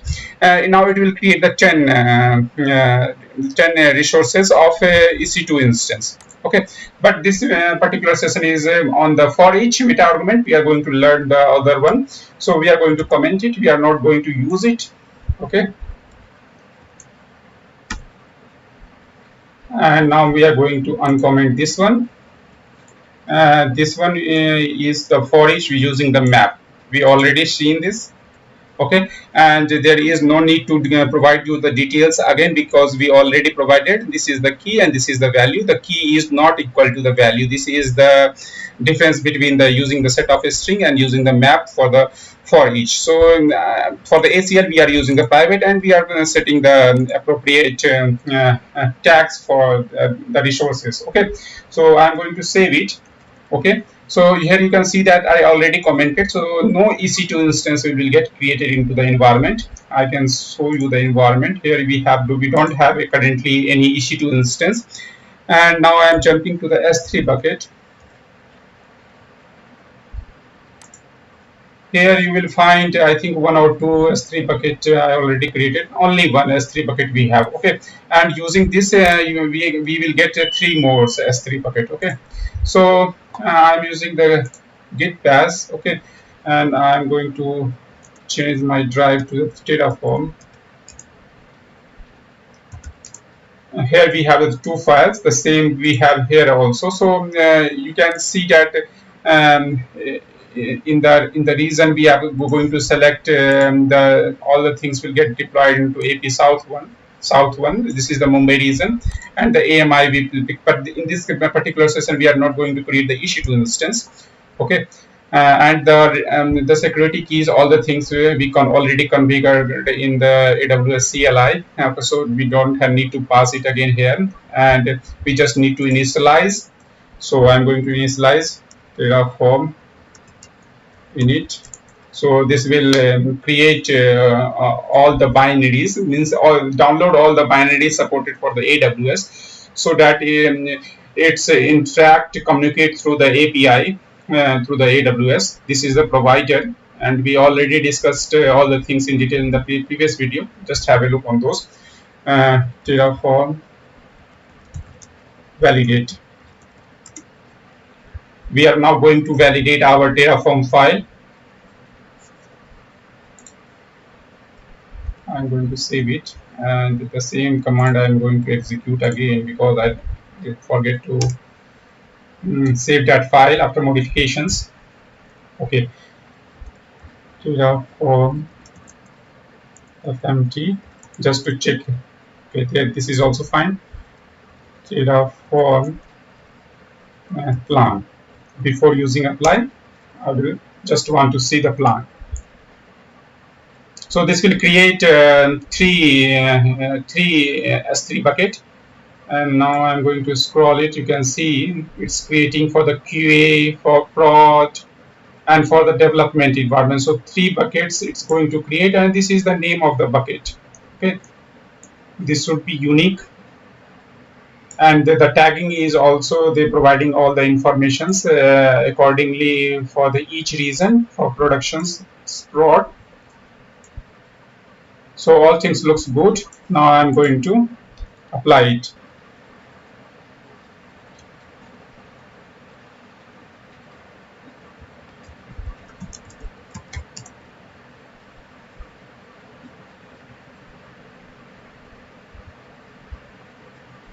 So it's asking me for the confirmations. Yes.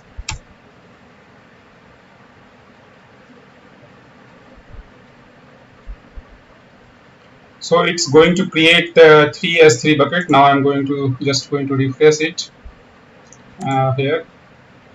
So you can find here the three S3 buckets got created, one for dev, one for prod, and one for QA. Let me open one of them. And here you can find the tagging, I think, yes. Environment is equal to dev S3 bucket. Okay, so all things look good. So this is the example of meta arguments using the map. Now I'm going to remove it.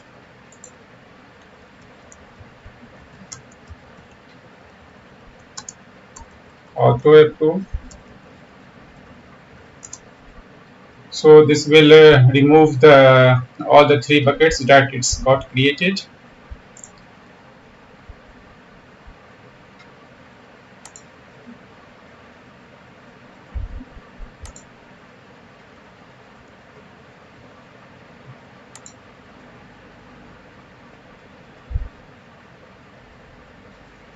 So you can see that we have currently only one S3 bucket. All the three buckets that we created is gone.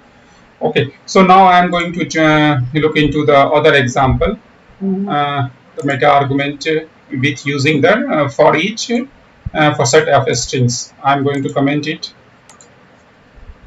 This is already commented. Okay, now I am going to comment this one and uncomment this one. Now this time I am going to create IAM user. So this already we discussed in the for the using the for each using the set of a string, the key is equal to the value.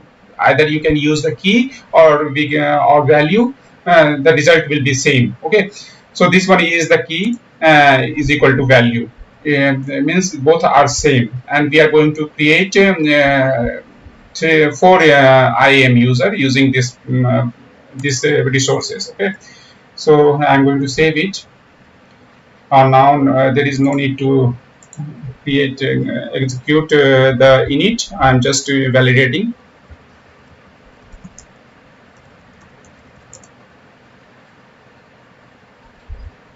All looks good.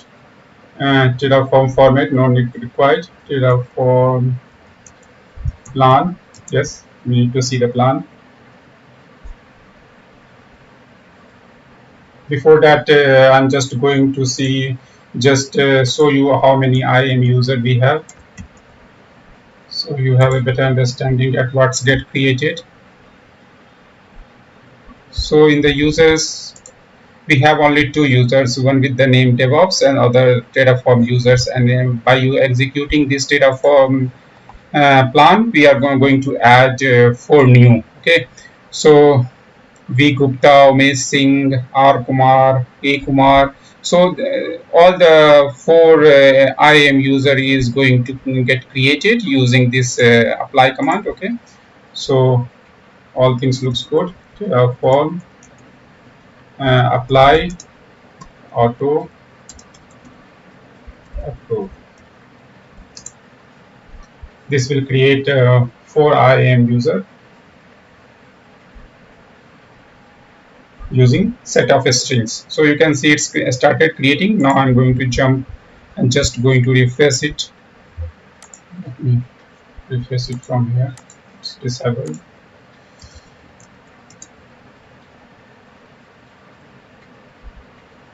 Okay, so we have 6 user, the A Kumar, R Kumar, Umesh Singh, and V Gupta. So all the four IAM user got created using the for each meta argument, and this time we are using the set of strings.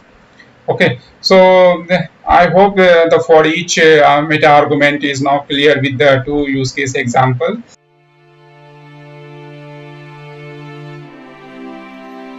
We are continuing for the meta arguments. So in these particular sessions, we are going to see another meta arguments lifecycle. So under the lifecycle, we will see the three functionality. First one is the create before destroy lifecycle, prevent, destroy, okay, and the ignore changes. So it's quite understandable by reading the life cycle arguments that what we are going to accomplish it. But in this session we will go to discuss more on this, and we will do a hands-on also to have a better understanding of this topic. So resource meta argument, as we already discussed in the previous session, that this is the resource meta argument that can be used with any of the resource type. Whatever we create, like for in the AWS scenario, we will create several resources, and the meta argument will be the part of the resource. Okay, whatever the resource tag you created, the meta argument will exist or lie under the resource, and it will change the behavior of the resources. We already seen one of the meta argument like count in the previous video of the 12th video, you can say. For each we already discussed, and this is the video in which we are going to discuss about the life cycle. And other in the future video we will create a video on the depends on also the provider, the provisioner, and the connections. But this particular video is concentrate on the lifecycle meta argument. Okay. So lifecycle first meta argument is the create before destroy. Okay. By default, when you create a first resource, and if you want to get it destroyed for any of the reasons, okay, um, first it get destroyed, and after that it will create another resources. Suppose if you want to change the availability zone, then it will first drop it. Okay. Suppose you have the availability zone of, you will assign it to the AP South 1A, which is the Mumbai region. This is the availability zone, AG zone. Okay. So each of the region have the different availability zones. Like minimum we have 3 for each of the region. So if we change the availability zones, and if you not apply the life cycle, okay, create before destroy flag as true, then it will first going to drop it. The AP South instance that created into the AP South 1A will get dropped. Okay, this is the default feature, and then it will create a AP South 1B. But when we apply a life cycle, it will first create. It will create the AP South 1B. Okay, and then it will going to destroy the already created one. Okay, when we change we will remove the commented part from the below one, the AP South 1B, and move it to the AP South 1A. That will commented this part, and try to this will be my desired and okay, the desired things that we want to get it applied. So we will look into the lab session, then it will be more clear to you guys. Okay. The other one is the prevent destroy. Suppose sometimes we don't want the resource to be get destroyed when we so any of the resources we can do in an imperative way also. Okay, so Terraform destroy, and then you will pass that please don't destroy this one, or only destroy this one. So you can that will be the imperative way, and this one is the declarative way, that using the life cycle we are just modifying the resource nature. Okay, so we will restricting that for this particular instance, whatever it's get created, please don't destroy it for any of the reason, because I don't want this particular resource to be get deployed for any reason. The safety against the accidental deletions of the resources. So this is a feature of this particular life cycle. We will see this one as well by using one example. Okay, and the ignore changes. This is not very useful for the production environment, because in production environment we want all the things in a declarative way. Means whatever we have the architecture set up in the production environment, we want all the things written in the file. Okay, so all the settings we already implemented is already written, means the desired and the expected. Okay, the current situations is exactly same and matching in the sync. Okay, but in the development environment, sometimes for doing any R&D, we create all the resources by using the Terraform file, but we do some modifications.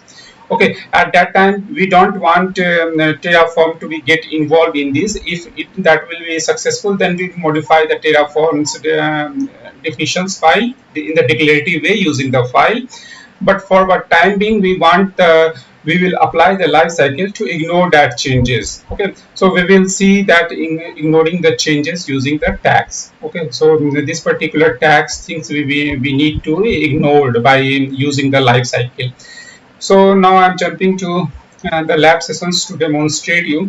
So this is the my AWS console. We don't have any running instance. We are in the Mumbai region, and all the things we for the lab we are doing in this particular region only. Okay, so you can see that we have some variables created from the past video. Okay, And here you can see that I'm going to apply instance, the name of the instance, the tag that we are going to apply as the my new instance. And this instance get the AMI from the variable var.AMIID. Here it is. Okay, var.AMIID. It will pick the default value, and the instance type we are getting again the instance type from here. Okay, and the reason the AP South one, and the count we are not using it, so either you can remove it or leave it leave as it is. Okay, so now we don't have any provider for AWS get downloaded, so we just need to initialize it. Let me do ls. So you can identify we have only two files, the variable one and the Terraform Meta-Argument Terraform files. Okay, now I'm going to initialize it. So when we initialize it, it will download the AWS provider, because we are using the AWS. So once it's get downloaded, we will validate our all the files, and then we will apply using the after the plan we will use the apply, so that it will create the instance.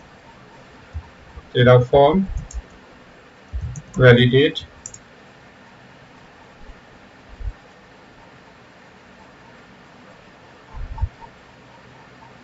So the file looks good, all the configurations are in place.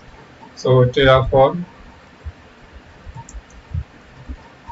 plan first, it will good practice before apply we will see the plan. So you can see that it's going to add one resources. So it's going to create, so it means that it's going to add one resources. The resource is the EC2 instance, and as per the configurations all things looks good, because the availability zone we selected is 1A. When you create an instance manually, let me show you. I'm selecting the Linux instance. Okay, when we choose the instance type, after that we have the provision here to select the availability zone. Okay, here it is. So you have the availability zone, like I am in the Mumbai region, AP South 1. AP South 1. So in this particular region we have the availability zone. Okay, like AP South 1B, 1A, 1C. Okay, what is available here currently. So let me cancel it. So what I am going to apply, I am going to apply here the availability zone as this instance needs to be created in the Mumbai region, and the availability zone will be AP South 1A. If I comment this part, then the AWS will decide on which particular availability zone I need to apply this instance. Okay, create the instance. So when we define it, so there is a restrictions. You can set the hard instructions I am providing to the AWS, so that it will create EC2 instance in AP South 1A availability zone only. Okay, so let me apply the changes. All things looks good. So I'm giving the auto approval level. Terraform apply changes, auto approve. So it will not ask me for the confirmations.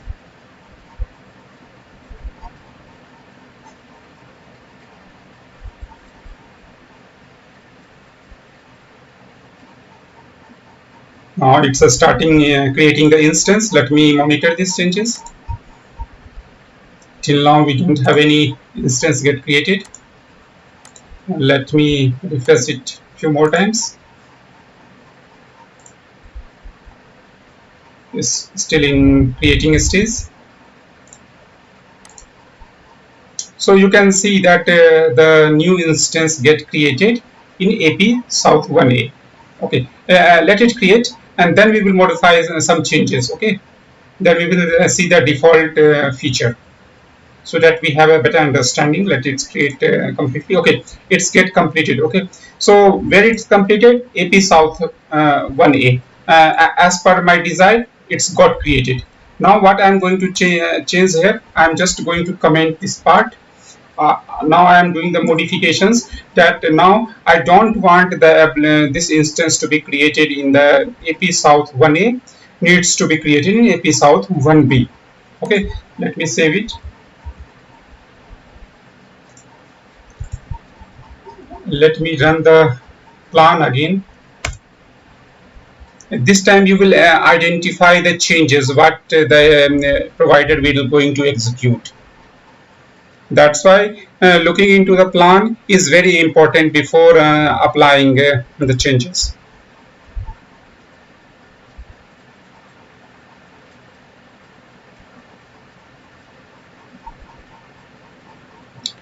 So it's refreshing the state.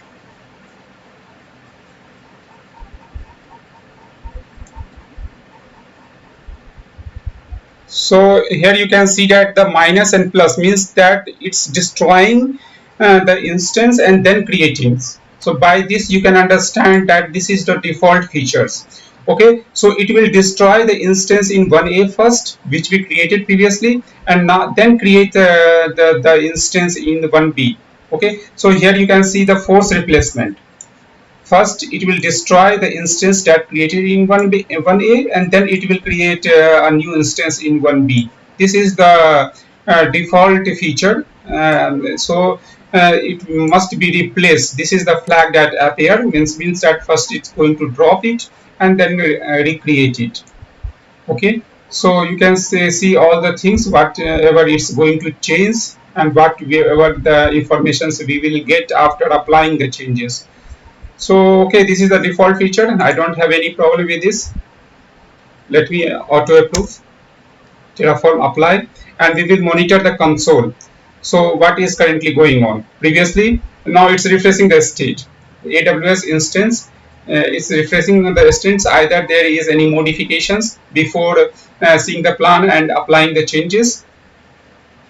Now what it says that it's destroying the changes. It's still destroying, so our instance is now dropped. You don't find any instance because I set the flag as the running. It will show only running things. So it dropped the instance. This is the default nature. It's dropped the instance first and then it is going to create in 1B. Let me see. Now it's starting creating destructions completed. Okay, it's destroy the first instance. Now it's starting the creation of the new instance in AP South 1B.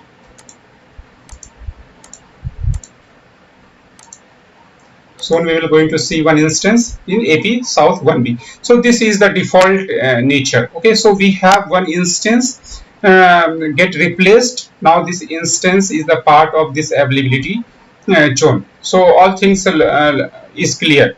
We see the default nature. Now we are changing the behavior. Now we are going to change the behavior using the lifecycle. So what we are going to do, as the lifecycle is a part of the resources, I'm just going to copy this and put it here. Okay, so what we are doing now, we are changing the behavior of this resource lifecycle. Okay, create the instance first before destruction. So previously what AWS is doing, it's first destroying then creating. Now I am giving the instructions using the lifecycle meta-argument that create the instance and then do the destructions. Okay, so now I am changing again because we have one instance in AP South 1B. Okay, now I am going to save it. So we have one instance in AP South 1B, and now I am going to roll back the changes. So again there is a replacement. Okay, so you can see what the Terraform will do for this particular changes. So I am now going to apply not plan, so we can monitor the changes what it's going to do this time. We have one instance that running in 1B, and now we want instance to be running in the AP South 1A. Okay, so we apply the life cycle, and this time it will create a new instance in 1A, then destroy the instance that already we have in 1B. Okay, so plan already executed. So it's replacing. Okay, now that this thing is changed, previously we have minus and plus, now we have plus and minus, create replacement, okay, and then destroy. So what it's going to create, it's going to create an instance in 1A and then it's going to destroy in the other region. So we are going to monitor it. I'm happy with this plan. Now I'm going to auto approve and we will monitor. Okay, it's refreshing the changes. All things looks good provided the plan. Now it's creating first, it's not destroying. So it will create an instance. So you can see the two instances here. In few minutes you will find a new instance that created in AP South 1A.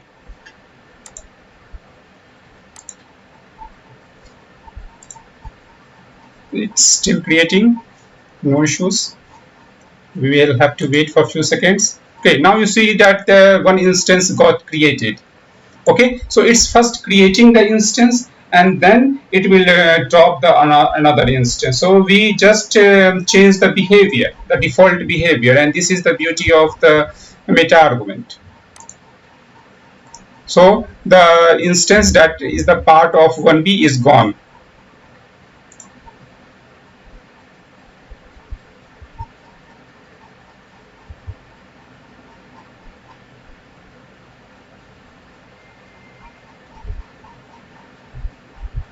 Okay, perfectly fine. So the resources that is the part of 1A is now gone.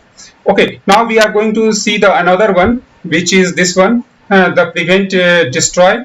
Before that, we can see the other one. Okay, let me do it. Okay, so suppose we have an instance in AP South 1A. Okay, and now if I use the destroy command, terraform destroy, it will get removed, and you know all these things. Okay, now this particular instance is very important for us and we don't want to get it deleted by using the terraform destroy command. So we have the other lifecycle parameters, you can say arguments, so we can use that one.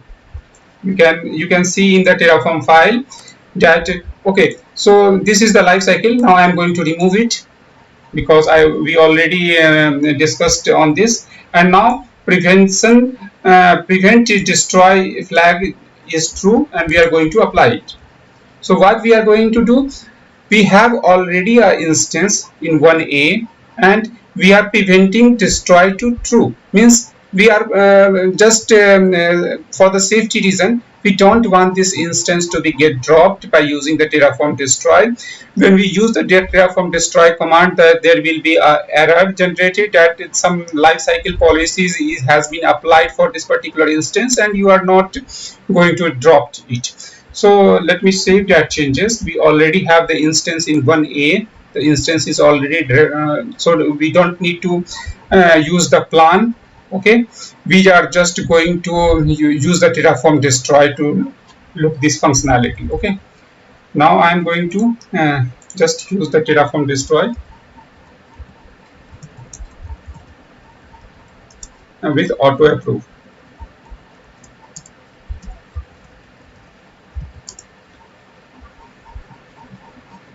We already saved that file, so it's refreshing the state. Okay, so it's just log an error. Instance cannot be destroyed because we applied the life cycle with prevent underscore destroy is equal to true. So in that case, when we are restricting any particular resource to not get deleted, we have to use this particular flag with the life cycle.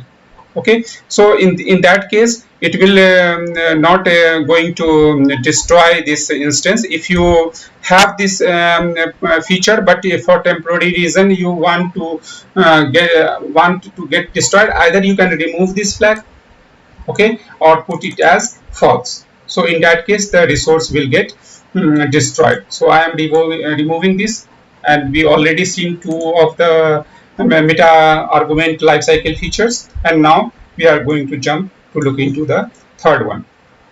So I am going to copy it. Let me show you some other things. Okay, so before that, you can see that when we have one instance running. Okay, let me refresh it. Okay, it's passed all the checks. Now this instance is running and we have one tag here. Okay, suppose you are doing some R&D, okay, in the development or in the QA environment, okay, and you don't want to do in a declarative way. Some instance get created, some resources get created, and you are doing using this in the console, using this console, and when we get a successful message, then you apply that changes through the declarative way. Okay, some in the development environment we several times do these types of things, that all the things will, but we note this all the changes, and so that we can put it into a declarative way so that it will go to the production, because in the production environment this is not a good practice that you do any changes in the running environment without declaring it into a file. Okay, so suppose I am going to add some changes. We have already a name tag, and here we are going to use environment.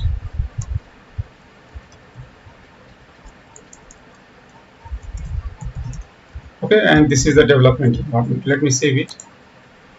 So we have one running instance. Okay, let me use the running one dashboard here. One instance we have in the running. Okay, and we modify the tag already. Okay, so you can see we have the two tags, but these tags don't have any informations in the declarative file. Okay, if you see that file, we have only one tag. Okay, and this is running. Okay, so what we are going to do, and we don't have any lifecycle, we'll remove it. Okay, this is the normal behavior. Okay, we are not using any meta argument here. So what happened if I run the plan? Let me show you.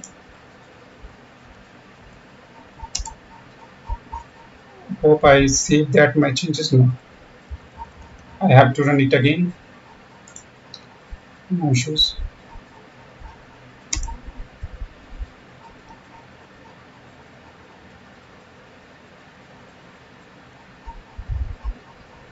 Okay, so it's identified one tag that we are not using in the declarative way. So it's saying that it's going to override the changes, means it's going to delete that changes.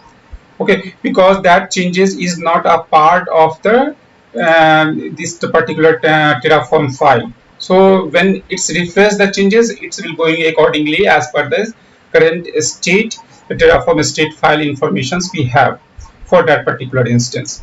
Because there is a confliction, some changes we did in the AWS environment, console environment, and some we have some other changes in the tags. So there is a conflict.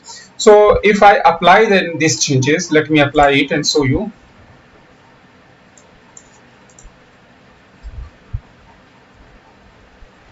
Let me apply it. So previously you can see that we have two tags in this particular environment for this resource. Now we are going to see what is the changes. So you can see that it's modifying and modifications completed. So what modifications completed? In the file, if you see in the file, we don't have the another tag. So it means that the other tag that we already added for this particular instance using the console, it gets removed. So you can see that we have only one, and the environment tag is gone. It means that this is the default nature of the Terraform, that whatever in the Terraform file, it's apply and override the changes if you are doing outside the Terraform file. Okay, so how can we restrict it? Suppose we are doing some R&D. Okay, this is just an example of I am using the tag, but if you are doing any other things and you just want to ignore it, let me add it again.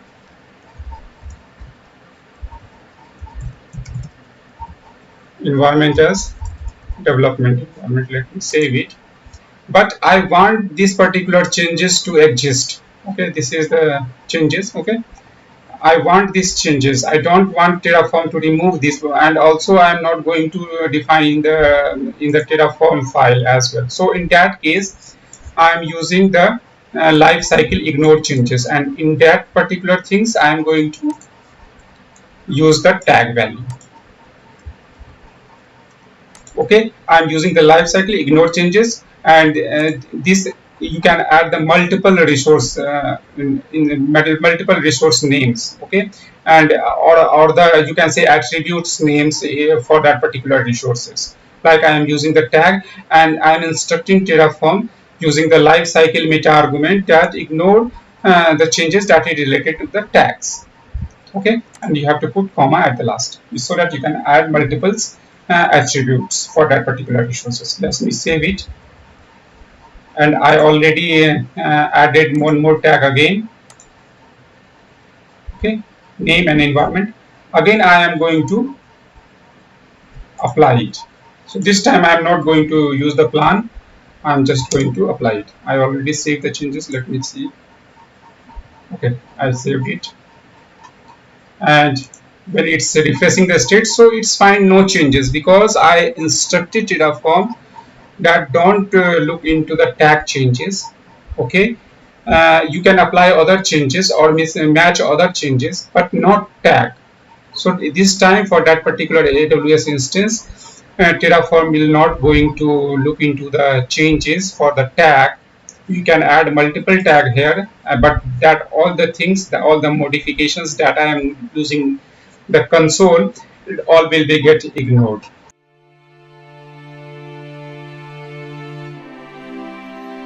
So in this particular video, we are going to discuss about the depends on meta arguments. So we previously also discussed several meta arguments. Now this in particular video, we are going to discuss on the depends on meta arguments. So these all meta arguments count for each life cycle we already discussed, and this particular video we are going to discuss on the depends on meta argument. So what is the meta argument? The meta argument will tag with the resource. Okay, so it's changing the behavior of the resources, means how the resources is we are in the infrastructure, how we are creating the resources. It's changing the behavior, you can see, for the resources. So in this particular depends on meta argument, we are going to take the example of the elastic IP. Okay, so why we required this meta argument to change the behavior of the resources? Sometimes Terraform cannot automatically infer the dependency between the resources. Some are hidden types of dependencies that needs to be you declared in the declarative way. You have to define. Like suppose you want to create elastic IP, that elastic IP will be associated with the instance. Okay, and that instance should lie in the public subnet. Okay, and that particular subnets will have a route table which have the internet gateway. So internet gateway needs to be created first. Okay, so the elastic IP can be attached, because elastic IP is very costly, and if the users not able to access that particular IP from the public domain, from the internet, then what is the use of associating that particular elastic IP with the instance? So this is our use case for this particular depends on, and we are going to understand it. So for this I created a VPC in architecture.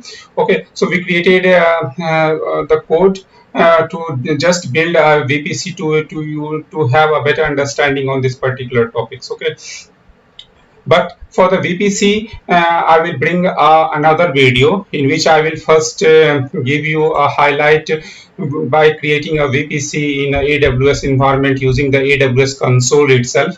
Okay, so that you can understand it, how we can create a VPC, and what are the dependency, what are the resources that have the dependency with the VPC. So we will create a VPC, assign a CIDR net. Inside that we create the public and private and subnet, and create a route, and attach a route, create a route table, and then attach a route, and then that particular route table get assigned to that particular subnet. So you can see all the things in a bigger picture, and the similar things we can do it through the code also. So I'm currently in the writing phase of that particular codes, but for the dependent, for the to give you a better understanding on the depends on, this is a very good example that you can understand.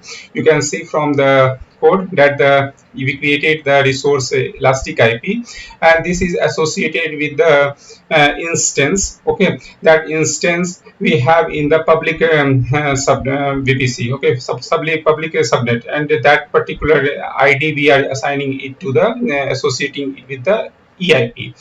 But that it's depend on the AWS internet gateway. So internet gateway should be created first, okay, and then the elastic IP will be created. Okay, so you can see in the console when we create applying the command Terraform apply command, and then you can see that how the things will go on. Okay, so I'm moving to the lab session. Okay, so understand you, give you a better understanding. So this is the VPC. I will give you a complete picture just in a brief. I will come back on the VPC video for all these things, and I am going to enhance these particular things as well.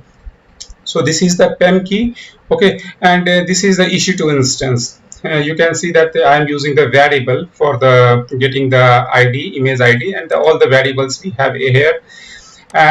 Here we have the elastic IP, and here we have the depends on functionality that is associated with the internet gateway. So internet gateway should be created first, and these are the providers, and you are already familiar with the, and for the reason I am using the Mumbai region, AB South 1. And for the resources, this is very interesting, and I will come back again on this particular topic in more details. But for brief understanding, you can understand it that I created a VPC. Then this is the internal name, and assign a CIDR range. Also tag it then for the name of the VPC. Then I created a subnet. Okay, this is the public subnet. How we can identify it as a public subnet? A route table get assigned with this the particular subnet have the internet gateway route. Okay, so I will give you more details on this, but for time being, you can understand this way. We can understand that this is the public, because that particular subnet will be accessible, or the resources lies inside that particular subnet is accessible to the public. Okay, and the private subnet, we don't have the internet gateway route assigned that particular route tables that is associated with the private subnet, and in this way that particular resources that lie in the private subnet will not able to access publicly from outside the world. But for some binaries to get downloaded into the private subnet resources, we can assign a NAND gateway. So we are going to see all these things in a coming video. So this is the internet gateway. I created an internet gateway for inside that particular VPC. I am assigning that particular tagging here. So you can see that I'm just associating that particular VPC ID and assign a tag. This is the name of the VPC, the internet gateway, and then I created the route table, and the route table is created for that particular VPC, which we are creating here. The name of the VPC is VPC dev. Okay. So I'm assigning all the initial name with the VPC dev so that you can understand it. And said that we are creating this for this is not the default VPC, we are creating for our use. And this is the route, we are assigning the route. This is the internet gateway, have the open CIDR, because from the public domain, they can hit from the any IP. So this is the CIDR, this is the open, you can say it's open for the all of the IPs. I assigned the gateway ID here, okay, internet gateway ID here. Then we associate that particular route table with the subnet, okay, that we already discussed, that this is required to access the resources from the public subnet. Okay, and then we created the security groups, because we have to allow, if someone wants to access to get access for the SSH port. So I currently open it for the public to get access using the SSH port, and the HTTP 80 port, okay, for the public domain. And this is the you can say address, the outbound traffic. This is the inbound traffic to that particular instance, and this is the outbound traffic. So this particular things is associated with the subnet group. Okay, so these all things we created, and this is the main things that we need to understand, that depends on, this is the resource, okay, the elastic IP, and we created a depends on meta argument and associated with the internet gateway. So when the internet gateway gets created, then only the elastic IP gets created and associated with that particular instance. This is our main agenda for this particular session, and I think you have a better understanding that, okay, how that depends on, sometimes you have the all the logic, means you put into the code, but there is some runtime error or logical error, you can say, that you can understand when your applications run. So these types of things you have to instruct to the Terraform in a declarative way, that create elastic IP, because elastic IP is chargeable, and you cannot assign elastic IP to that particular instance which is not publicly accessible. This is not a good practice. So that's why I added these particular things to just in a declarative way, just to give you a good example. Okay, so now I'm going to git bash. And currently I'm in the Terraform VPC folder. Okay, this is the VPC folder. Okay, so I'm going to initialize it.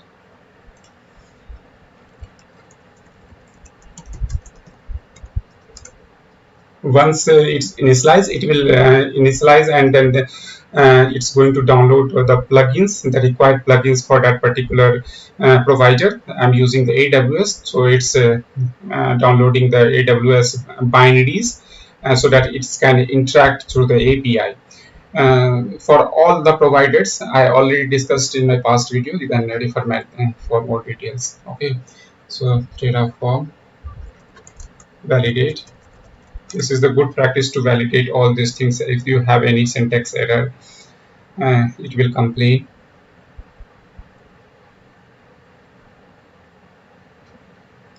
So all things looks good. It's also required to using practice to format as well. So nothing to, all thing is aligned. Okay, therefore I would say look into the plan. So this is going to create a lots of resources, because we are taking the example of depends on by creating the VPC.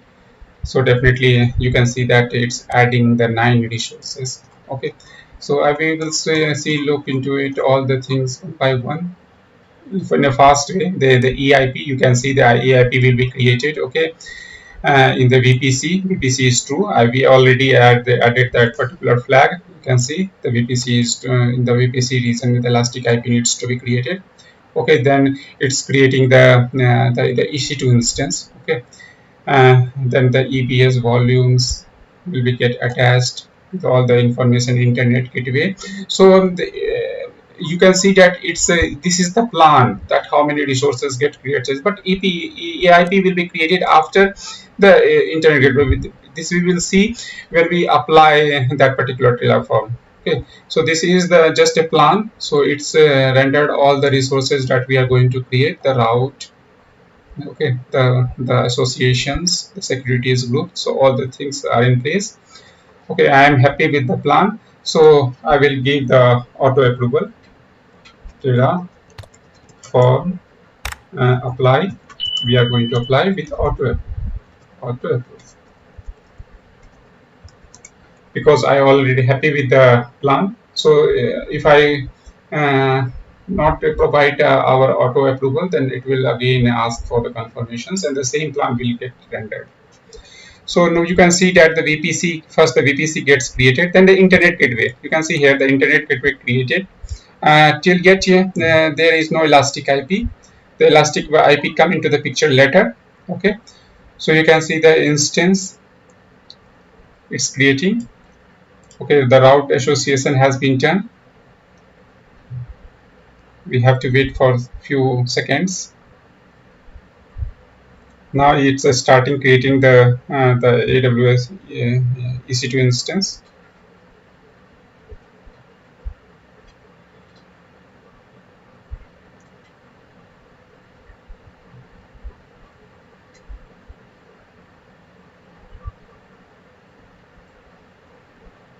Okay, now you can see that it's creating the EIP and then associated that EIP with the EC2 instance. Okay, in a particular VPC.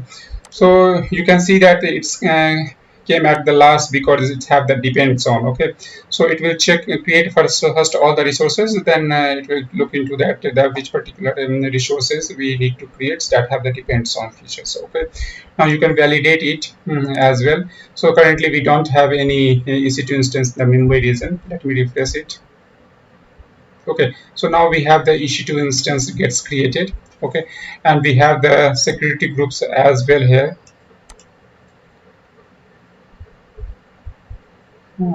This one VPC dev, because we have the VPC with the name VPC dev and we use that particular tag as a prefix all the places. Now I'm going to the VPC.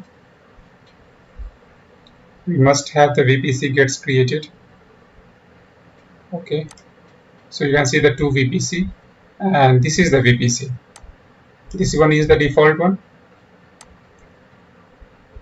Okay, so default VPC, this is yes and this is the no, because we created it for our use. This is the not the default one. Okay, subnet we created with the public subnet we created because we assigned it to the route table which have the internet gateway. Okay, the subnet ID you can see it's also get assigned is assigned with the VPC that we created just now with this particular CID arrays and have available IP this much in the AP South 1A and have the route table. Okay, so I'm clicking on this particular route table. You can go from this particular link as well, but this will give you a better picture. Okay, so you can see the route I assigned, two routes I assigned. One is the internet gateway, so route is assigned with the route table. Okay, and this is for the local for the internal use of the VPC. So this automatically get assigned. You don't have to do anything for this, but this you have to provide it. This is assigned with the instance with the public private also. But in the private route, this is not we will not provide it because the private subnet we don't want the resource to be get accessed from the publicly. Okay, so this is the things, and this is a good example to understand the depends on. Now I'm going to just destroy the resources. Terraform. It's always good practice to destroy.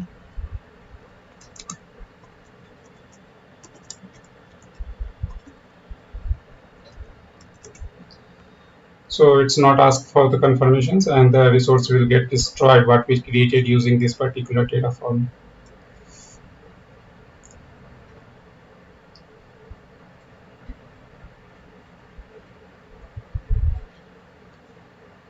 So you can find all the things have the minus sign because it's destroying all the things. Previously when we created we have the plus sign.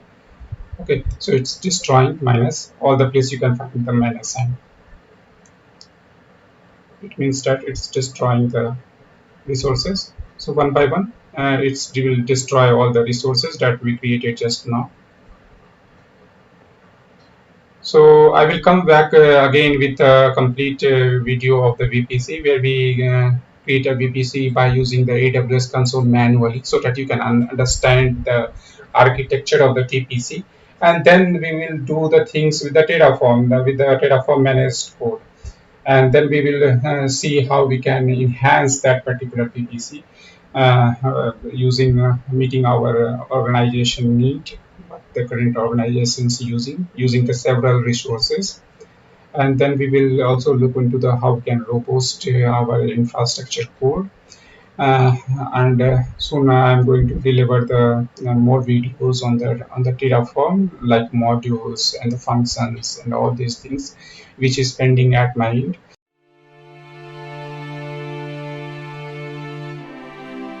And today we are going to discuss on the data resource part. So previously we see all the meta arguments And for the provider, we already discussed in more details, and you can find the link above for the provider. And for the provisioner and the connection meta arguments, we are going to discuss it in later stage, because it will give you more clarity if we provide some, we will cover some more topics previously, so that you can have a better understanding on these topics. So in this topic, we are going to discuss about the data resource. So data resource allow Terraform to use information defined outside of the Terraform, defined by the another separate Terraform configurations, or modified by the function. So you have to use a different tag, like you are using for the variables. You have a different tag that you are using for the resource. You have a different tag that you are using. In the same way, to fetch the additional features of the any resources, you have to use the data resource to access it via a special kind of resource known as the data resource, that is used with the data blocks. So in the previous example, you can see that we are doing a hard code. Okay, the AMI ID that we are using is a hard coded one. Okay, so now in these particular sessions, with the help of data resource, we are going to use it dynamically, and this dynamical feature for all the reasons. So we don't have to worry about which particular AMI we have to use. We are going to use the latest one for any of the AWS region, because the AMI I already mentioned in my past video is specific to a region. Okay, and it's going to change time by time, like you can see in the example 973 that we are using previously. Now we have some others, other AMI that created, that is the latest one with some advanced feature that provided by the Amazon. So we will see that things also. And how we are going to use, previously we are using the var. Okay, the var, because we defined it as a hard coded using the variable,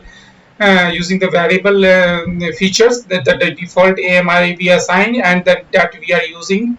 Okay, so in this particular session, we are going to see how we can use the data resource to get it in a dynamically order. So you can see that this is a data block, and if we have to use the AWS AMI, because we are going to fetch the AMI for the AWS, and this is the local name that we are going to use.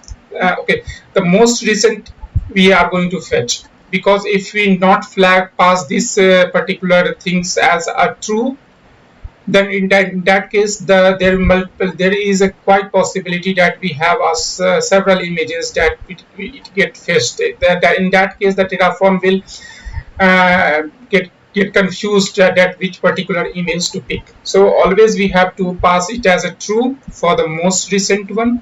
The owner, you can pass it as an Amazon, or if you have some other you created some images in the AWS environment, you can use that as well. For you have to pass several filter criteria, so that you can narrow down the AMI that you want to use on the basis of name, the root device type, the EBS that you are going to use, for the virtualization type HVM, for the architecture. So you have to provide all the things to narrow down for a particular specific AMI that you want to use. And don't forget to use this particular most recent to true, otherwise you have several images that you will get fetched using the same criteria. Okay, and for the AMI, previously we are using the var, now we are going to use the data, then the AWS AMI, data, AWS AMI, and then the local name of that particular data resource, Amazon AMI that I am going to use. You can select any of them, and using the ID you can able to fetch the ID. Okay, and this is the tag. You already familiar with all these things. Okay, so now we are going to see the environment. In the AWS environment, I am going to apply first in the Mumbai region. Mumbai region is the AP South one. Okay, and we don't have any resources here. Okay, you can see it. Now I am going to the code. So you can see that we only have the two files. One is a variable. Previously we are using the 973. So first I'm going to create a launch a EC2 instance, and you can see that now the EC2 instance get changed. Previously we are using 973, which was latest at that time when we previously created a video using this particular AMI ID, and now it gets changed. So if you see that particular history of the when the AMI is get created, you can find it here. Just select this particular AMI ID, copy it, and go to the this particular session EC2 instance. Here you can find the AMI,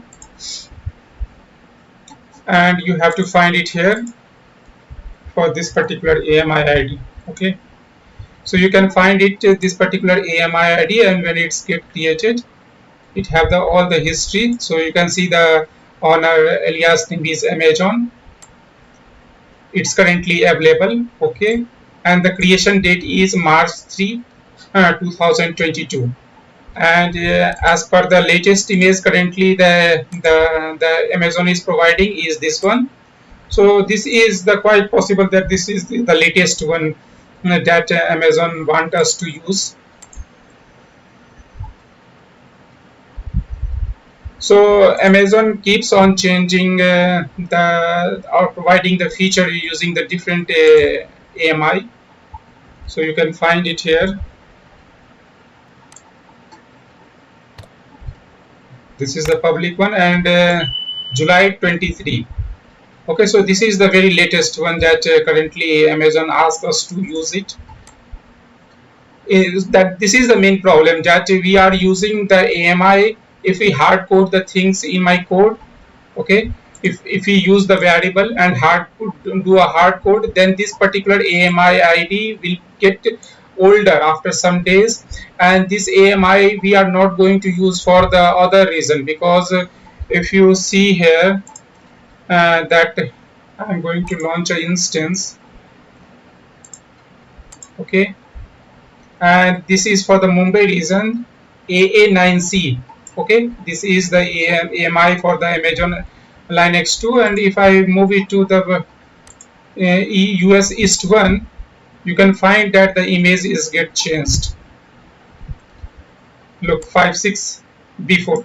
So each region have the latest AMI ID, and time to time it gets changed. So it's not a good practice to do it hard coded way. We have to use some features that will fetch the AMI ID as per our filter criteria. Okay, the things will clear now why we are using, because if we know that why we are going to use these dynamic features, if we have the understanding before using it, then the things will be more interesting. Okay, so what I can do here, like I am going to uncomment this part. Okay, and previously we are using the variable, now we are using the data. Okay, so what we are using the data resource, and here we are going to provide the AWS AMI Amazon ID and the ID part, and the reason that we are going to use currently is also I am going to fetch it through the variable the AP South one. Okay, so this is the reason we are going to use. Here we have the reason specific things. For the filter, the most recent we have the true, so we are going to use the most recent one, and in all the cases there is no chance to have a two AMI which is the latest one. At the time we have only one AMI for every regions. We have only one AMI that we are going to fetch, and the owners we are not using our images. I'm using the Amazon, and this is the pattern. Okay, so if you search for any particular latest AMI, you can find this pattern. If you go to the US AP South 1A, the Mumbai region, you can find this particular pattern here. Okay, so if you click on this particular AMI,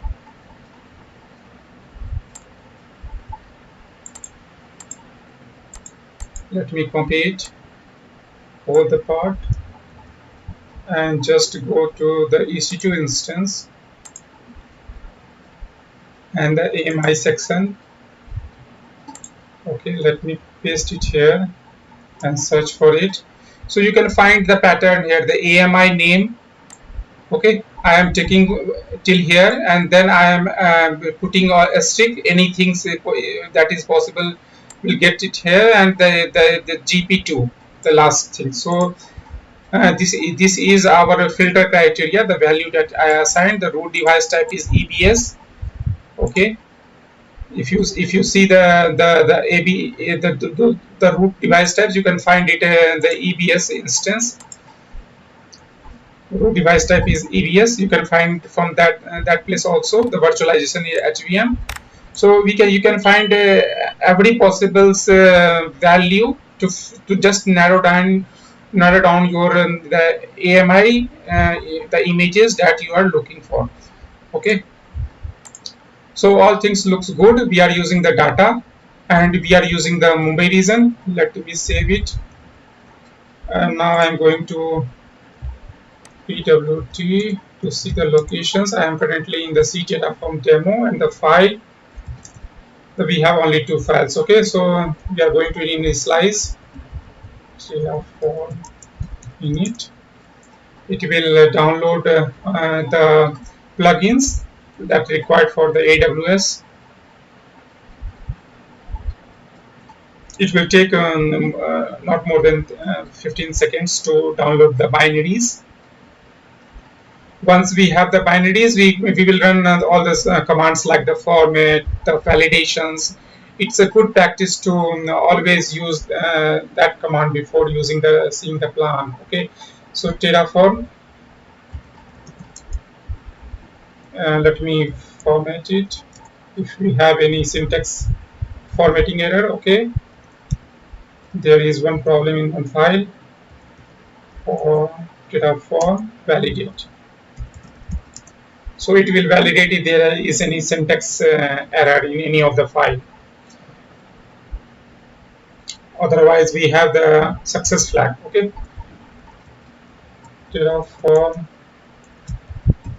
plan. Okay, before running the plan, I'm just showing you that in the variable we have the value that is AMID is hard coded. Either we can comment it or we can remove it as well or leave as it is, because we are not using it. For the AMI, we are using the data resource. Okay, so either you leave it or remove it. It's your call. Better to have it for other demonstrations. Okay, and now I am going to see the plan. So in our file there is nowhere hard coded to get the AMI ID. It will get it from the data, and data have the filters. On that basis, it will get the latest one. So let me check which AMI it's fetching. So FE1AA9C. Okay, for the Mumbai region. For the Mumbai region, FE1AA9C. So it's fetching the latest one which fulfill our criteria. If we apply the Terraform apply command, it will create an instance in the Mumbai region. Let me do one more thing. So now we are going to switch US East to one to check either it's running fine for the other region as well or not. So US, let me modify our code, the variable to US East 1. Okay, save it and then run the code again.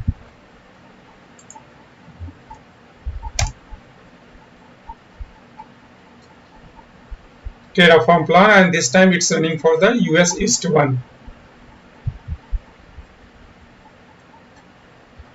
So as per the US East 1, we have 3C156B4. 3C, okay, 3C156B4. So this is the US East 1 region, and we changed it. So you can say that now our code is sufficient to get our latest AMI ID as per our requirement for any of the AWS region. Previously, we are doing the hard-coded things to get the AMI ID as per our requirement, and it's for the other reason we have again to change state, or we can use some functionality as per the requirement of the different reason. We have to select different AMI ID. There are lots of way. If your organization want to stick for a particular AMI ID, then you can you don't need to do these types of dynamically fetching features for using the data resource. You can use the hard coding, and as per the logic in which in reason your particular Terraform apply command is deploy creating the infrastructure, you can use the AMI accordingly.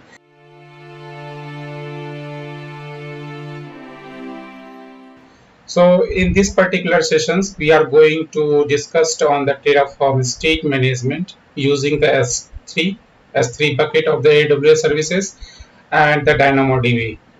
So this session is going to be very interesting because we have to see that how we can use in a collaborative way, in a team way, that on the same particular infrastructure file, the Terraform files, the team will work from a different locations remotely. Okay, so till now what we have seen that we are generating the state file from the Terraform files for the and all the loggings we are doing in the local environments. So this is not a good practice. So we are going to look into this in this particular session. So Terraform state management, by default the Terraform implicitly use a backend called local. So there are several backends that supported by the Terraform. One of them is local that we are using till now. So what happened when we try to run a Terraform apply, the state file gets generated which have all the informations related with the current state of the environment, whatever the infrastructure we build upon in the AWS or any of the cloud provider using the Terraform files. So we keep the Terraform state file in the local environment. Okay, and the state locking feature is also kept in the local environment. So I will show you in the demo part that how you can see the locking file of the Terraform state file and what kind of informations it keeps. So what happens, this is perfectly fine when you are single person working for a particular project using the Terraform file, but think about a teamwork when where you have a different team members at different locations or in the same city using that Terraform file. So you have the Terraform state file in your local, then how can you the other persons will able to access it? Okay, so what happened that in this particular plan we have to think that to store the Terraform state file in a separate locations from where the team member, the other team member also can fetch it and uh, means the fetch it the Terraform files, but the Terraform state files we can update it in a different locations, that is also in a global area. So storing the state files in the local disk is not allowed for the collaborations. Okay, the team collaborations, we can store Terraform file in a Git. So for the Terraform files, whatever the Terraform files with the extension TF, we can store in the Git repo so that any of the team members can fetch it. But that particular file have the configurations that to where to put the state files. Okay, where to update for any changes.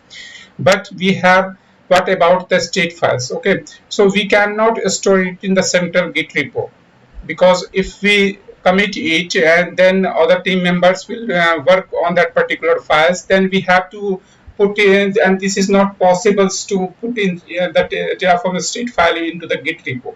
Okay, because several team members are doing the changes at that particular time, and the Terraform state file will keep on updating. So we have to keep it in a separate locations, the central backend, like whatever the Terraforms provided us, like the S3 bucket. This is the service from the AWS.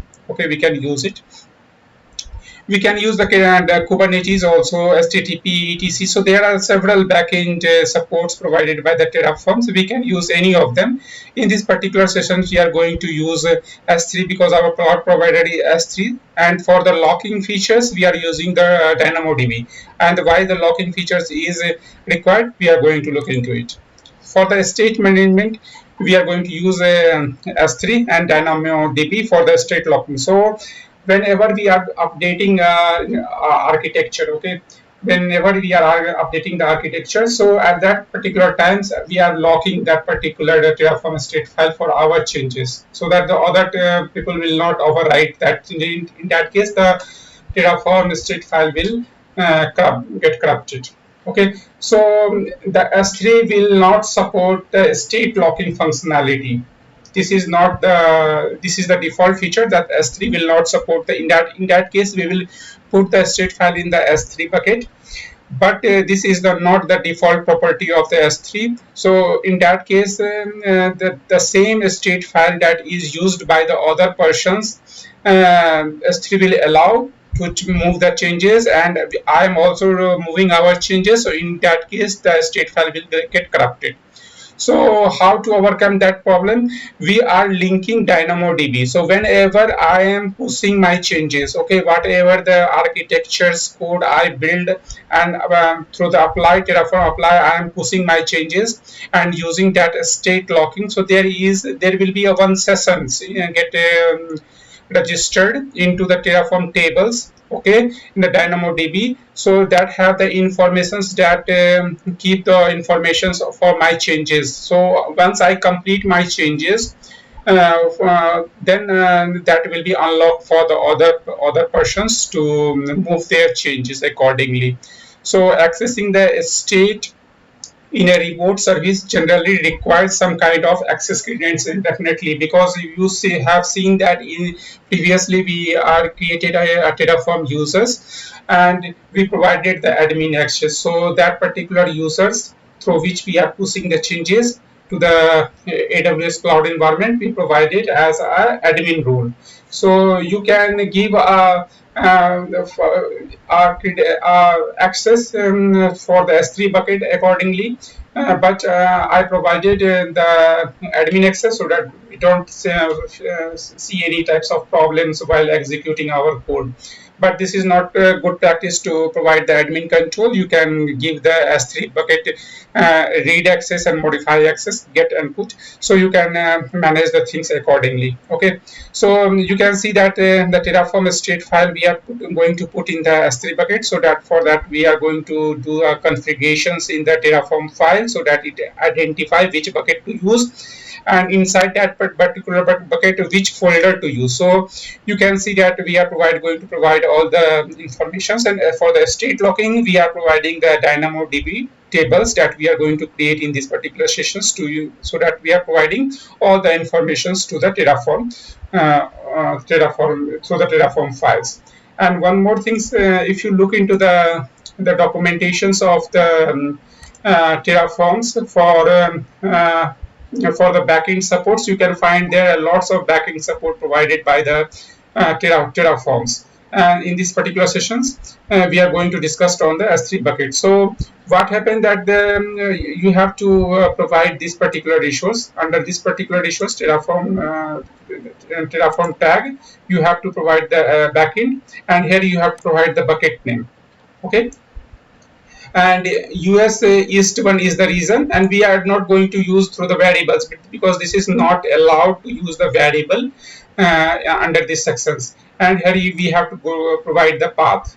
Okay, so these all informations, and regarding the DynamoDB, how we can going to use it and which type of fields we are going to create. So in the DynamoDB state locking, so you can use the DynamoDB tables. Okay, and the name of the table you have to provide, and the table must have the partition key with lock ID. So this is the partition key name, and this have the string type. So this we have to follow completely, otherwise the things will not get work. Okay, so this is my git bash. Okay, and here we have the two files for the Terraforms, and this is the very simple If you see my previous video, you can understand I uses the data resource type here.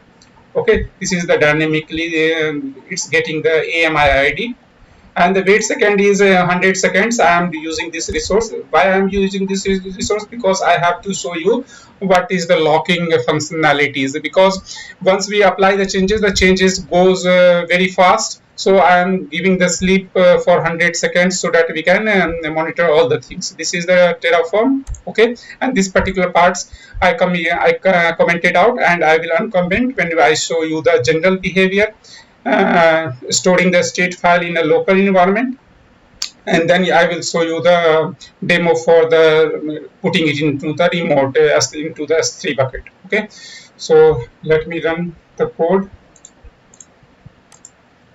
First, I have only the two files, so I have to initialize it. Terraform init. So it will download the plugin, whatever the plugin informations we provided for the AWS. Once it's get downloaded, we will apply the changes. Okay, and then we will monitor and our local environment first, because we already commented out the S3 bucket related configurations.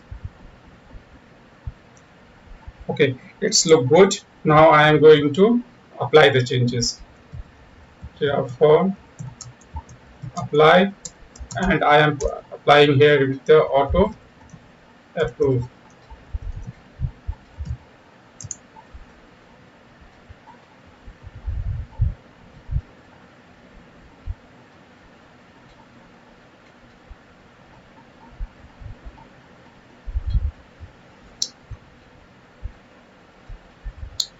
So currently we don't have any EC2 instance. It's going to create a one EC2 instance in the Mumbai region as well. Okay, so we will look under this section.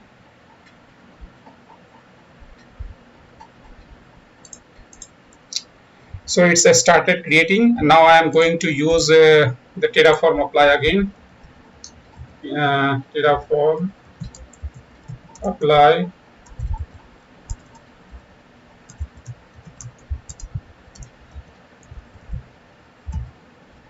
So you can see that this is under the different sessions, and this you can see that we have the message that the error acquiring the state lock, because this is currently running and we provided the sleep of 100 seconds. So consider this as a different user which also trying to push the changes. And if you see the environment here we have one lock.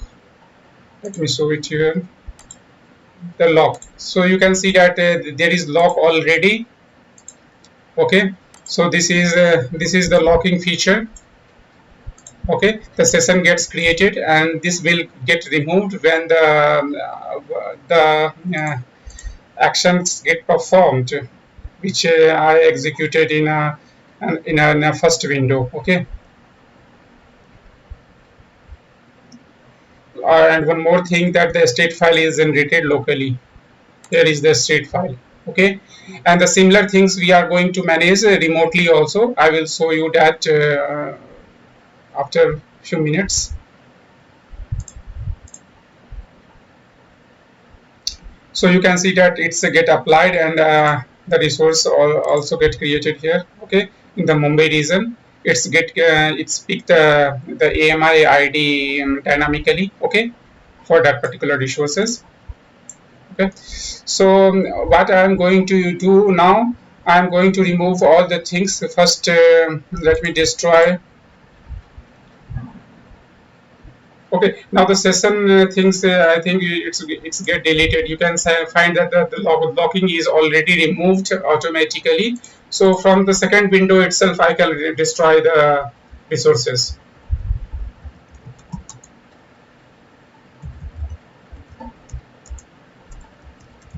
Auto approve. This I am executing from the second session. And you can see again the locking is acquired, so we cannot execute any command from the first session because the locking is already acquired, and now it's destroying the resources.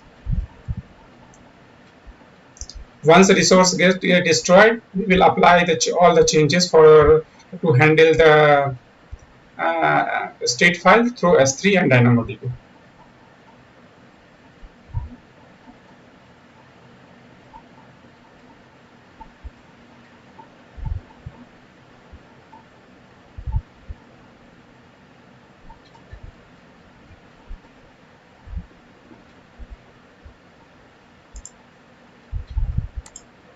So resources get destroyed. The EC2 is gone now. Okay, so let me go to the first window.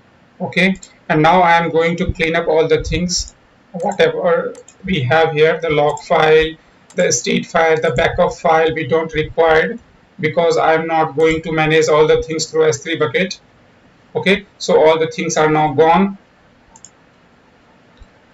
Okay, this file is also gone.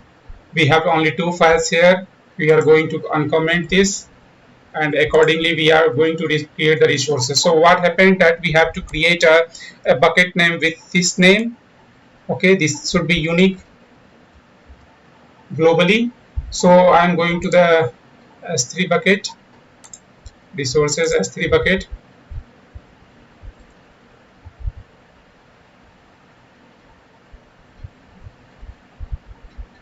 and here I'm going to create a bucket with this name as per my configurations, AP South 1, and just click it to create. Okay, the bucket gets created. Now I'm going to inside this bucket, and here I'm going to create a folder. Okay, so what is the importance of the folder? If you see the Terraform key here, we have to create a network. Okay, because the things how it's managed, if you see the documentations here on the top. Okay, S3 store the state as a given key in a given bucket on the AWS S3. The backend also support state locking and consistency checking via DynamoDB, which can be enabled by setting DynamoDB fields to an existing DynamoDB tables. So you can create a state file for different projects, like for the infrastructure, for the network. So each have the different multiple remote state files, so that you can manage it through the Terraform files. Okay, and accordingly you can create a folder, the different S3 buckets, and you have to just pass the key value appropriately. So I am creating one network where we are managing the state file for this particular small project. So in this way you can understand the things. So network, okay, and log in this particular S3 bucket. Now we are going to create a folder with network. So network folder gets created. Okay, create a folder. Now what we have to do, we have to create a DynamoDB for the state locking. Okay, going to the DynamoDB, here we are going to create a table with this particular name. This is the name of the DynamoDB table.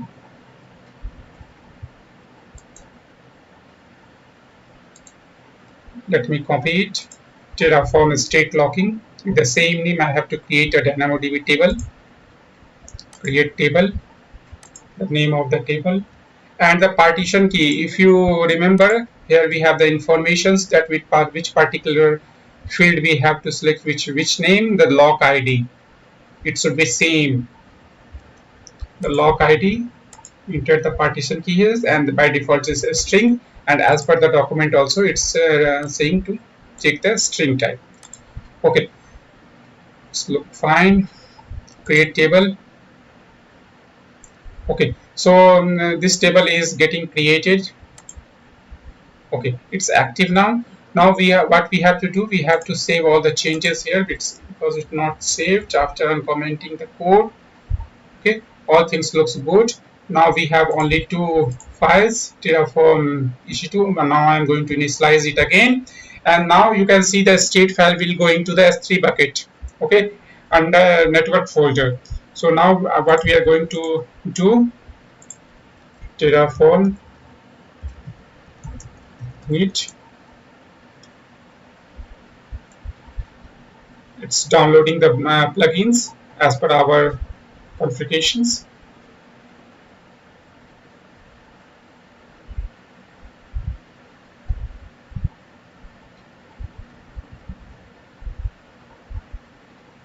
Okay, perfect. Now I'm going to apply the changes, or you can see the Terraform plan also.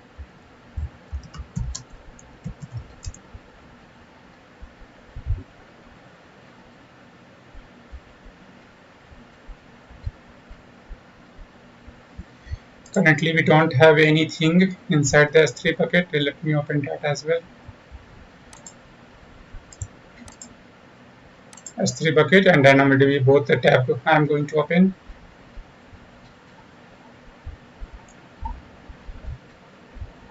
Inside the S3 bucket, we have one folder network with the name network, and this is currently blank. Okay.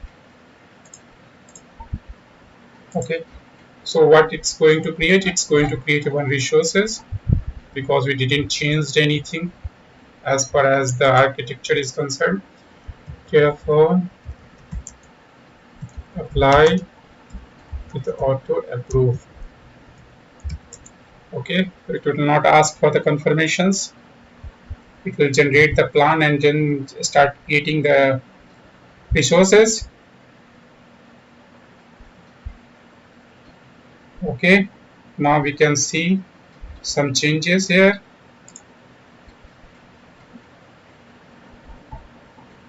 Let me refresh it. DynamoDB. What about the DynamoDB? Terraform logs.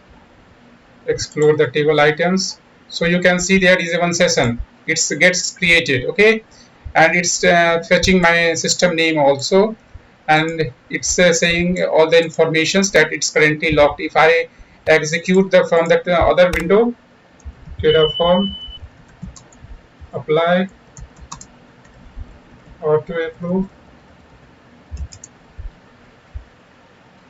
So the session already exists, so it's not allowing you because it's currently locked. So from the DynamoDB, we are handling all the things. We don't have the state file in the local environment.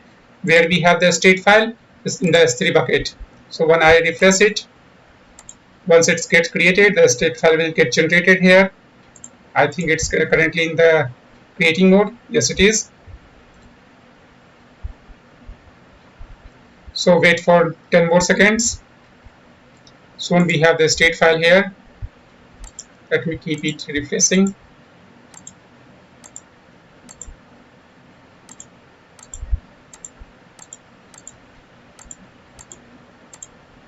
As soon as the resource gets created, let me open the resource also, EC2 instance. We have the resource gets created or not. Yes, one resource is currently running. Let me refresh it again. So we have the state file now. Okay, so you can download this state file if you want to download it, and you can see that it's have all the informations. Let me open it.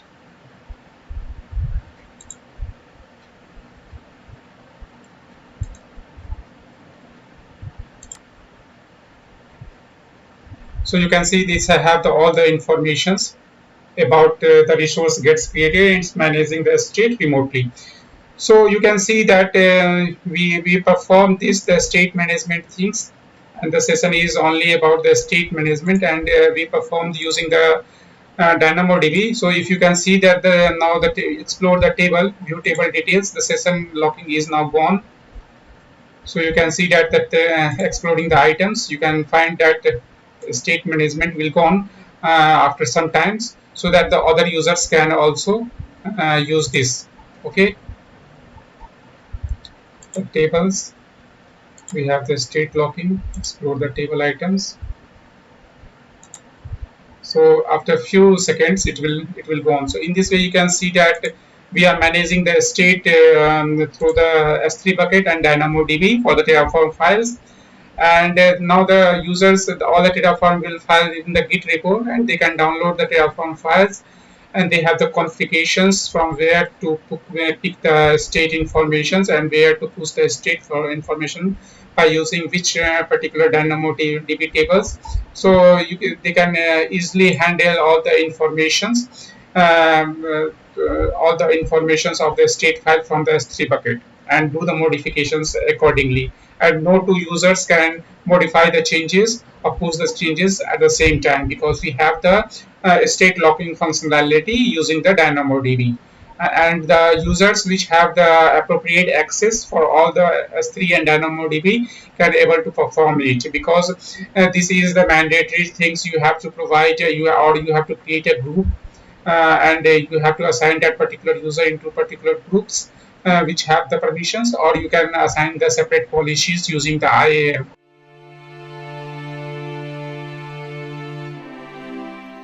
Today we are going to cover about the Terraform Workspace. So we are going to learn how to create a different workspace, one for the production environment, one for the QA environment, one for the development environment, and using the same Terraform files, using the same configurations, we have a specific configurations as per our requirement for all the workspaces, or you can say the environment. So we are going to discuss about the workspace in full details with complete lab. So regarding the Terraform workspace, it's help you to keep your infrastructure consistent, okay, and use a single manifest file that I already mentioned you to create many of the same things again and again. So you will define in a single Terraform file, you can inside the variable you can define if the workspace is the default one, which is the default workspace for the Terraform, or the workspace we are logging into the QA, then it will apply all the specifications related with the QA environment only, not for the what is defined for the production. Similar for the different environment. So working with the Terraform involves managing collections of infrastructure resources. Whatever the resources you mentioned in the Terraform variable file as per the workspaces that you have in your current environment. Like for example, we created a workspace for the develop and staging and productions. Okay, for the instance type for the develop, we are choosing t2.nano to be applied. Means when we create an instance, the t2 nano instance type will be created for the develop, and the same Terraform file will create a T2 micro for the staging, and the same will create a T2 large for the productions. So we are going to see complete details how to create an environment, means a workspace in the Terraform, and how we can going to deploy the changes accordingly. So now we are jumping to the lab sessions for demonstration. So you can see that this is our AWS environment. Currently, we are using the Mumbai region, okay, for all the stuff, and we currently don't have any instance running. And this is our folder, the workspace folder, where we have two files. One is the Terraform EC2 instance Terraform files, and other one is variable. So I hope you are familiar with all these things, and I don't need to tell you about these all stuff. What is the provider and what is the required provider? What is the required version? You can refer my previous video, and we are using the AWS environment for creating any Terraform related resources. Okay, so I think you are familiar with all these things. Like we are using the variable here, we can say that it's a var, not data. Okay, and from where we are going to select the AMI ID.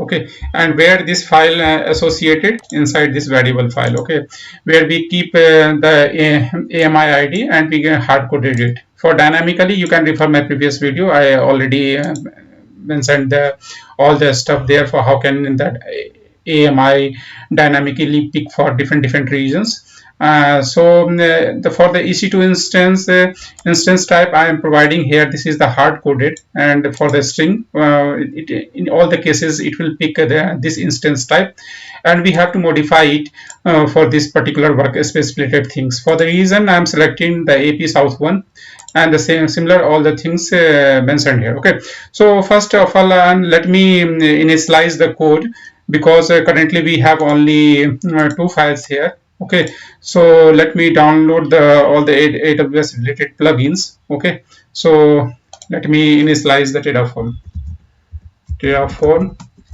init.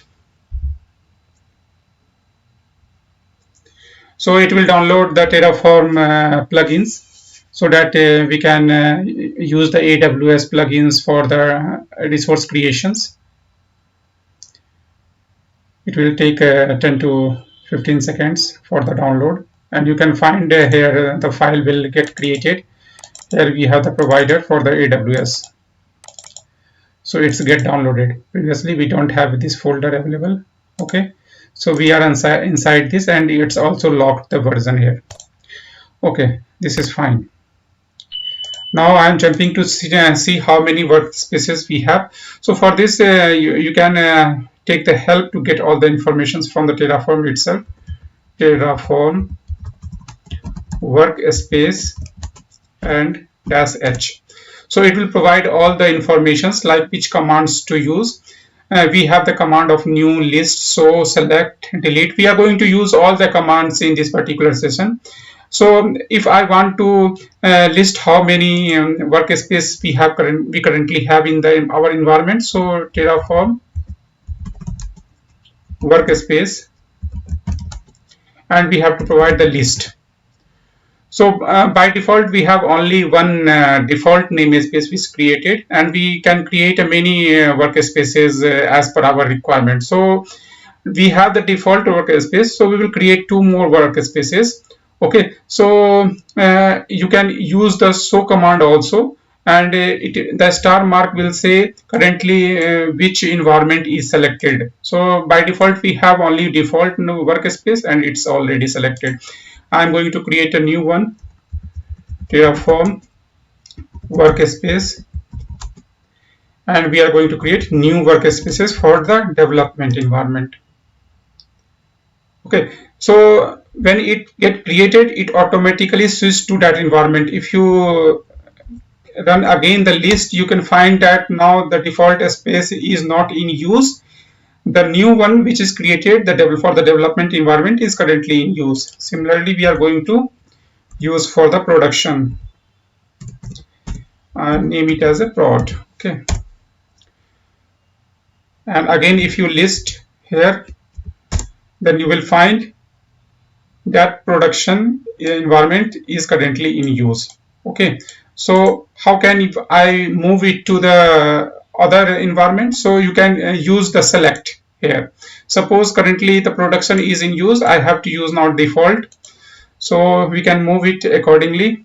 Terraform Workspace select, and here I will going to pass default one.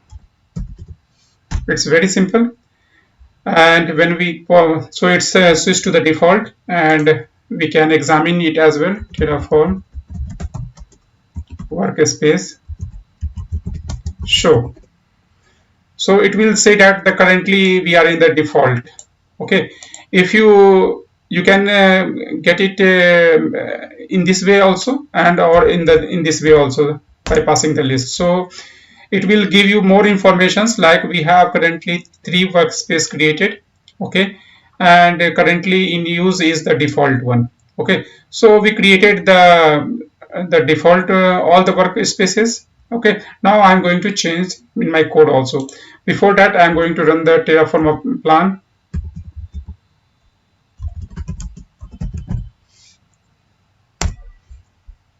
So that we can verify all things are currently working fine, or if there is any bug, then we can fix it. Okay, so it's working fine as per the current code. So you can see that it's picking the T2 micro. Okay, because currently we didn't change anything related with the workspace. Now we are going to change it. So by default we have assigned the variable as the T2 micro, so it's picking. Okay, so now we are going to modify it. Okay, so we are going to do the modifications. Instead of string, we are going to use the map here. And for the default, we are not going to use a 1, we are going to use a map for the key value architecture here. So for the default one, we are going to assign T2 nano, you can say T2 nano. Okay, And for the development environment, we have the development environment, and for this we can use T2 micro. Okay, and for the production environment prod, we can use here T2.large, T2.large, or whatever the instance type you want to use, you can use it. Okay, so I saved it, and I just downloaded one plugin, so it's getting formatted when I save it. Okay, so I don't need to validate it or format it using the Terraform command. So this thing is done, and now I'm going to use it inside the EC2 instance. Okay, so for the AMI ID, I'm going to use the same AMI ID, but for the variable here, you have one instance type. Okay, and you have to provide the workspace name as well, in which workspace we are working currently.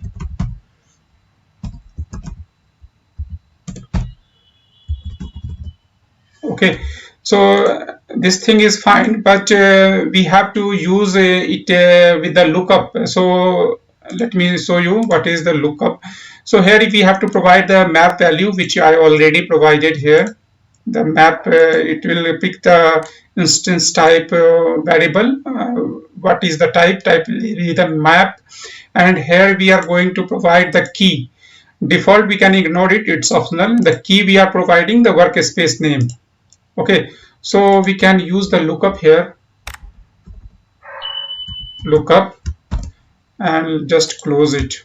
Okay, so let me give you one more brief about the workspace. It's the same as the namespaces in the Kubernetes, or you can, in the Windows also, you can see that this is my one workspace and this is my second workspace. If I jump to a second workspace, hello, I am in the second desktop. So it's a different workspace. Here you can see only the notepad is open, and if I switch to the other name desktop one, here you can find several things are open here. Okay, so it's give you different environments, so that whatever the configuration you did for the different environments, it's apply accordingly.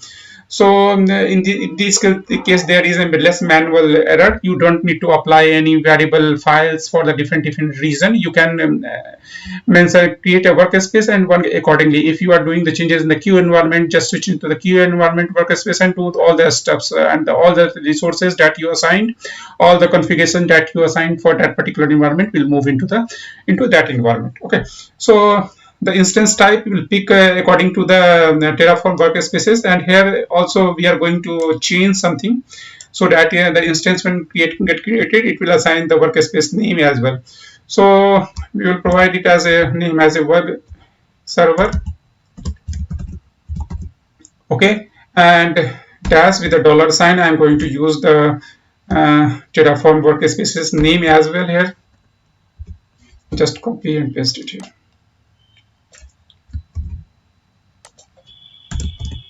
Okay, so this is fine. Let me execute the plan and show how the changes is going looks like.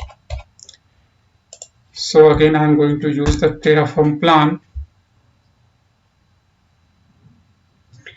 and currently we are in the default namespaces. Okay, so as per the default namespaces, it's speaking T2 nano. Okay, the instance type, and similar we configured here.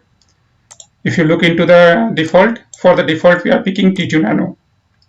So let me move into the development environment, and then we again going to execute the plan and see the changes accordingly. Okay, so Terraform workspace select.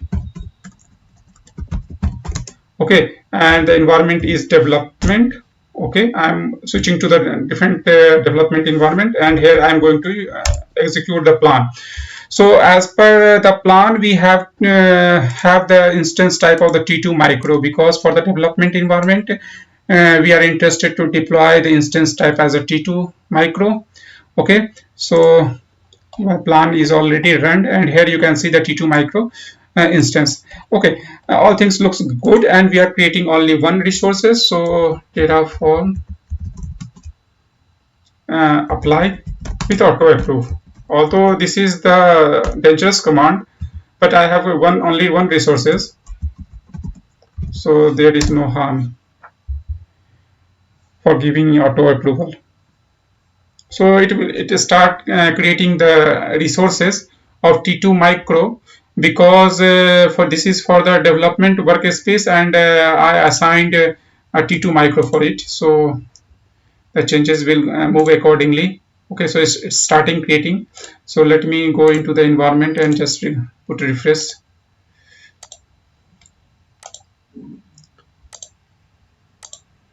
So you can see that the web server for the development, okay, you can name it accordingly, and whatever the name of the instance type you can going to assign, you can do it accordingly. Okay, so gets created. Let me destroy it. Okay, or leave it, or create switch to the default or productions accordingly to see the changes. Okay, so now I'm going to switch to a different environment. Okay, and one more thing I just want to mention here.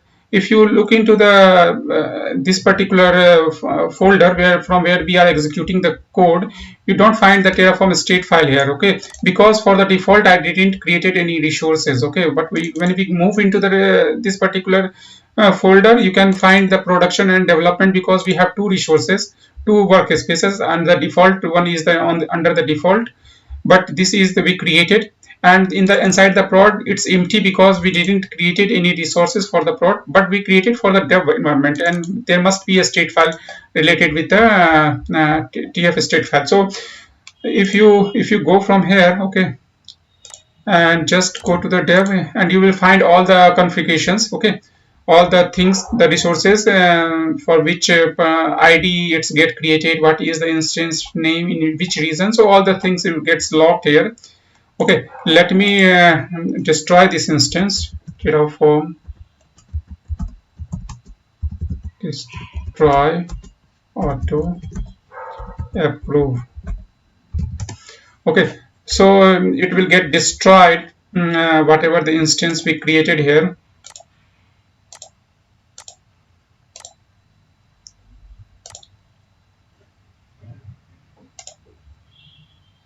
So one to destroy, it's starting destroying the instance, and soon you will find that the instance is gone. Yes, it's gone.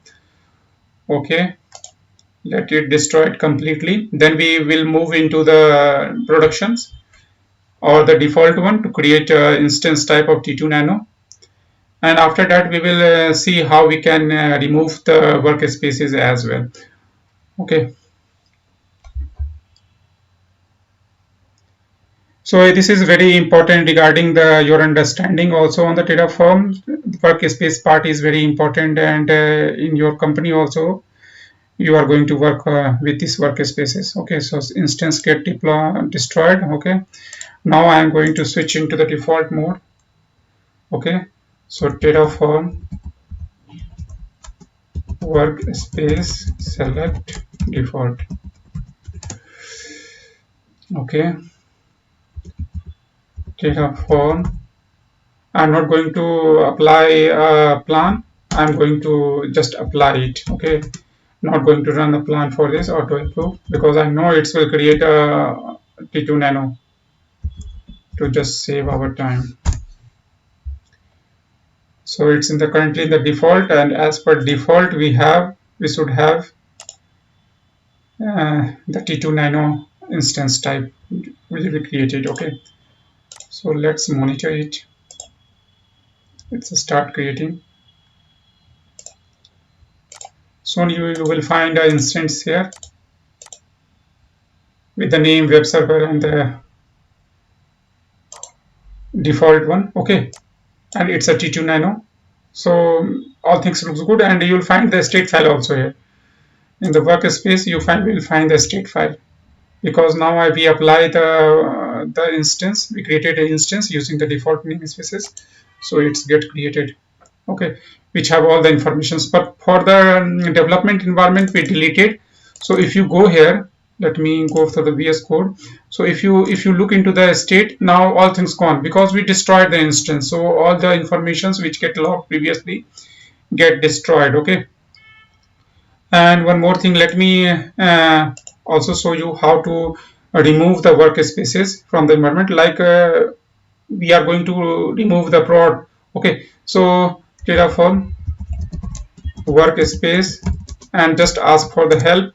Here you will find one delete to delete the workspaces. Okay, so you have to provide terraform okay workspace, and here you have to pass the flag the sub command as delete. Okay, and what you want to, which workspace you want to delete, prod one. Okay, so then now the prod will be gone. Okay, so terraform workspace list. So it will show you that now the prod is gone and currently we are in default workspaces.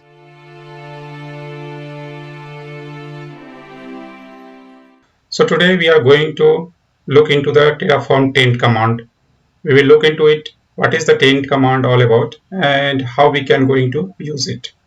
So let's proceed. So you can find in your working environment, in the organizations you are working, that you created several resources using the Terraform command, that is the Terraform managed resources, and some of the users will log in into that particular resources and do some modifications. So this is something that you can find in every organizations, that some of the users do some changes and don't commit their changes into the Terraform file.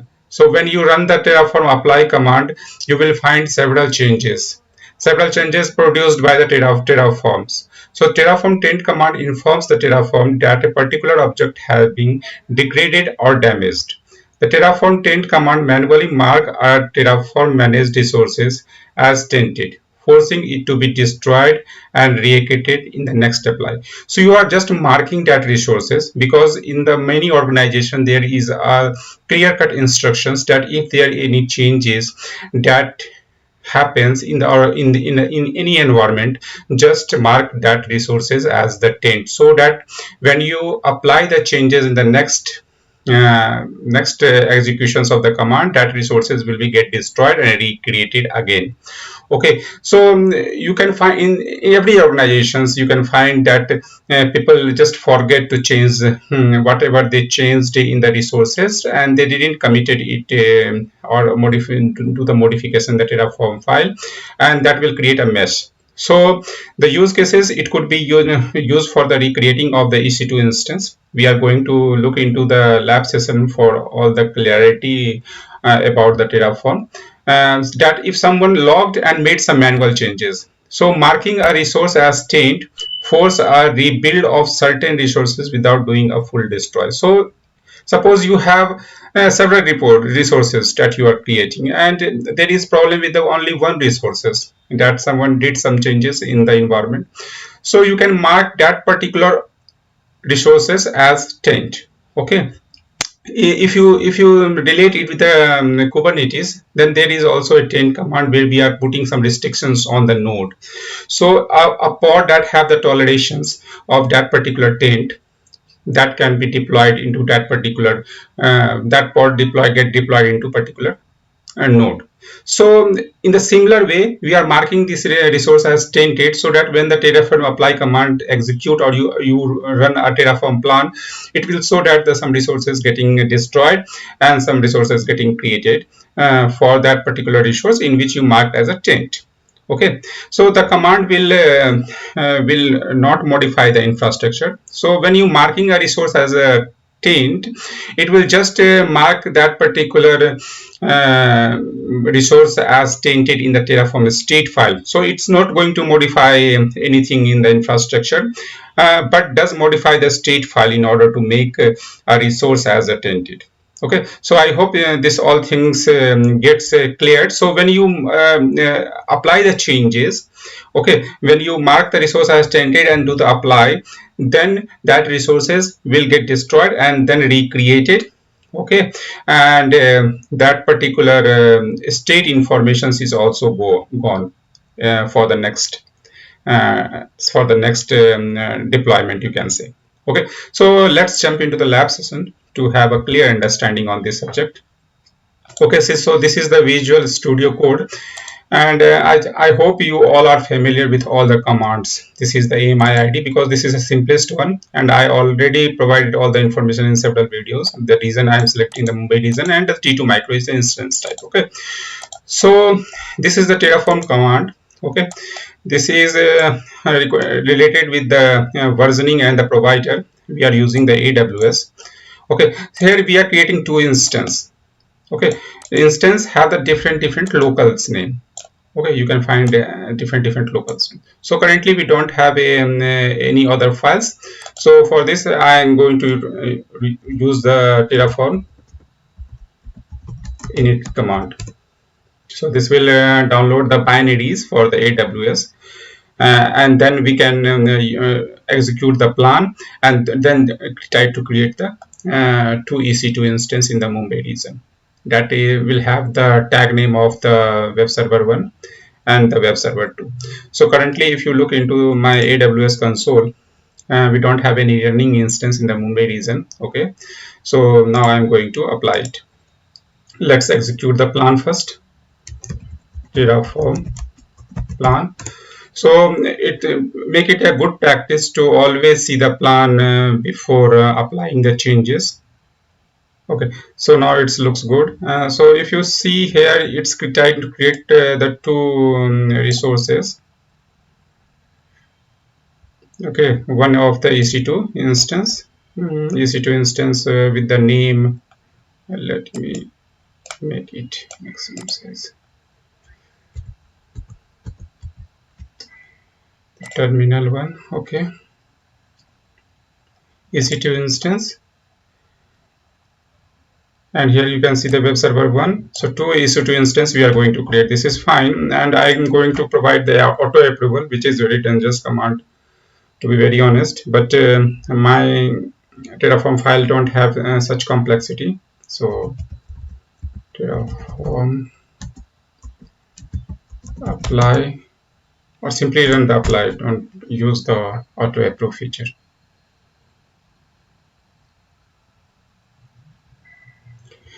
Okay, asking for the confirmations. Yes. So it will create a two EC2 instance in the Mumbai region. So it will not take more than 10 seconds. Okay, we will find the instance, two instance very soon here. Okay, so when the instance get created, what we will do, we will understand that someone did something in the web server 2 or any of the server, web server 2 or some web server 1. So some of the user in your organizations log in into the web server 2 and do some mess. Okay, downloaded do some installations or do some configuration changes. Okay, that is not mentioned in the Terraform file. So when you apply it in the next time, you will find there is several changes. Okay, so in every organization, in such situations, it's clearly instructions that mark that resources at the tainted, so it will get destroyed and recreated. So we assume that this is the system that have some problem by whatever the reason. Okay, and we want to mark it as a taint. Okay, so the instance get created already. Terraform taint. Okay, we are tainting which particular AWS instance. Okay, but we are selecting this one. Okay, so let me paste it here and dot with the EC2, the local name.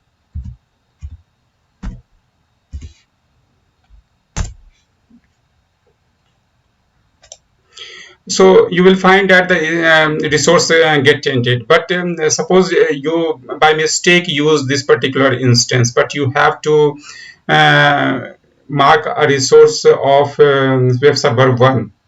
So you can use a untaint command for that. Just use untaint. Okay, so that will be untainted. Okay, this is fine. You understand how to mark the resource as tainted and untainted. Okay, and now I am doing it again, tainting the resources. So if you look into the Terraform state file here, which resource we marked as tainted? EC2, the second one. Okay, so the first one is clear, there is nothing mentioned here. But if you move into the state file of the second instance, you will find the status as a tainted. So what we are doing, we are not doing any modification in the at the infrastructure level. We are doing it as a state level. Okay, so this is the local copy, and this keeps all the informations. So if you want to untaint any resources, you have to execute this command. You cannot allow to modify this particular state file. This is the very dangerous file, and you don't have to do any types of modification, and this is not allowed also in the organizations. Okay, so the resource is tainted. Now what we are going to do, we are going to see the plan. It's always better to see the plan. As the resource is marked as tainted, so it's refreshing, and what it's saying, it's going to add one resources. Okay, and destroying one resources. So which resources it's going to add? Because the EC2 instance, okay, the second instance is marked as tainted, so it's going to replace it. So it will get destroyed and recreated. So two of the functionality that it's going to execute. Okay, so Terraform apply, and now I'm going to give the auto approve.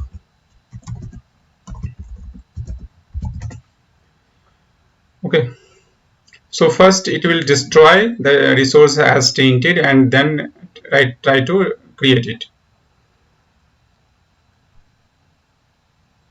Okay, so destroying started getting destroyed. So you can see that the web server 1 is gone, and very soon you will see that the new web server 2 again appeared.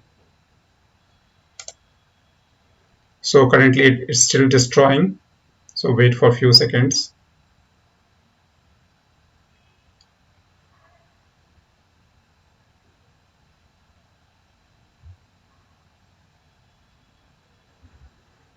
Soon you will find a new EC2 instance will appear here.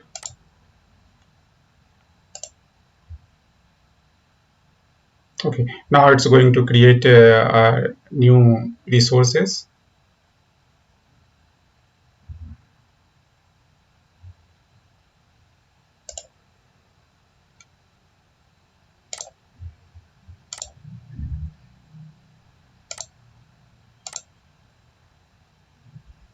Okay, so you can find the web server 2 gets appeared here. Okay, so the resources, and if you see the state file here, let me open it again.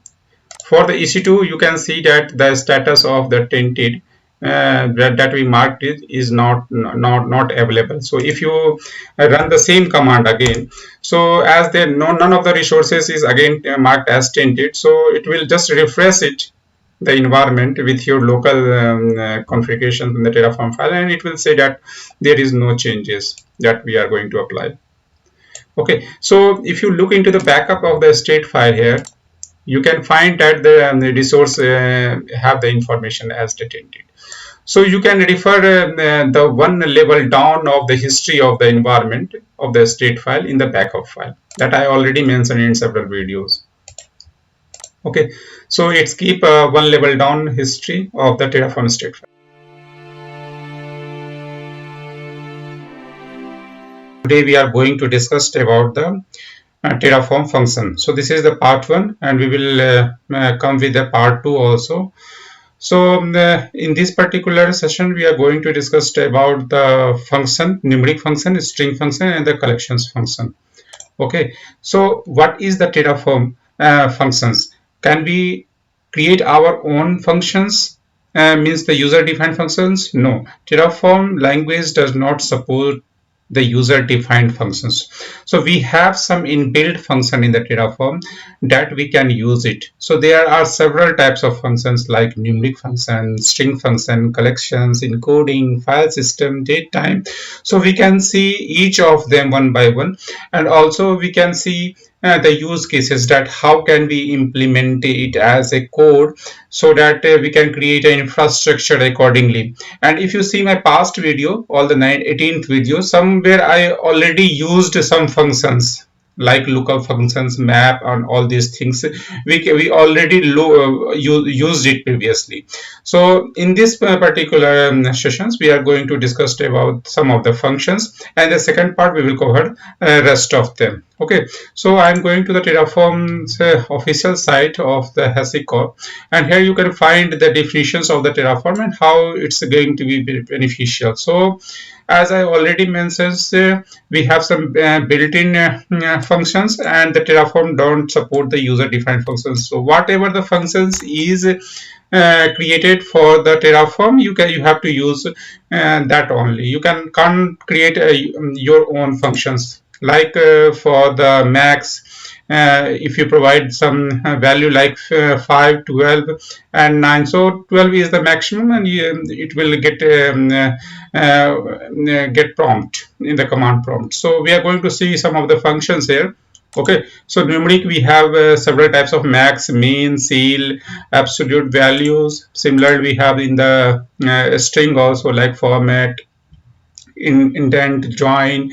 So we are going to pick some of the functions that we are going to demonstrate you in this particular session. So this is my environment. Let me use the terminal for the git bash.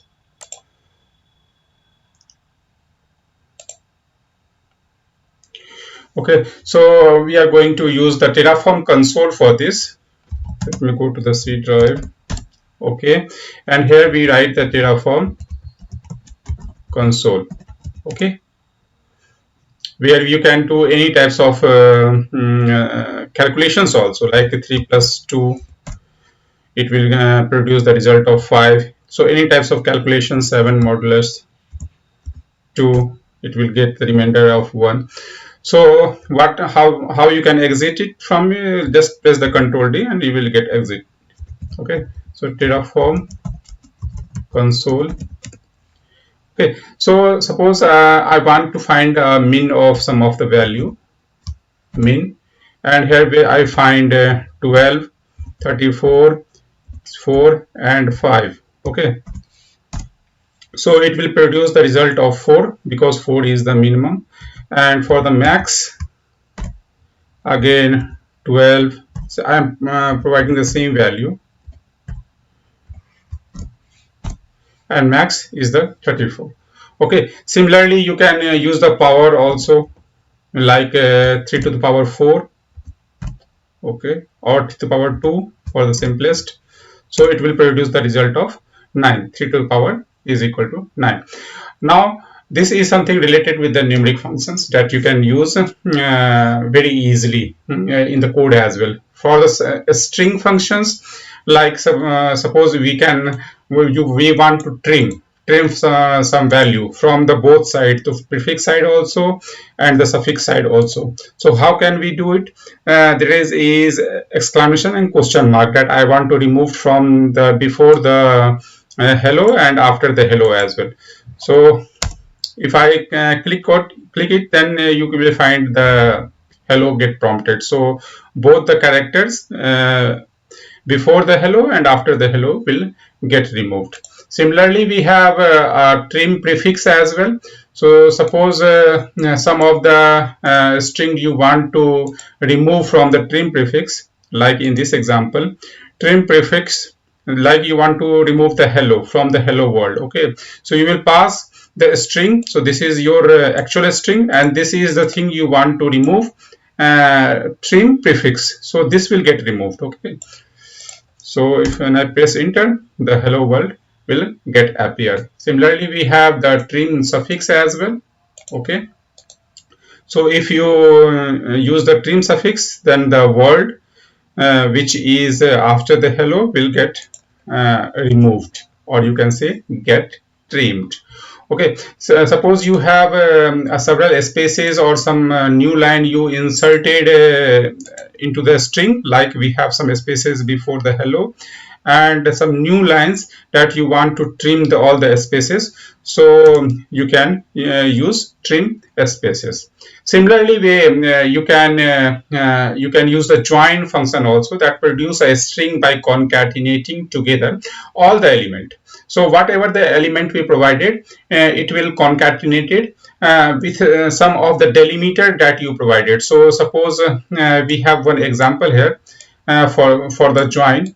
Okay, so when I use this join with the delimiter of comma, and this is the list, okay, which have some value, so it will make a string of that with our delimiter, which is I used as a comma, and that will get inserted. So this is the string output, you can say. We can split it as well. Suppose we have this value and we want to split it, so we will provide the separator that at which value which we have to look into as a separator, and what is the string we will pass it, and we can split it. Okay, and this will give you the list as an output.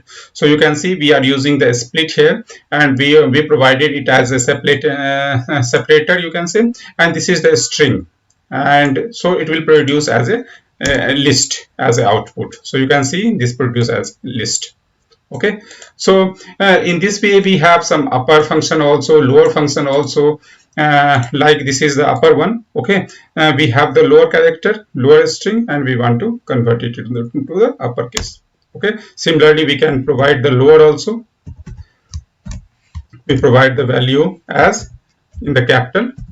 Okay, and this will produce into the lower case. Okay, so now we jump into some collections functions. Okay, so we covered the numeric also and the collections also. For the numeric, we have some others use cases also. You can go to this particular site, and whichever I not provide you the example, you can do it yourself accordingly. For the string also. Okay, so I picked some of the general use cases that I am going to use it in further videos, and that will be very useful, that I picked as an example.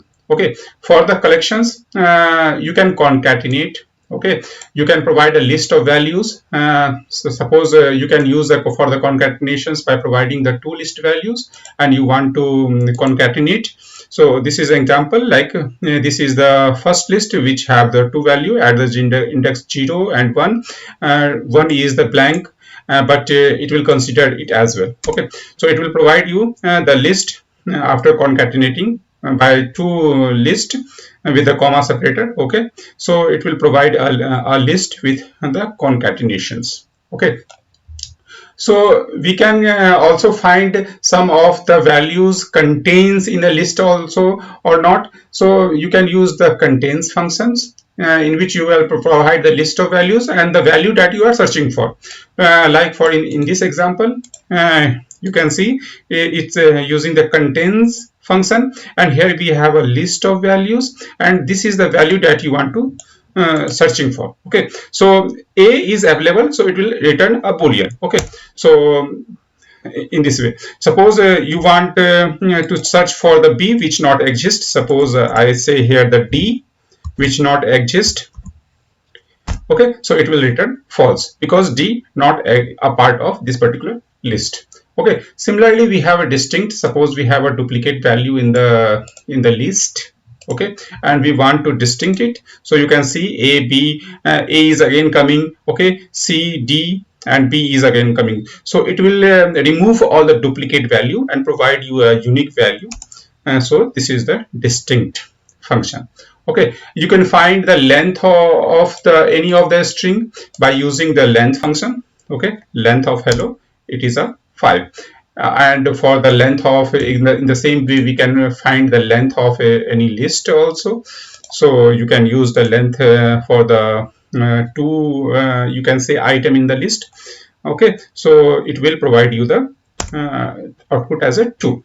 This is the index positions of 0 and 1, but the length is the total number of items in the list. Okay.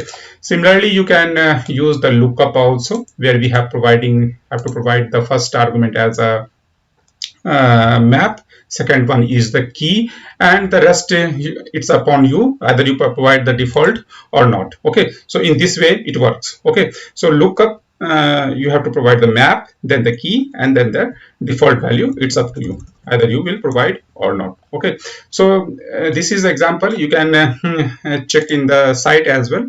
For the string, we have the lookup value here. So somewhere here you can find the lookup. Okay, in the collections, here it is. So you can use the similar example. Let me copy it and I will paste it here. Okay, so this is the map. Okay, you can say the dictionary also, or any object also, and we are searching for the A. So A exists and it will prompt a value of that is assigned with the A. So key and value. So it will produce a value of this particular key. If we don't have it, then it will provide what, okay, or whatever your requirement in your code. Okay, so A exists, so it will provide this particular value. In the similar way, if we provide looking for the C which not exist, then it will definitely provide the default one. Okay, because C is not a part of this particular you can say the map also, the dictionary also. Okay, so it will produce what similar in the, if you say in the real example, suppose how can we use it. So I prepared a one sample for you. Like you can see, this is the lookup, and where we have a key value of the web, which have some IPs. For the app we have some IPs, for the database we have some IP, and the default one. Okay, so we are searching for the web, and the web is already a part of this particular map, you can say. So it have some IP, so it will generate this IP to use further in the code. So you can see it listed this particular IP. Okay, so in this way you can use it.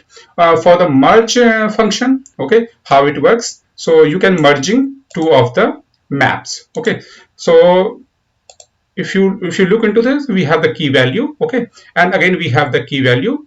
A is unique in this, and the whole of the map we are using two maps. Okay, so it will produce you as a single map. Okay, so A have the value, B have the value, but if you have something common, okay, so some of the item is in common in both of the case. Like we have the C is common, maybe have the different value, so whichever come at the last will take the precedence. Okay, so when you execute it, you can see A have the value of B, A have the value of B, but C have the value of D, because the C comes again at the last, so it will take the precedence, and it have the value of Z, and E will accordingly have the value of F. So that's it for this video. If you like my video, please subscribe to my channel. It's always motivate me to make something new for you guys. And the next video, in the function 2, we will come with the encoding functions, okay, file system functions, template file, and concatenate functions. So and we will provide you some use cases also, how we are going to use these functions, although we are using it in the past video as well, but we will bring you again some of the use cases. So thanks for watching this video.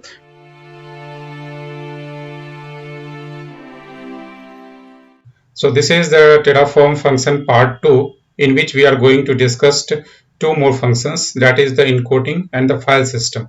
Okay, so this video is going to be very important, because I am not going to show you only the how the functions will work, but how the things will be implemented as a Terraform code. So we will take a very good example for using the functions as well, because it will give you more clarity about the functions, that how it's work. Okay, so Terraform functions, as I already mentioned you, we have several inbuilt functions in the Terraform, which you can use in the Terraform infrastructure as a code to use it to build our infrastructure, to build your resources in any of the cloud provider, whichever supported by the Terraform.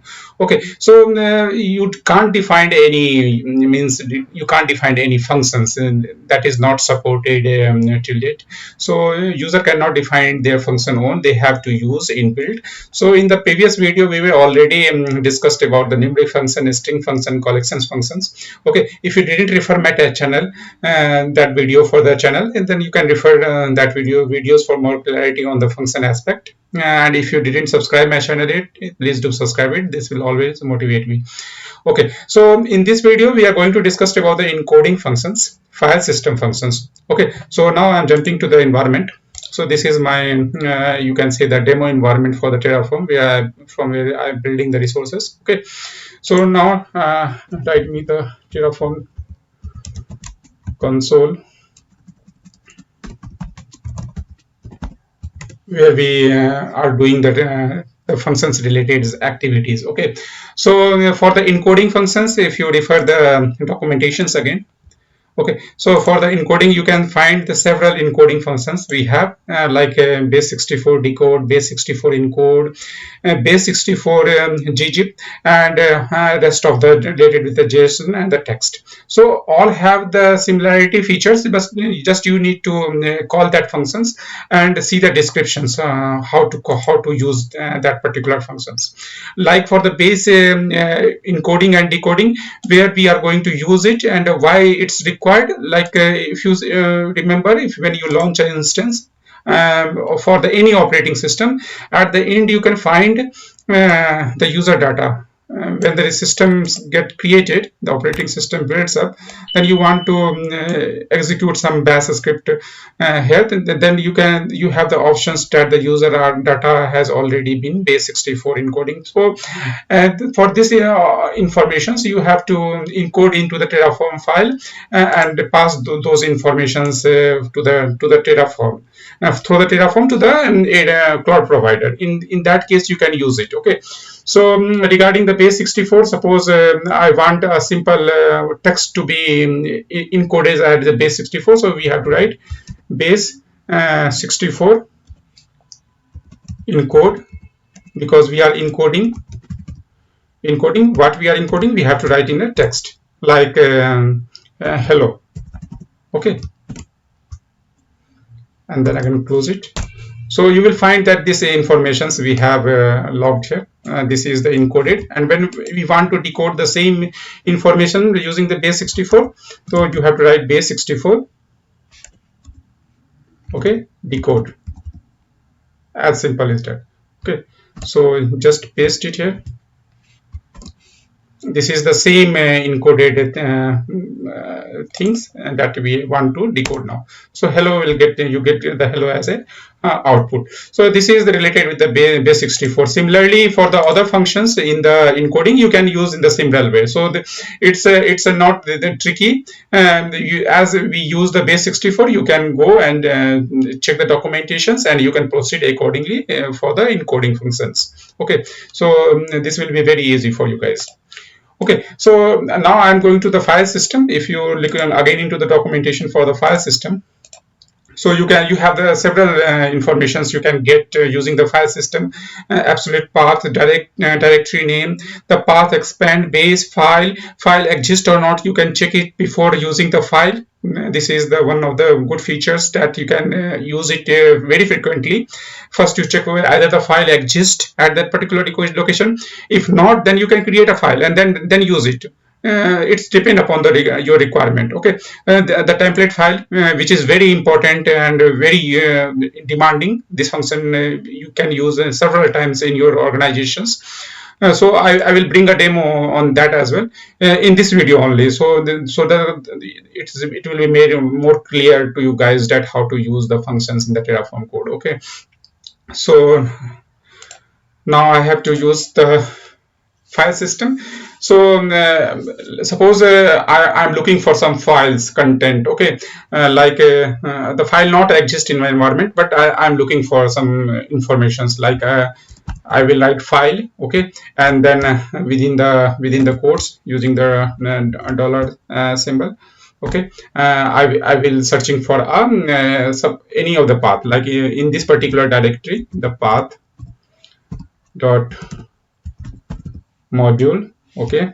Then I'm going to close it, and my file name, anything, my text, like my text .txt. I'm looking for this file to read by the Terraform, and this file not exist. So you can see here the file not exist, which have the name mytext.txt. So it will throw an error. The file will not exist at that particular locations. No file exists. So I'm going to create one. Let me put the same name, mytext.txt. Okay. This is a sample text file. Okay, let me save it. And now I am going to use the same command again. So you can see that it's now start reading, because it find the file at the same locations and start reading. Okay, you can also use the file exist function, either this particular file exists or not. So it will return you a boolean value, so that you can check before reading the file at particular location. You can check either the file exists or not. So how we can use the file exist function? File exist, okay, and all those things are same. You have to pass the $sign, okay. The double quotes, you have to write $sign, and then braces path dot module, the same thing, okay. And then you are going to close it, and then you go to for the searching of the mytext.txt. So file exists, and that's why it's saying that the file exists. If suppose I going to delete this file, let me remove it, okay, then now the file not exist. Or again I'm going to search for that particular file, then it will simply say give me the message like it's like false, that the file not exist in that particular locations with the same name, okay.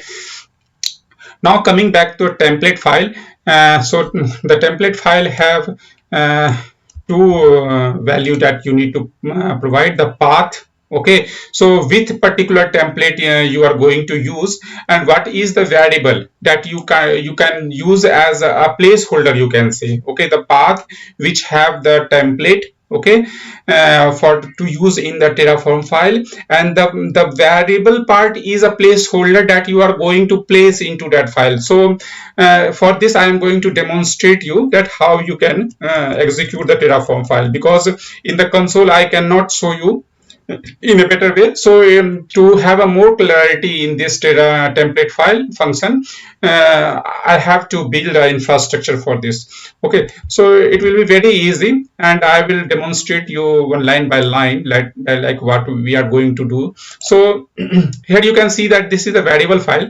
I'm going from the last to top, okay. This is the AMI ID, this is the variable where we keeping the image name, and the instance type I'm using the T2 micro, the reason I am using the Mumbai reason, okay. This is the new one, new variable, okay, and this is helping us in using the Terraform file function, okay. What this variable have the informations, it have the default value of a string type httpd. Why we are going to use it? Because we are writing some bash script in which we are calling this variable to install it, and then we can jump into the system and check which types of installations has been done using the user data, okay.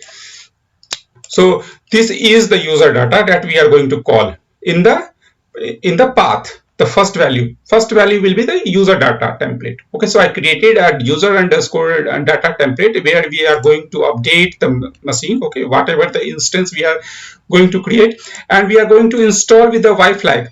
What we are going to install? What we are going to install the package name, okay. And from where this package name will come? From the variables, okay. So we are dynamically using the placeholder, instructing the environment to install this particular package, okay. So we are not doing hard coded, and this is the beauty of the template file. We have the template which have the placeholder, and we are dynamically populating that particular template. Okay, so if you go into the Terraform issue 2, what we are doing, this is the similar things. Okay, provider informations, we are using the AWS, we are choosing the region, which is the Mumbai region, and here you can see that for the instance I am picking the AMI ID, instant type is using from the variable T2 micro, and here user data, this place we are using the template file. First information is which template to use, and the second is the variable part which we are going to use as a variables, and this is the security groups that we are creating for the SSH, so that we can check into the machine. And what we are going to check into the machine, that I am showing you, and this is the web environment for the access of the HTTP and HTTPS access. Okay, so two you can say security groups we are creating, and this is the name of the function that we are going to use as a tag. Okay, hope all the things are clear to you. If you have any doubt, you can put a comment into that particular video. I'm very happy to answer those questions. Okay, regarding the security groups, okay, so we are going to create a security groups here.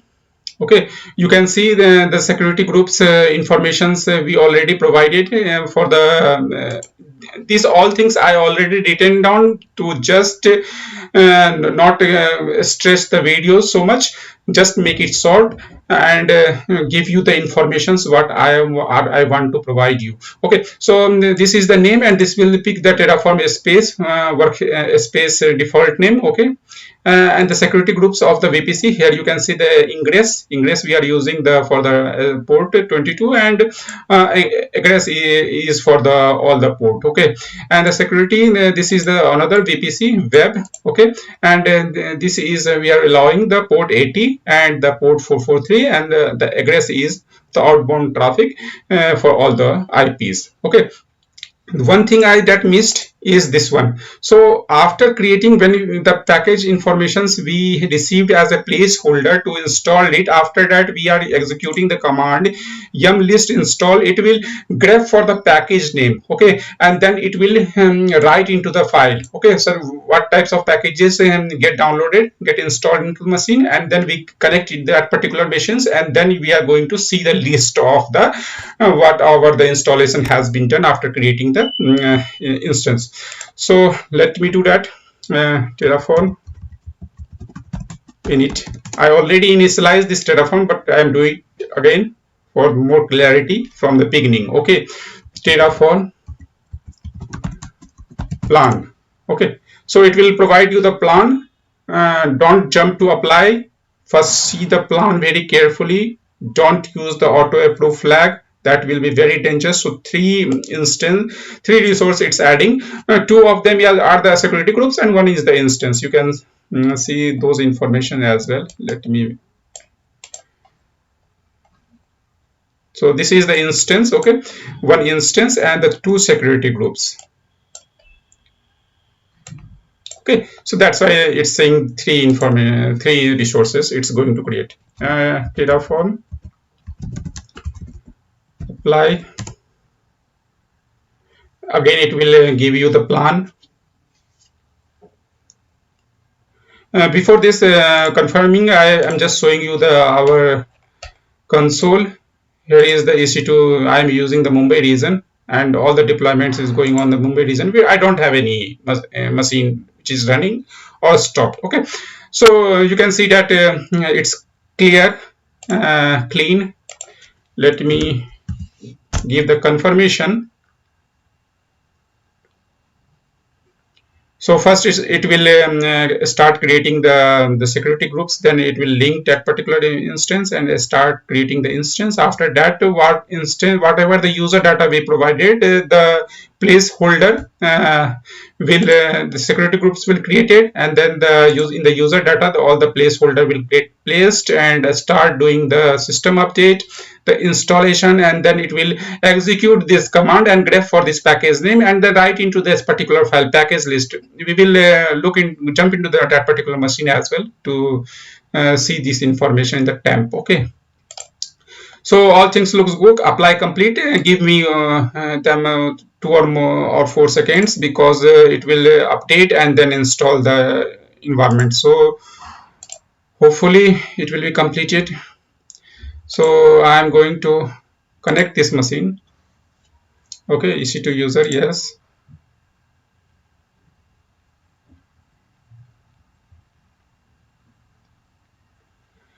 So I am going to cd into the temp. Why I'm setting going to temp? Because I created a file. If you look into the data, we created a package list.txt into the temp. Okay, that's why I am going to cd temp. So you can see that the package list.txt file is generated. Now I am going to cat this. So all the things are written down here. Okay, so all this infrastructure is created as per our code, and here you can see that the instance have the security groups, and all the things get linked to security groups. Okay, so whatever the informations we provided is successfully be able to build the environment. Okay, so this is the beauty of the Terraform and the template file function. Hope you guys like this video. Now I am going to destroy this machine using the Terraform destroy auto approve. So it will not ask me for the confirmations. It will destroy all the instance created in the AWS environment.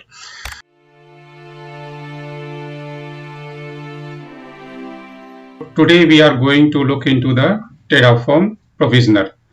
So basically the Terraform Provisioner are used to execute the scripts. So what it will do? It will execute the scripts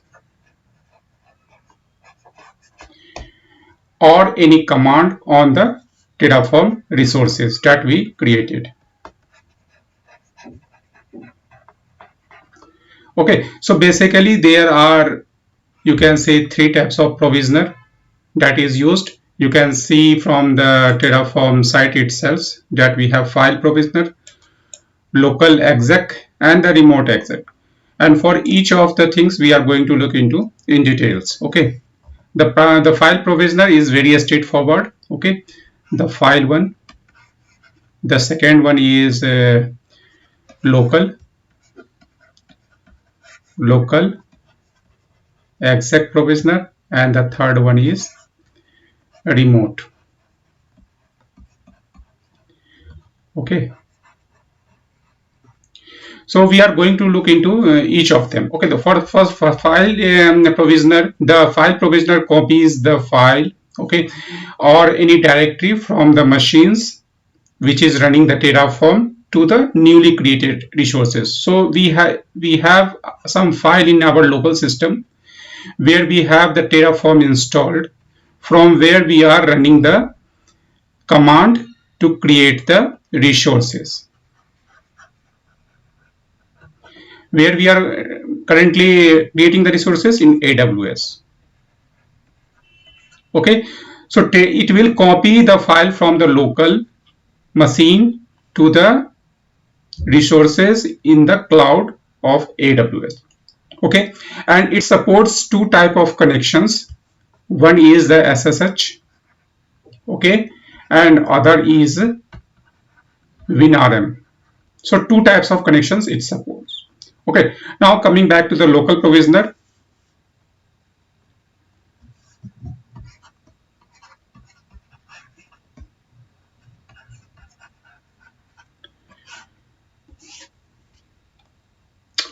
Okay, so for the local provisioner, it is used to execute the command locally, because the word local says that it's also running the commands locally on the machine where Terraform is running. Okay, this is fine. This provisioner can be used to perform tasks such as installing the software, okay, configuring the files, or running tests on the newly created resources.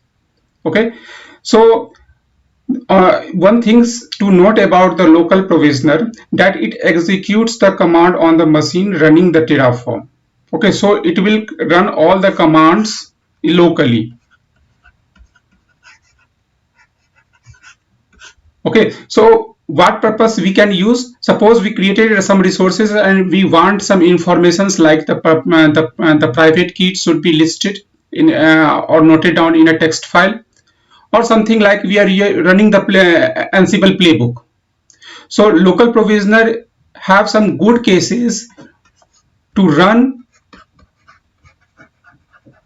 the Ansible playbook.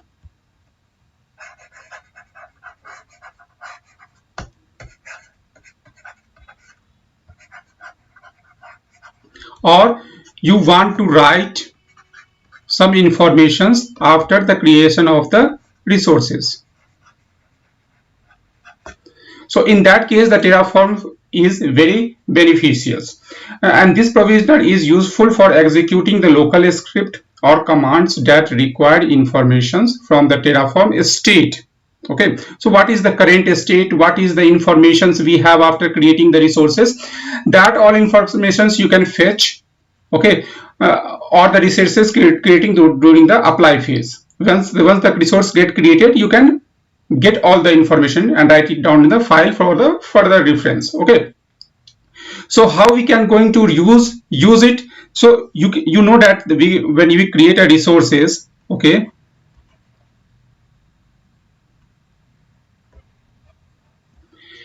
we have to provide the AWS instance.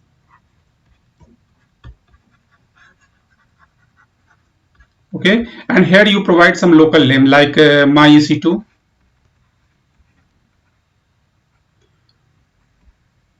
and here you provide the AMI ID, whatever it is. Okay, and the instance type.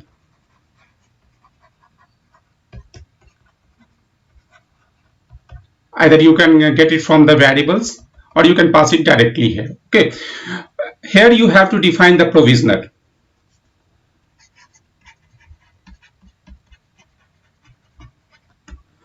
And that will be a local exec.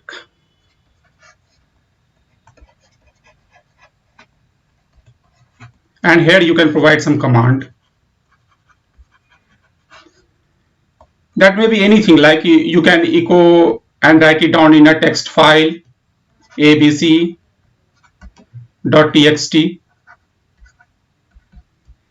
Okay, so you can echo something here.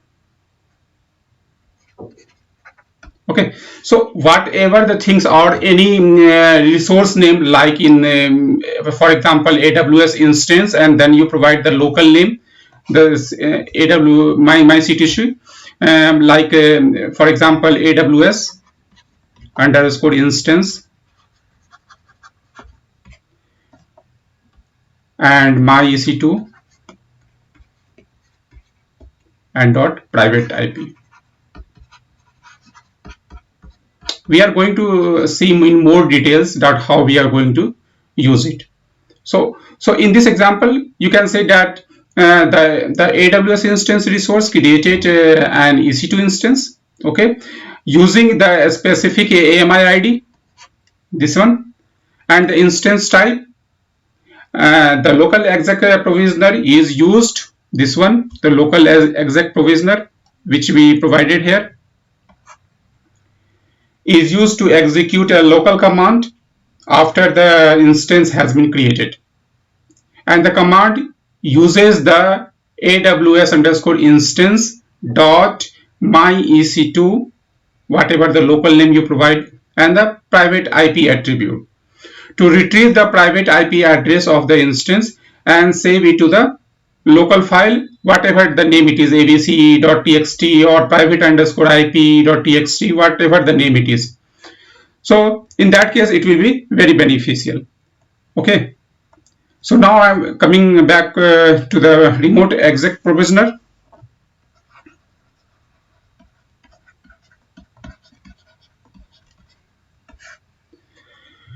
Okay, so the Remote-exec provisioner, this is used to execute command on remote machines.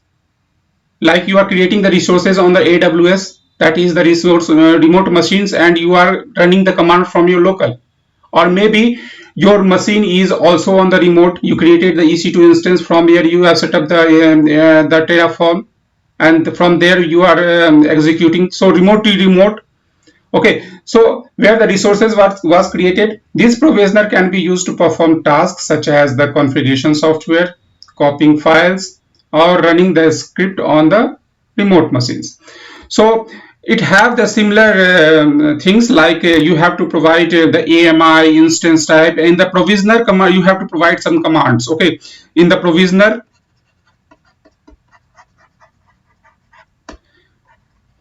you have to define the remote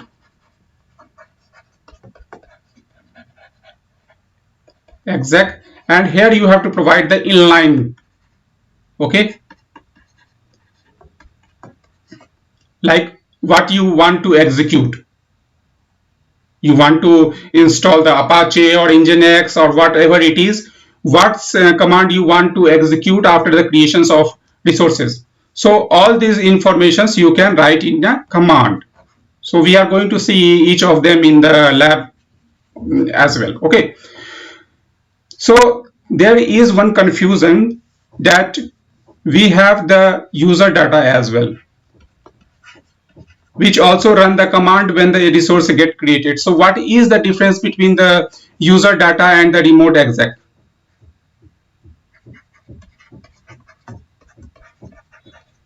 Okay, so this is the question, that what is the difference? Okay, so both looks very similar, but there is a difference between the remote user data and the remote exec provisioner, because both are not similar due to some ways to configure and customize an instance created by the Terraform.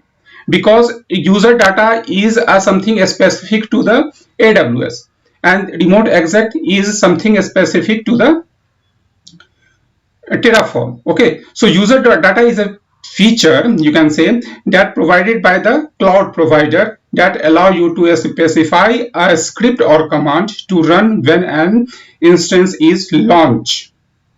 Okay, this feature is available for the Amazon Web Services or in the GCP or Azure and many others cloud provider. Okay, so in the Terraform you can use the user data argument in the AWS instance or in the Google Compute instance or Azure RM virtual machines. Okay, so you can define the user data in this way when the instance get launched and it gets triggered, and you have to provide the user in data informations that which particular software you want to get installed.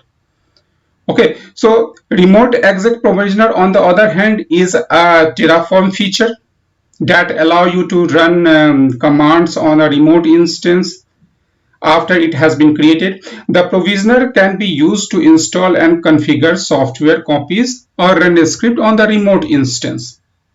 Okay, so if you define about the what is the different or what is the summary of that difference between the user data and the remote. So you can say that the user data is used to specify a script or command to run when an instance is launched, while the remote exec provisioner is used to run command on a remote instance after it has been created. User data is useful for one-time configurations. This is very important, guy. So it is used for the only one-time configuration task that are done during the instance initializations, while the remote exec is useful for the ongoing configuration tasks that are done after the instance has been created. So these are the differences. That's why this is the remote exec configurations can be run multiple times, and this is the one-time activity.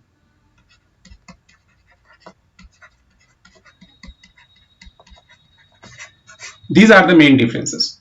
Okay, so now I'm going to jumping to the lab session for the demonstration.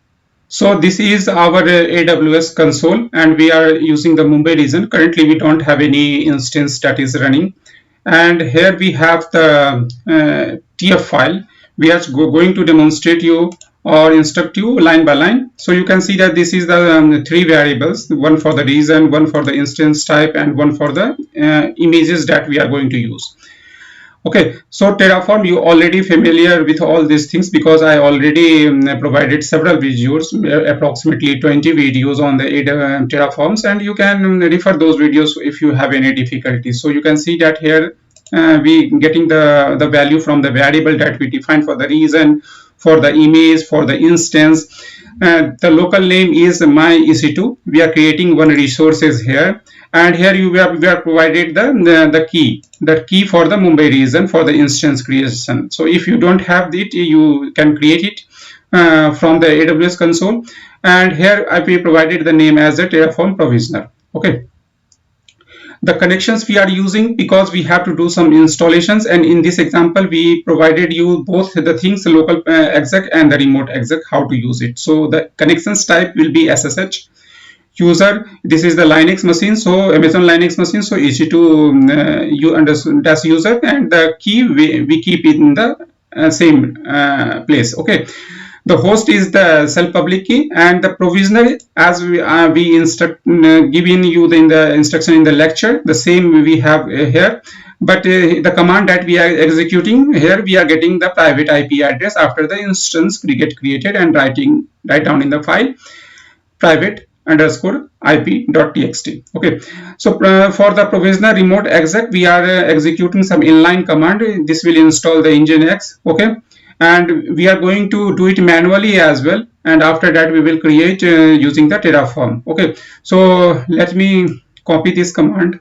Okay, and here we are going to create a instance. We are going to tell this instance the name as Terraform, or not the Terraform, the Linux machine. Okay,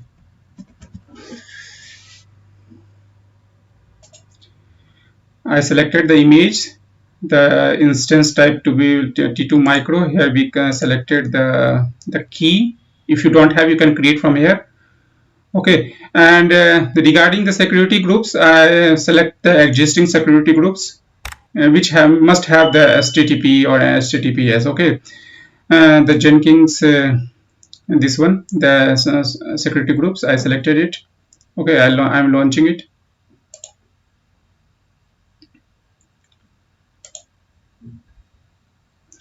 Okay, the now instance is running. We can connect it.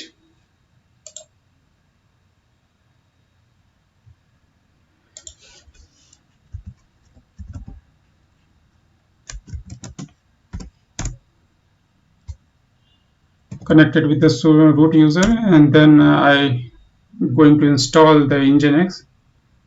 And the same thing we are going to do from the Terraform as well. So just verifications after doing the manual. Okay, and I'm copying all the commands from the here itself.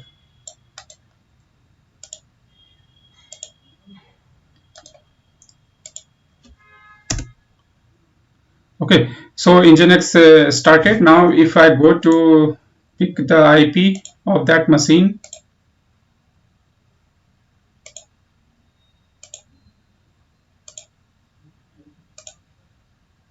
and browse it, by default it will go with the T port, and you can see that Nginx is accessible. Okay, so the setup is done properly.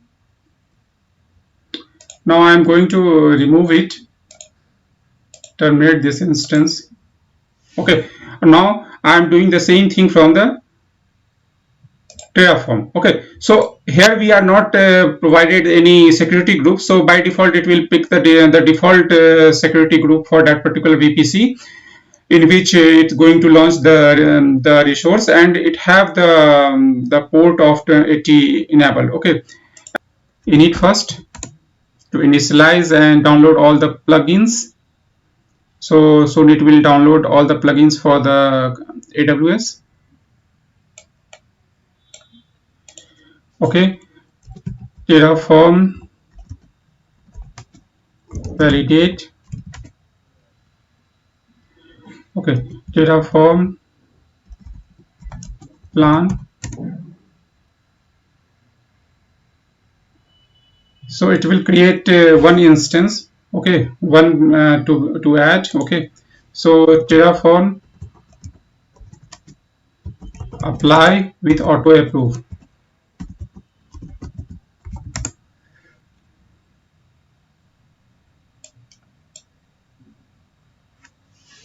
So here you can see that it start creating the instance, okay, and the same we can see from the AWS console also.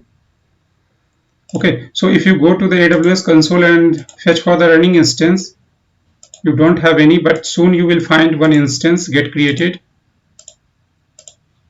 Okay, so you can find it here. The name of the instance is Terraform Provisioner because the same key we use.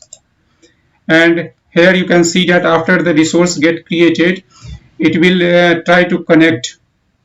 Okay, and the connection is established, and then starting installing the Nginx. Okay, so after installations will get completed, then you can access that machines that it able to install the Nginx or not. So here you can see here you have all the informations using the Remote-exec. You can see that all the installations regarding the Nginx has been done properly. And now if you access the machine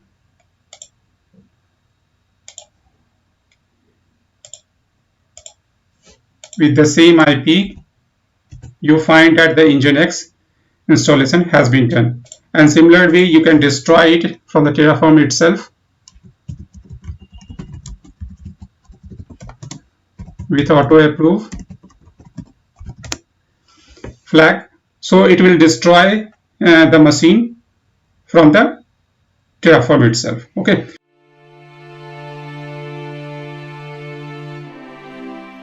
So in this particular session, we are going to discuss about the creation and the destroy time provisioner.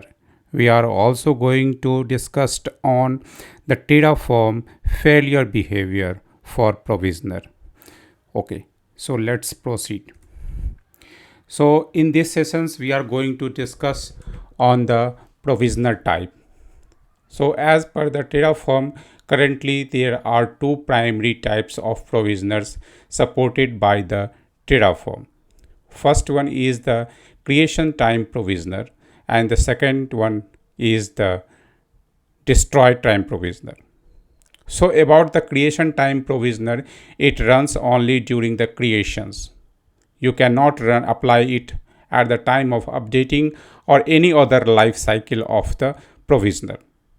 If for any reason, if your a plan that you apply will get fail, then the resources will be get marked as tainted.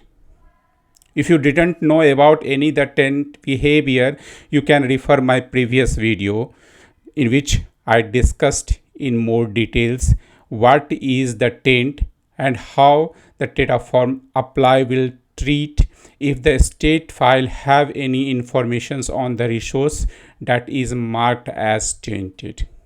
For your informations, I can say that if any of the resources that is marked in the state file as tainted, it means that that particular resource will be replaced. Means the previous instance or the previous any of the resources will get destroyed and then it will get created. Okay, regarding the destroy time provisioner, it run before the resources is destroyed. Suppose you have the antivirus installed on the slave nodes, you can say on the worker node, which have the history maintained by the master node. So before dropping the instance, you want to deregister that particular things, particular software, any types of things. For the demo purpose, I will install Nano, which already installed in the Amazon Linux instance, but for the demonstration, I will show you by installing the Nano edit. Okay, so this is regarding the creation time provisioner and the destroy time provisioner, which we will see in more detail in the lab section. Okay, so regarding the provisioner failure behavior, Okay, so due to any reason, if the provisioner gets failed, this will cause the Terraform apply as failed. Okay, so suppose due to any of the reason, suppose you want to install the nano editor and the ingress bound, which is the outbounding to the internet, I will destroy it. Means there is a instance which have the security groups, we have the inbound rule, but we didn't define the outbound rule. So there is a disconnections between the instance and the outside world. So it will not going to install the installer of the nano editor.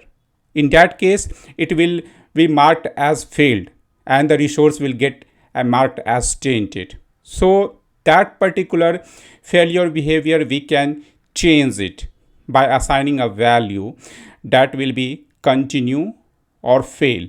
The fail is the default behavior.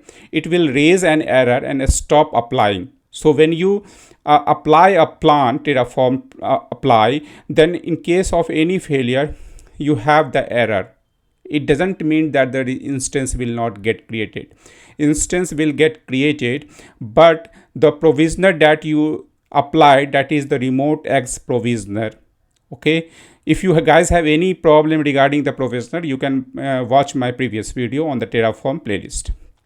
Okay, so in that case, it will be marked as tainted in case of failure. Okay, so that the resource will get replaced in the next apply. This is the default behavior, but sometimes you want the Terraform to be continue without any error. Okay, in that case, you can apply on failure property as continue. Okay, so in the session lab session, we are going to discuss more details on this. So now jumping to the lab session. Okay, so this is my AWS console. Currently I am connected with the Mumbai region. If we check the EC2 instance, we will find that we don't have any EC2 instance currently running in this particular environment. Okay, so when I click on the running instance, you will find I don't have any running instance. Whatever the instance I have, I keep it stopped. Okay, so now we have the VS Code editor where I created a folder called provisioner create and destroy time provisioner for this demonstrations, where we keep the private key because we have to do the SSH. Okay, and if you guys have any difficulties in understanding this code, you can refer my previous video because I discussed in more detail about it. Okay, let me give you a brief again on this. Regarding the variable, I keep the AMI ID, okay, that we are going to use in the Terraform provisioner types.tf file, the Terraform file. The instance type I am using to be in the free tier, I am using the T2 micro. And the Mumbai region we are using, that's why the default setting for the Mumbai region is AP South 1. Okay, regarding the provisioner types, this is the code you already familiar if you referring my previous 21 videos on the Terraform. For the AWS provider, we are using this particular reason, taking from the variable. Okay, we are creating a security groups because after creating the instance, we will going to link it. Okay, and it have the ingress rule inbound traffic that we already discussed. This will listen for the port 22 to doing the SSH. Okay, and the egress is allowing the connectivity to the internet for all the traffics. All the ports are open. So you can see the CIDR blocks is open for all the ports. And this is the resource that because we are creating the EC2 and this is the local variables name. Okay, we are creating the EC2 instance. That's why we're providing the AMI ID, the instance type from the variable, this file. That's why we are referring var.instance type and var.id. We are linking these particular machines with the security groups and providing a key that is attached in the same locations. We have this particular file. And the tag, whenever the resource get created, it will create it with this name so that we can identify our resources. Okay, for the connections, we are establishing the SSH connections to do some installations, as I already discussed. Okay, so the user will be EC2 user because this is the Linux machine, and the private key and the host we already providing. Okay, we are using the provisioner, remote-exec provisioner, and the inline command that we are providing just to install the nano editor. So this is the creation time provisioner. Okay, so what happened when the EC2 get installed, set up, at that times it have the linking with the security groups. Okay, and then it will go do the SSH. Okay, the Terraform, we are allowing the Terraform to do the SSH, go into that machine and do the installations. What installation? Nano. Okay, so we are going to execute this particular Terraform code. Okay, so first we are going to initialize it, Terraform init. This is the first activity that we need to perform, so that it will install the AWS related binaries into my system to establish the connections with the AWS. Once it get installed, I will run a command of the Terraform plan so that we can understand what is the Terraform code is going to perform. Either it going to replace or create. Terraform plan. So before applying the code, you have to monitor the plan. This is the very important things, and I mentioned it in all of my videos.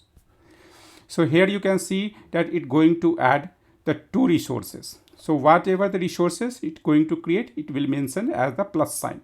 In the case of deletion, it will mention it as a minus. Okay, so it's going to create the AWS instance using this particular key, and the instance type is T2 micro. Okay, after that it will create security groups and it will create the inbound traffic rule and outbound, and we will verify it after when it's get created.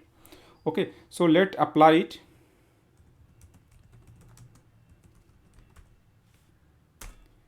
It will ask you for the confirmations.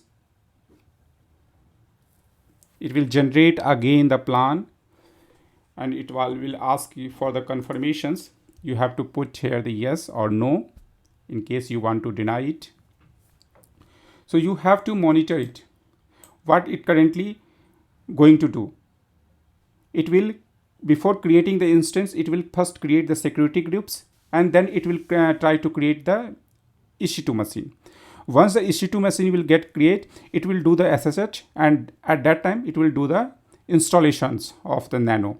I taken the example of Nano, but this is not a real case example. In the industry, maybe there is some master slave where we are installing some agent type of installations for all the worker node to just gather the log, or some antivirus installations we are doing in the master slave nodes, that worker node. Okay, so you can see that it will go here, it will establish the connections, so it's connected doing the SSH. Okay, and then it try to install the Nano, but the Nano is already installed with the latest version, so it does nothing. Okay, so let's verify it. I'm going to refresh it, and you can find here that the name of the instance is Terraform Provisioner. Okay, let me select it, and in the security you will find the security groups allowing SSH, because I provided this name. If you see in the security groups, the name of our security groups is allowing SSH. Okay, the same name you can find it here, allowing SSH. Okay, so if you select this security groups, you will find the inbound traffic, it allowing the SSH port and the outbound traffic for all the ports. Fine. Now I'm going to destroy it, because I have to demonstrate you the creation time provisioner and the destroy time provisioner. Okay, so let me destroy it.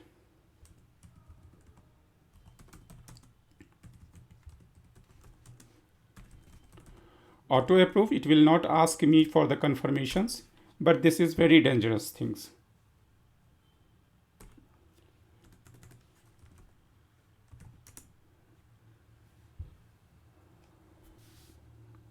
Okay, so soon it will get destroy all the things, the security groups and the AWS instance. So to destroy, once it's get destroy, what we will do, we will just comment it out, this one.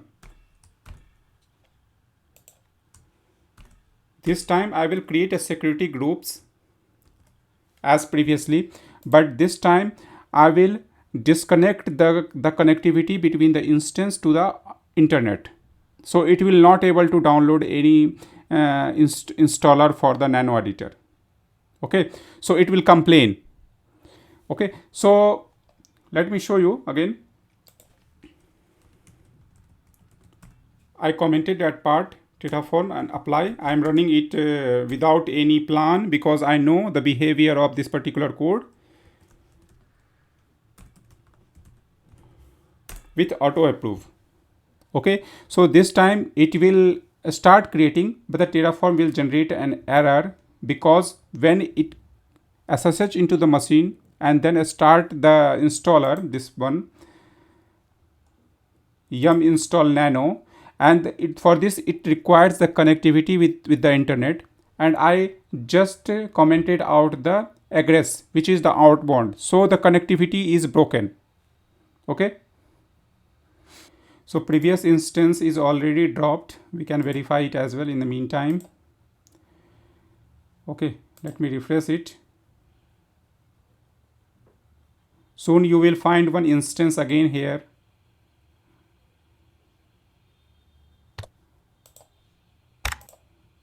We have to check because the instance is get created and it's connected, so that you can see that the instance get created and now it connected to do the SSH, and you will get the timeout here because it will try multiple times to do the installations with the internet, and but it will not find the connectivity because the outbound traffics we stopped it. So you can find it here as well. Let me go and refresh it again. We have the security groups, and here you can see the inbound traffics. We have the SSH. Okay, but for the outbound rules there is no entry because we commented that part. Okay, so you can find it here. There is an error. Okay, so it's quite clear the error is due to the timeout. We can find that things in the log as well. So here you can see that it's try to retrieve the mirror list. This is the link from where it's downloading the packages, but with several attempts the timeout error occurs. Okay, because of the outbound traffic, we don't have any entry. That's why there is no connectivity with the internet. Okay, so now if you go into the instance and try to do the google.com or ping the google.com, you will not get you will get the timeout here there as well because there is no connectivity is down there. Okay, so now discussing on the failure behavior. This is the failure. This is the kind of error. Okay, so if you by default the property is to fail, the on behavior failure, if you go to this particular functionality. Okay, and one more thing before demonstrating on this thing, we can do the Terraform destroy also. Okay, so let me do one more demonstration here. Like I destroy these things, then I will come to that particular point. Let me destroy it again.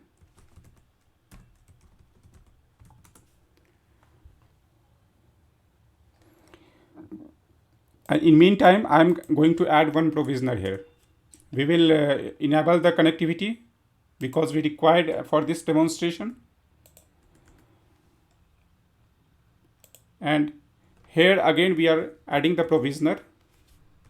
This time this will be the destroy time provisioner.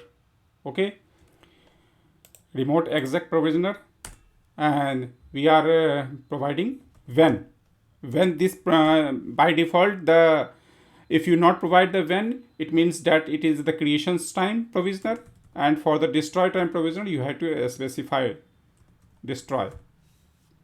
Okay, and the inline command that I am providing here is sudo yum with yes flag remove nano. Okay, so it's currently destroying.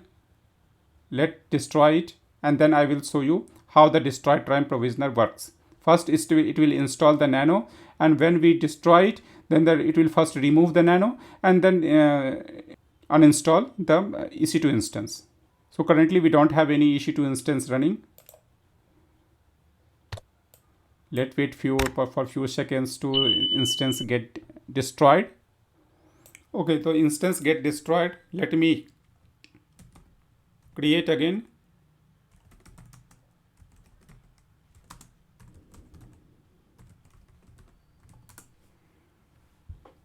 So this time it will create instance again, link with the security groups, and then do the installation of the nano editor.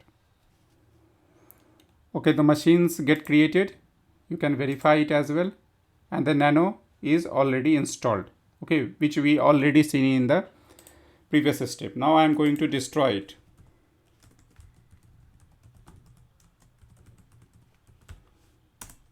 And then it will destroy the machine. So you can see that it's get connected first and then removing the nano. This is the destroy time provisioner. Okay, whatever you put the command for the destroy time provisioner, it will go into the machine and destroy all the elements and then destroy the machine as well. After that we will do the settings or set the settings for the on failure flag to be continued, which we seen that the previously we are facing some problem when we put the outbound command as commented out, and in that time I faced the problem. We do it again.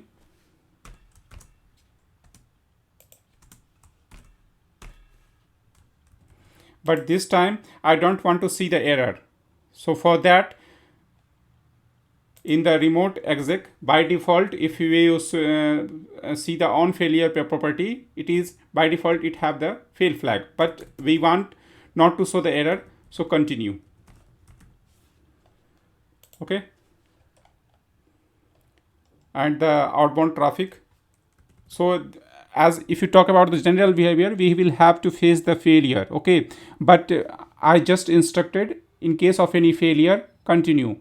Okay, so let me apply it again with auto approve. So this time you will not find any error because I instructed in the case of failure to continue, not prompt any error. So you can see that it's get connected for doing the installations, but the outbound traffic will not allow for the internet connectivity. Instead we have the error, but it will not prompt you an error. So you have the error, but the apply is complete. Okay, so this is the creation time provisioner, destroy time provisioner, and the on failure settings that we put as a continue. Okay, so we don't have any error, but there is an error. You can see here that cannot find the valid base URL. Okay, but the apply is completed.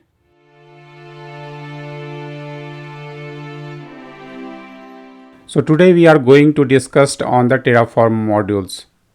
My name is Alok Kumar, and let's start this session. So before starting the Terraform modules, we need to understand the drive principle first.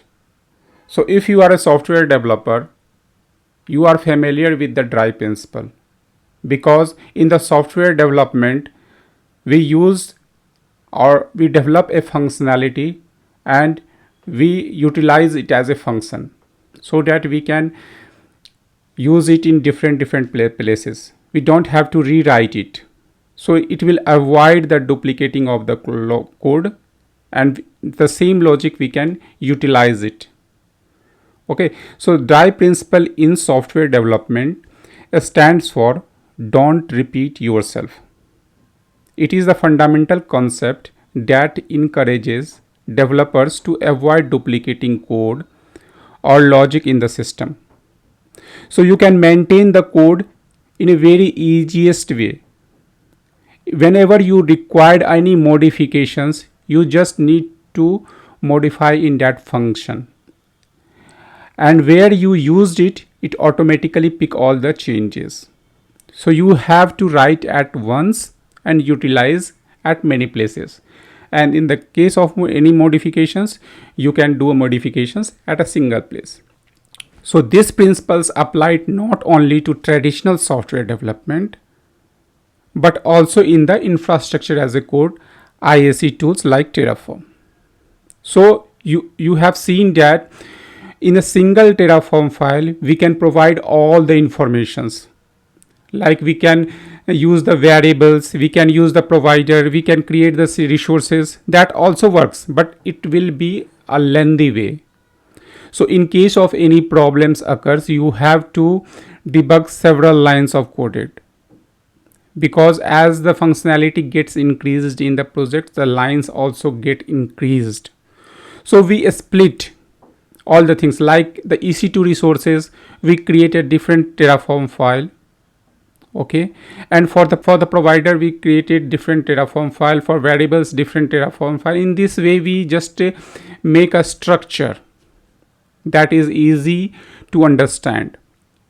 Okay, and we can convert that resources that we created, that we think that we can utilize in different projects, we make it as a modules, or in simplest way we can say that we can consider it as a modules. Okay, so instead of writing the similar infrastructure code several times, you can create reusable Terraform modules. So modules allow you to define a set of resources, variables, and output in one places. So you created a modules, or consider a piece of code as a module. Suppose in this example, I'm considering EC2. Okay, we have to create several times instance, AWS instance. So we don't need to write it again and again. A piece of code which we keep in a module folder, we consider it as a Terraform modules, and we can utilize in a different project. Like in this case, we are creating an instance, name it as a my EC2, and the tag we are defining my EC2. Okay, and the AMI and the instance type we hard coded. So there are several benefits of this. Suppose you providing these modules to a developer, you are from the DevOps team, and you provided this particular modules to a developer, so that developer can't override with. So developer are forced to create an instance of T2 micro only. If we use the variables, then the developer will override it. We are going to see in the different slide, next slide. Okay, so in this type of modules, just restrict our users to use this particular AMI and this particular instance type for your purpose. You can't modify it. Okay, or some person is new to the DevOps team, we are providing these particular modules to use it. Okay, the variables and input parameters. Use Terraform variables to parameterize your configurations. Okay, so you can see in the instance type we are using the variables now. The var.instance type, this is the part of modules where we keep the creations of EC2 code in a module folder. There we are using the variable instance type, and where we defined the variable to be T2 micro, but we allowing the users who utilizing the modules, suppose a developer, they using the modules here at this place, they are using the modules and they also doing the override of for the instance type. They want T2 medium. So in this case, this is allowed. Okay, so we are going to see all these things as a demo. Okay, so what we discussed here, we are jumping to the demo for the demonstrations. This is my AWS console, so you can see that there is no instance currently running. Let's understand the architecture. We have a Terraform. This is the folder for the modules. This is the main modules folder. Okay, so inside it I created a modules folder. Inside this module folder, I have one folder of EC2. So you can understand in this way. We have a Terraform _m folder, and inside this particular folder, we have one for modules, one for projects. Okay. Inside the modules for the EC2 instance resources, because we are demonstrating for the EC2, you can do it for any of the other resources in a similar way. Okay, we have EC2 and the variables file. Okay, so if you look into the EC2.tf file, this is the Terraform code. Okay, and this is the provider code. You can put it in a different Terraform file also. This is the good way, but for the simplicity and easy to understand, I written down in a similar file. Okay, so this is the Terraform version related. We already created a video in more detail for the Terraform provider versioning and how these things works in my Terraform playlist. You can have a look. This is the provider for the AWS, because we are using the AWS to create a EC2 instance, and the reason we are using the Mumbai region, AP South 1. Okay, for the resources, this is the AWS instance. We have to use this particular resource name, and this is my local name, my EC2, and the AMI for the EC2 instance that we are going to create. We are doing the hard-coded value here, and the instance type is also hard-coded. So first we understand it by creating an instance, then we will utilize it as a module in my project. So you can see that this, I also created a project folder. Inside the project folder, we have a project A, and inside it we created one Terraform file, and there we are going to utilize this particular code by calling it as a modules. Okay, so currently we are in the modules EC2. You can see we have two files here, ec2.tf and variable.tf. So first we need to initialize it. Terraform init. So it will download all the plugins related with the AWS only. So whatever we are using here related to all these, they downloaded the plugins. Currently we are using only one provider, AWS. So it will download the plugins for the AWS. So you can find it inside the Terraform provider registry. We have one plugins get downloaded. This will support the Terraform to create the EC2 instance in the AWS. For the security code, access code and the security code, I already configured into the AWS CLI. Okay, so if you didn't have the understanding how to configure it, you can watch my the previous videos on that particular aspect. Okay, so we did all the things hard coded here. Okay, now I am going to launch an instance, but you can execute the Terraform validate, Terraform format if you want, like Terraform validate. So it will check for any error in the code.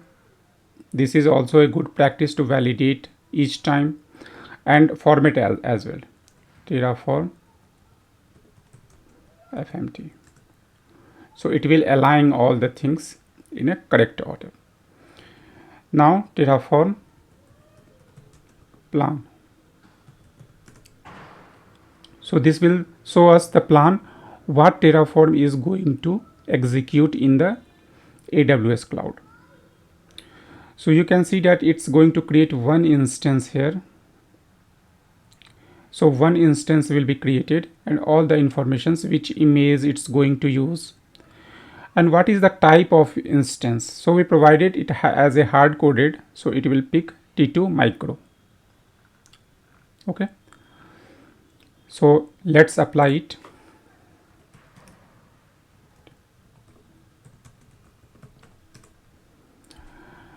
Okay. So it will going to create a EC2 instance in AWS. Just pass yes here as a confirmation. So you can see it prompting that we are creating the EC2 instance as per your requirement. When you refresh it, you can find that my EC2 tag that we used here, my EC2, it created the EC2 instance of T2 micro. Okay, now let's destroy it.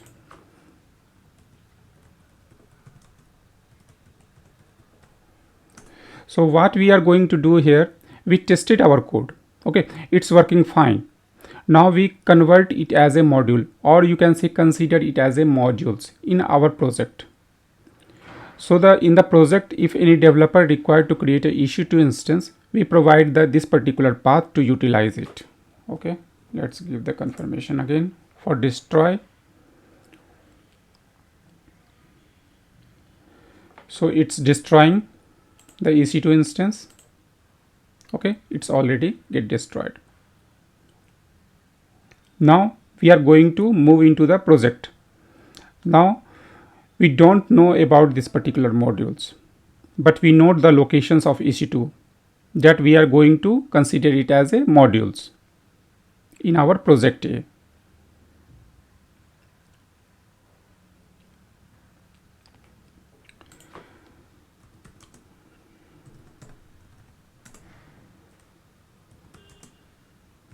Let's move to the CD from the main folder ls, where we have the two folder. Let's go to CD project ls, where we have the project 1, CD project A ls. Now we have project A ec2.tf file. So let's open it. So we have the same piece of code. You can split it into a different Terraform file as well, the provider and the Terraform code, okay, in a different file. But for the simplicity, I put it here. You have to use the module now, okay, and you can name it anything as per your convenience. Whatever you want to use, whatever the name you want to use, this is your local things to refer, and you have to provide the source. So we are going to up two level here, from the project to project A and the project. Then we have to go to the modules, this particular folder, and then ec2 instance, where we have the ec2.tf file. We created a folder for the ec2 and there we created a tf file. We are referring that particular file to create a resources for us. So you can see we don't have any resources yet. Now we are in the project A. Now if we write here Terraform plan, it will create a problem here because we didn't initialize it. Now at this point, it will not only download the binary for the AWS, it will also create a modules folder where it considered the AWS path and the module name. So let me initialize it.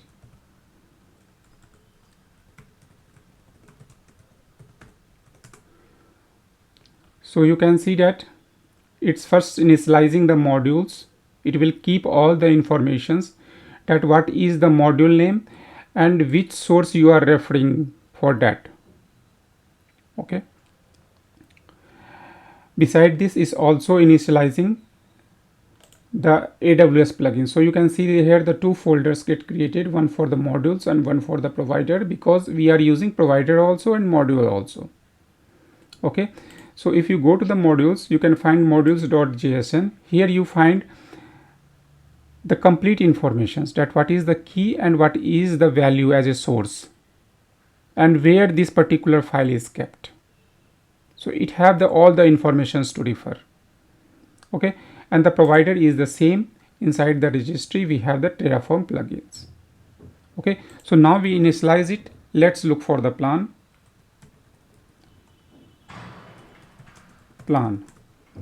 So you can see that we hard coded the instance type to a T2 micro here in this particular file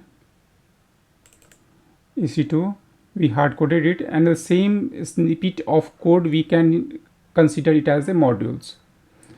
So it's also saying that one to add. So what is the instance type here? It's T2 micro. So it will create one instance for us using the modules. Terraform apply.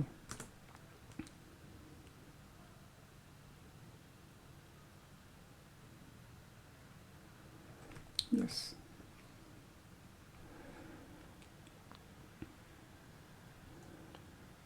So you can see that the module.ec2 modules AWS instance my EC2.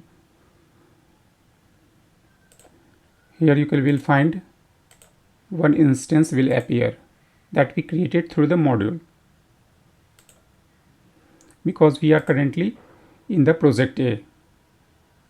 We are just executing this piece of code inside this folder, project A. So you can see that we created one instance my EC2 T2 micro. Okay, now we are going to utilize the variable in the, let's destroy this particular file first.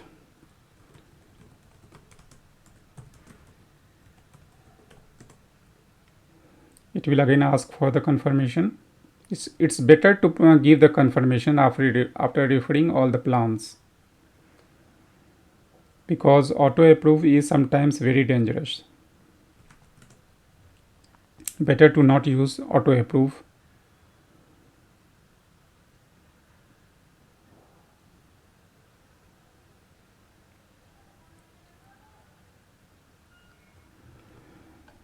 So you can find the instance get destroyed. Okay, now I am jumping to the EC2, and there we are going to use these variables which I already created in a separate file. So this is the modules folder.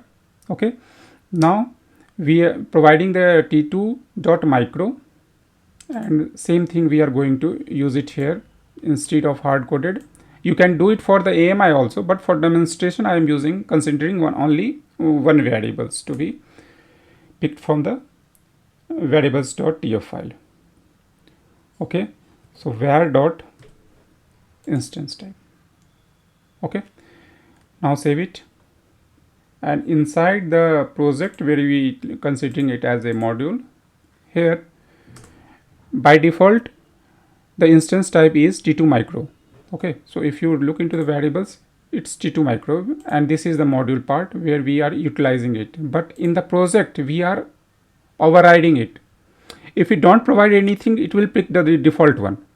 Okay, but here instance type, what we are going to use, T2 medium. Okay, so we are overriding. So we are by single changes, by doing a single changes in the modules in all the projects where we utilizing that particular modules, now the users have the rights to override it. So you can see the beauty of this functionality. You did the modifications in a single modules, and all the projects which utilizing this particular modules get affected. Okay, so let me save it. I save all the files. We are currently in the project 1, Terraform.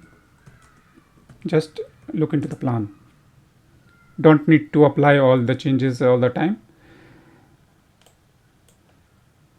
So we are going to add one instance. Okay, We are basically concerned about the instance type here.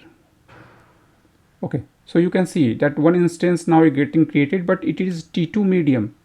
So utilizing that particular modules, because that particular modules utilizing the variables, and that's why we are going to override it. So as per our need, you can utilize, or you can mention here any of the instance type. So that's for the modules. We will come again for the in the next session more about the modules. Okay, so hope you like this video. If you didn't subscribe my channel yet, please do subscribe it, because it always motivate me. Share this channel link with your friends, and if you like this video, gives me a thumbs up. And if you have any concern regarding how you can use these modules in a different way, if you have any questions, you can put it into the comment box.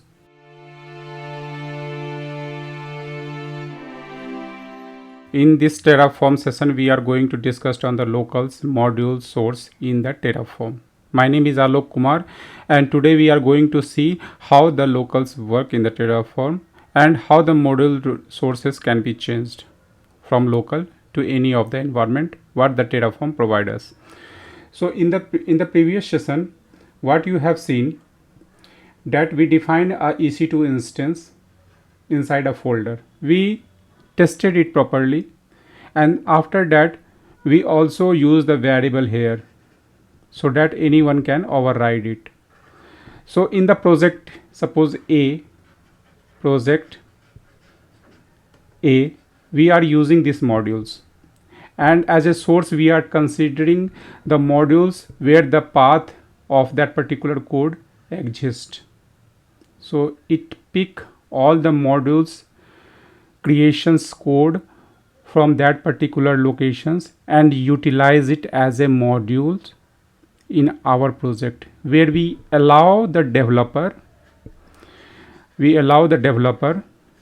or any new joining in the DevOps team, so that he can change the EC2 instance type accordingly. But there is a risk.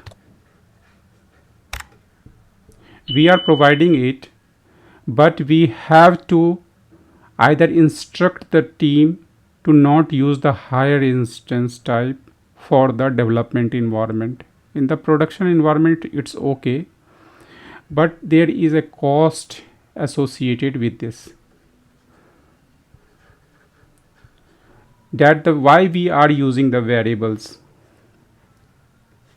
because we define the variable at one places and we can use it as several Terraform files, so that in case of any modifications that required, suppose we are using the security groups where we define the ingress and the egress, and where we define the port.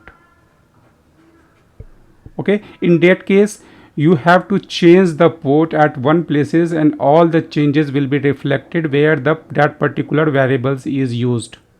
So variable play a very good role when you have to utilize this particular piece of code several places. But here is one problem. If I use the variable inside the Terraform code and use it as a modules, then anyone can override the changes. You got my point? So there is a risk associated with it. Now the local will come as a solutions for this problem. We can define the code as a locals. We are going to see in more details in the demo sections how we can use the locals. Okay, and the module sources as well, because we are defining here in the local environment. We can pick this particular code from any places, from the GitHub as well. We can use the already existing, because EC2 is also provided by the AWS. AWS provide the modules to use it, but we can modify it, or we can create our EC2 modules to use in our project as per our requirement. Okay, so in the demo sections we are going to use how we can use the locals and how we can use the modules sources in the Terraform. So this is my AWS console. I am connected with the to the Mumbai region. Okay, and we don't have any instance currently running in the environment. Okay, so now you already familiar with this all code. If you refer my previous videos, we have EC2 instance here where we define the Terraform and the provider Mumbai region. Okay, and we are creating the EC2 instance. Okay, the AMI is hard coded, but for the instance type we are using the variables where we have the default T2 micro. Okay, and then we are utilizing it in a project. From modules, the source we are referring the path, and the instance type we are hard coded here, and this will override what is the default value set in the inside the modules.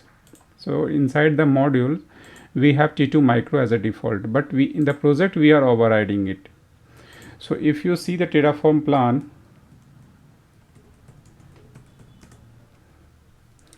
it will display the T2 medium as an instance type. So one instance to add here, if you go a little up, you will find that the instance type that it's going to create is of T2 medium. So this is the problem and we have to fix it. So what we are going to do in the code where we are defining the EC2 instance, here we are going to use the locals. Okay, and instance type we are going to use as T2 micro.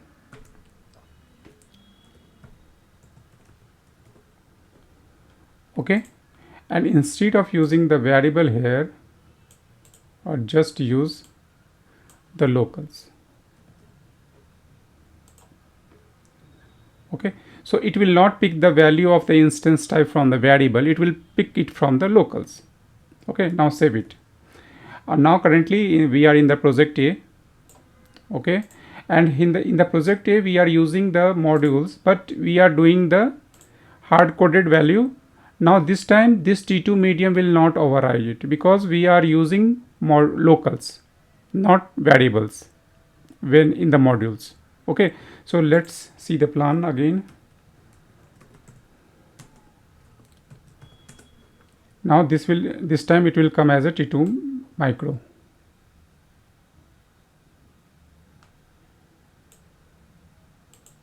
So you have the idea now. When we use the locals, that value will not override by the person who is using it.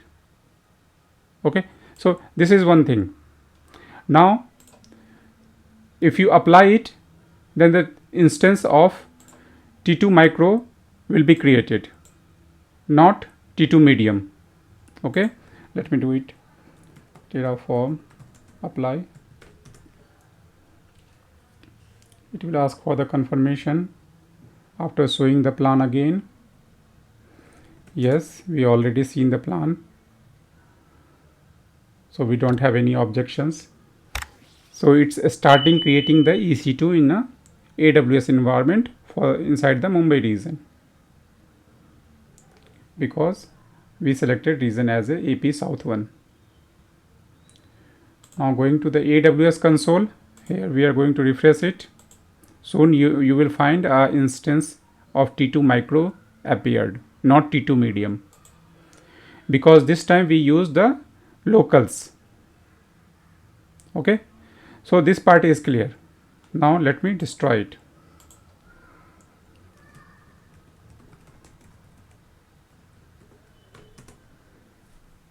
Okay, meanwhile we are going to understand the module sources. So we discussed the local path, but there are several places where you can put a snippet of code and consider it as a modules. You can put it in the GitHub also, Bitbucket also. You can put it inside the S3 bucket also. So these are the, you can say, the module resources. The resource argument in the module block tells Terraform where to find the source code. So you have to define all the time we have to provide the path. Either it is a Git path or it is the S3 bucket path. You have to provide complete path so that the code can be fetched in your local to perform the actions. Okay. Terraform uses this during the module installation step of Terraform init. Whenever you run that init command, like in this case, when we executed the init command, let me give the confirmation to destroy. When you perform the Terraform init command, it will fetch all the informations inside the modules. So you can see that where we have the directory also, where we have to keep the folder. So all the information it will fetch. If you are using the Git, then it will fetch all the codes and we are going to perform it. Okay. So what we did, we are using our GitHub. So here you can find we are trying to replicate the same scenario, but this time the code is not in my local. It is in the GitHub, and from there we have to pull the code.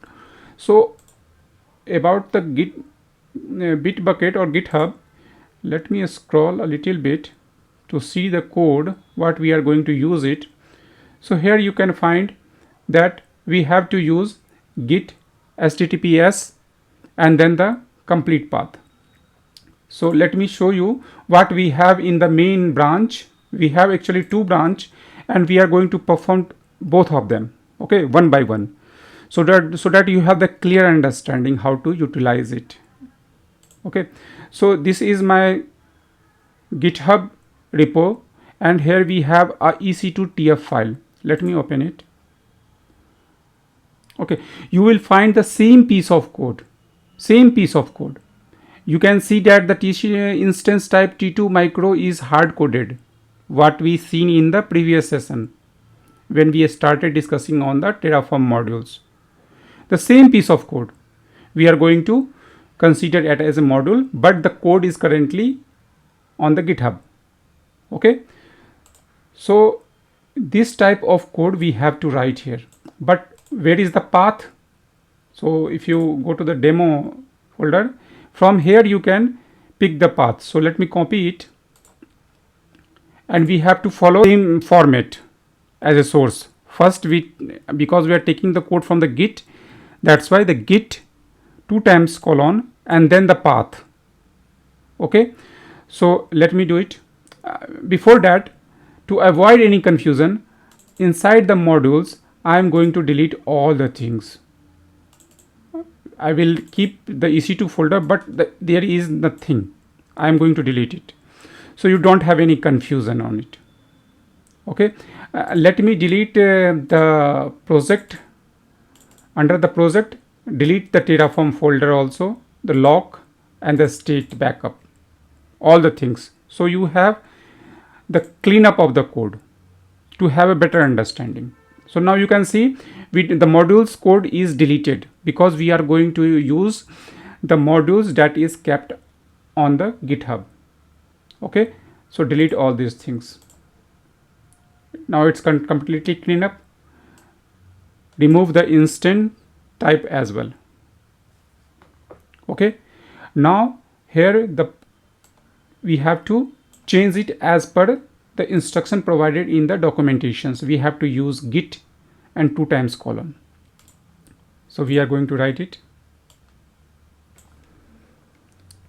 git and 2 times colon and whatever the path we copied. Okay, so this is our GitHub source terraform demo.git. Okay, and the code that is currently in the GitHub is using this one. This one is using the hard coded value for the instance type. So we are not going to provide. It will automatically take the value from the modules, okay, and create the instance. So now what we are going to do, we are going to initialize it. Let's say meet, and then we are going to use the Terraform init. Terraform init. So it will initialize. So now you can see it's downloading from where? From GitHub, because we provided the path. Now if you look into the folder structure, here we have the Terraform modules.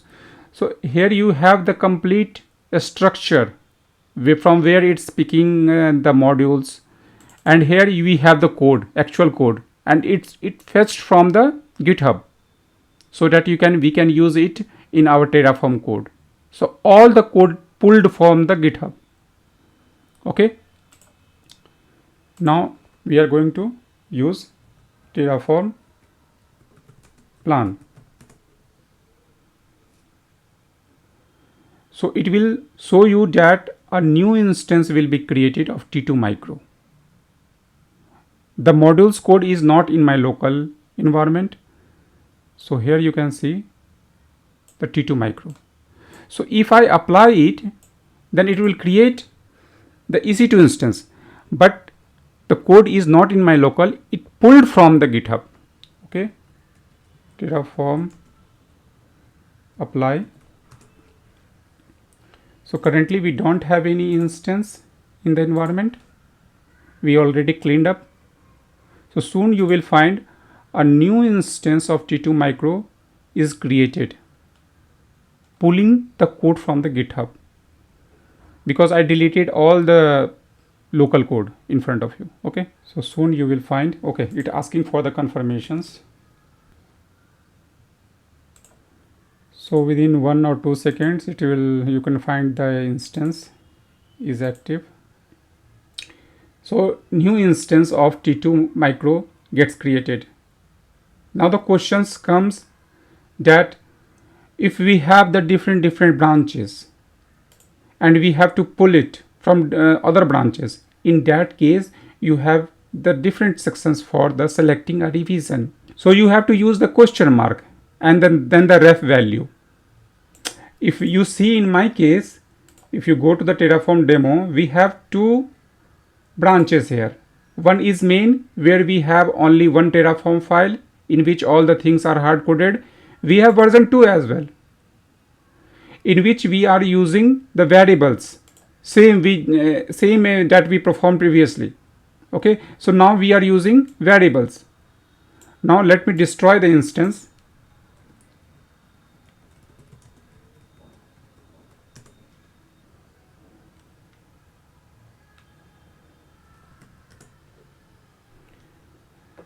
So let me modify the code as well accordingly to use the version. So you can see that we are using the variables. This is the V1 branch. Now we are going to modify the code. So you can find that instance get terminated. After that we are going to use the version here. So after the question mark, put ref. After the question mark, put ref. Okay, and then V1, same as in the documents. It have the version 1.2.0, but we have only V1. This is the branch in my case. Okay, so I changed the piece of code accordingly, and we have to utilize it, otherwise the T2 micro will be the default one again. So what we have going to write, instance type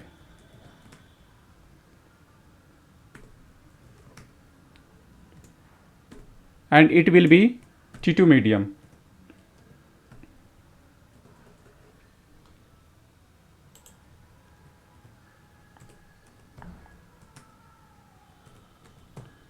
T2 dot medium.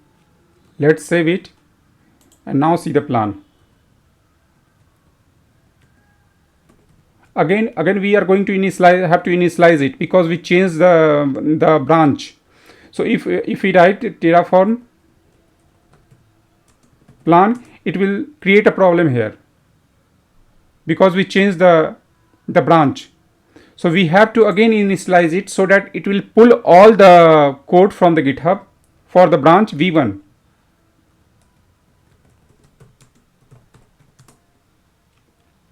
So it again in initializing for the different branch and pull all the code from the GitHub accordingly.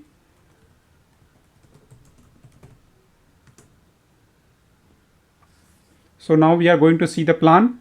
We are not going to apply it because when we have a plan we can understand it in a better way. So now the T2 medium will be the instance type, because we pulled the code from the GitHub but we changed it, override it, because it's using as a variable there. If the local is utilized there, then we can't override it. So that's all for this particular lecture. So this is the last video for the Terraform series. We will come again with the Terraform advanced playlist. Okay, so hope you like this video and like this series on the Terraforms. I created 24 videos on the Terraform. So give a like, and if you didn't subscribe my channel, please do subscribe it. Share this channel link with your friends. This always motivate me. And if you have any comments, please put it in the comment section. Whenever I have time, I can reply it. Thanks for watching this session. Have a nice day.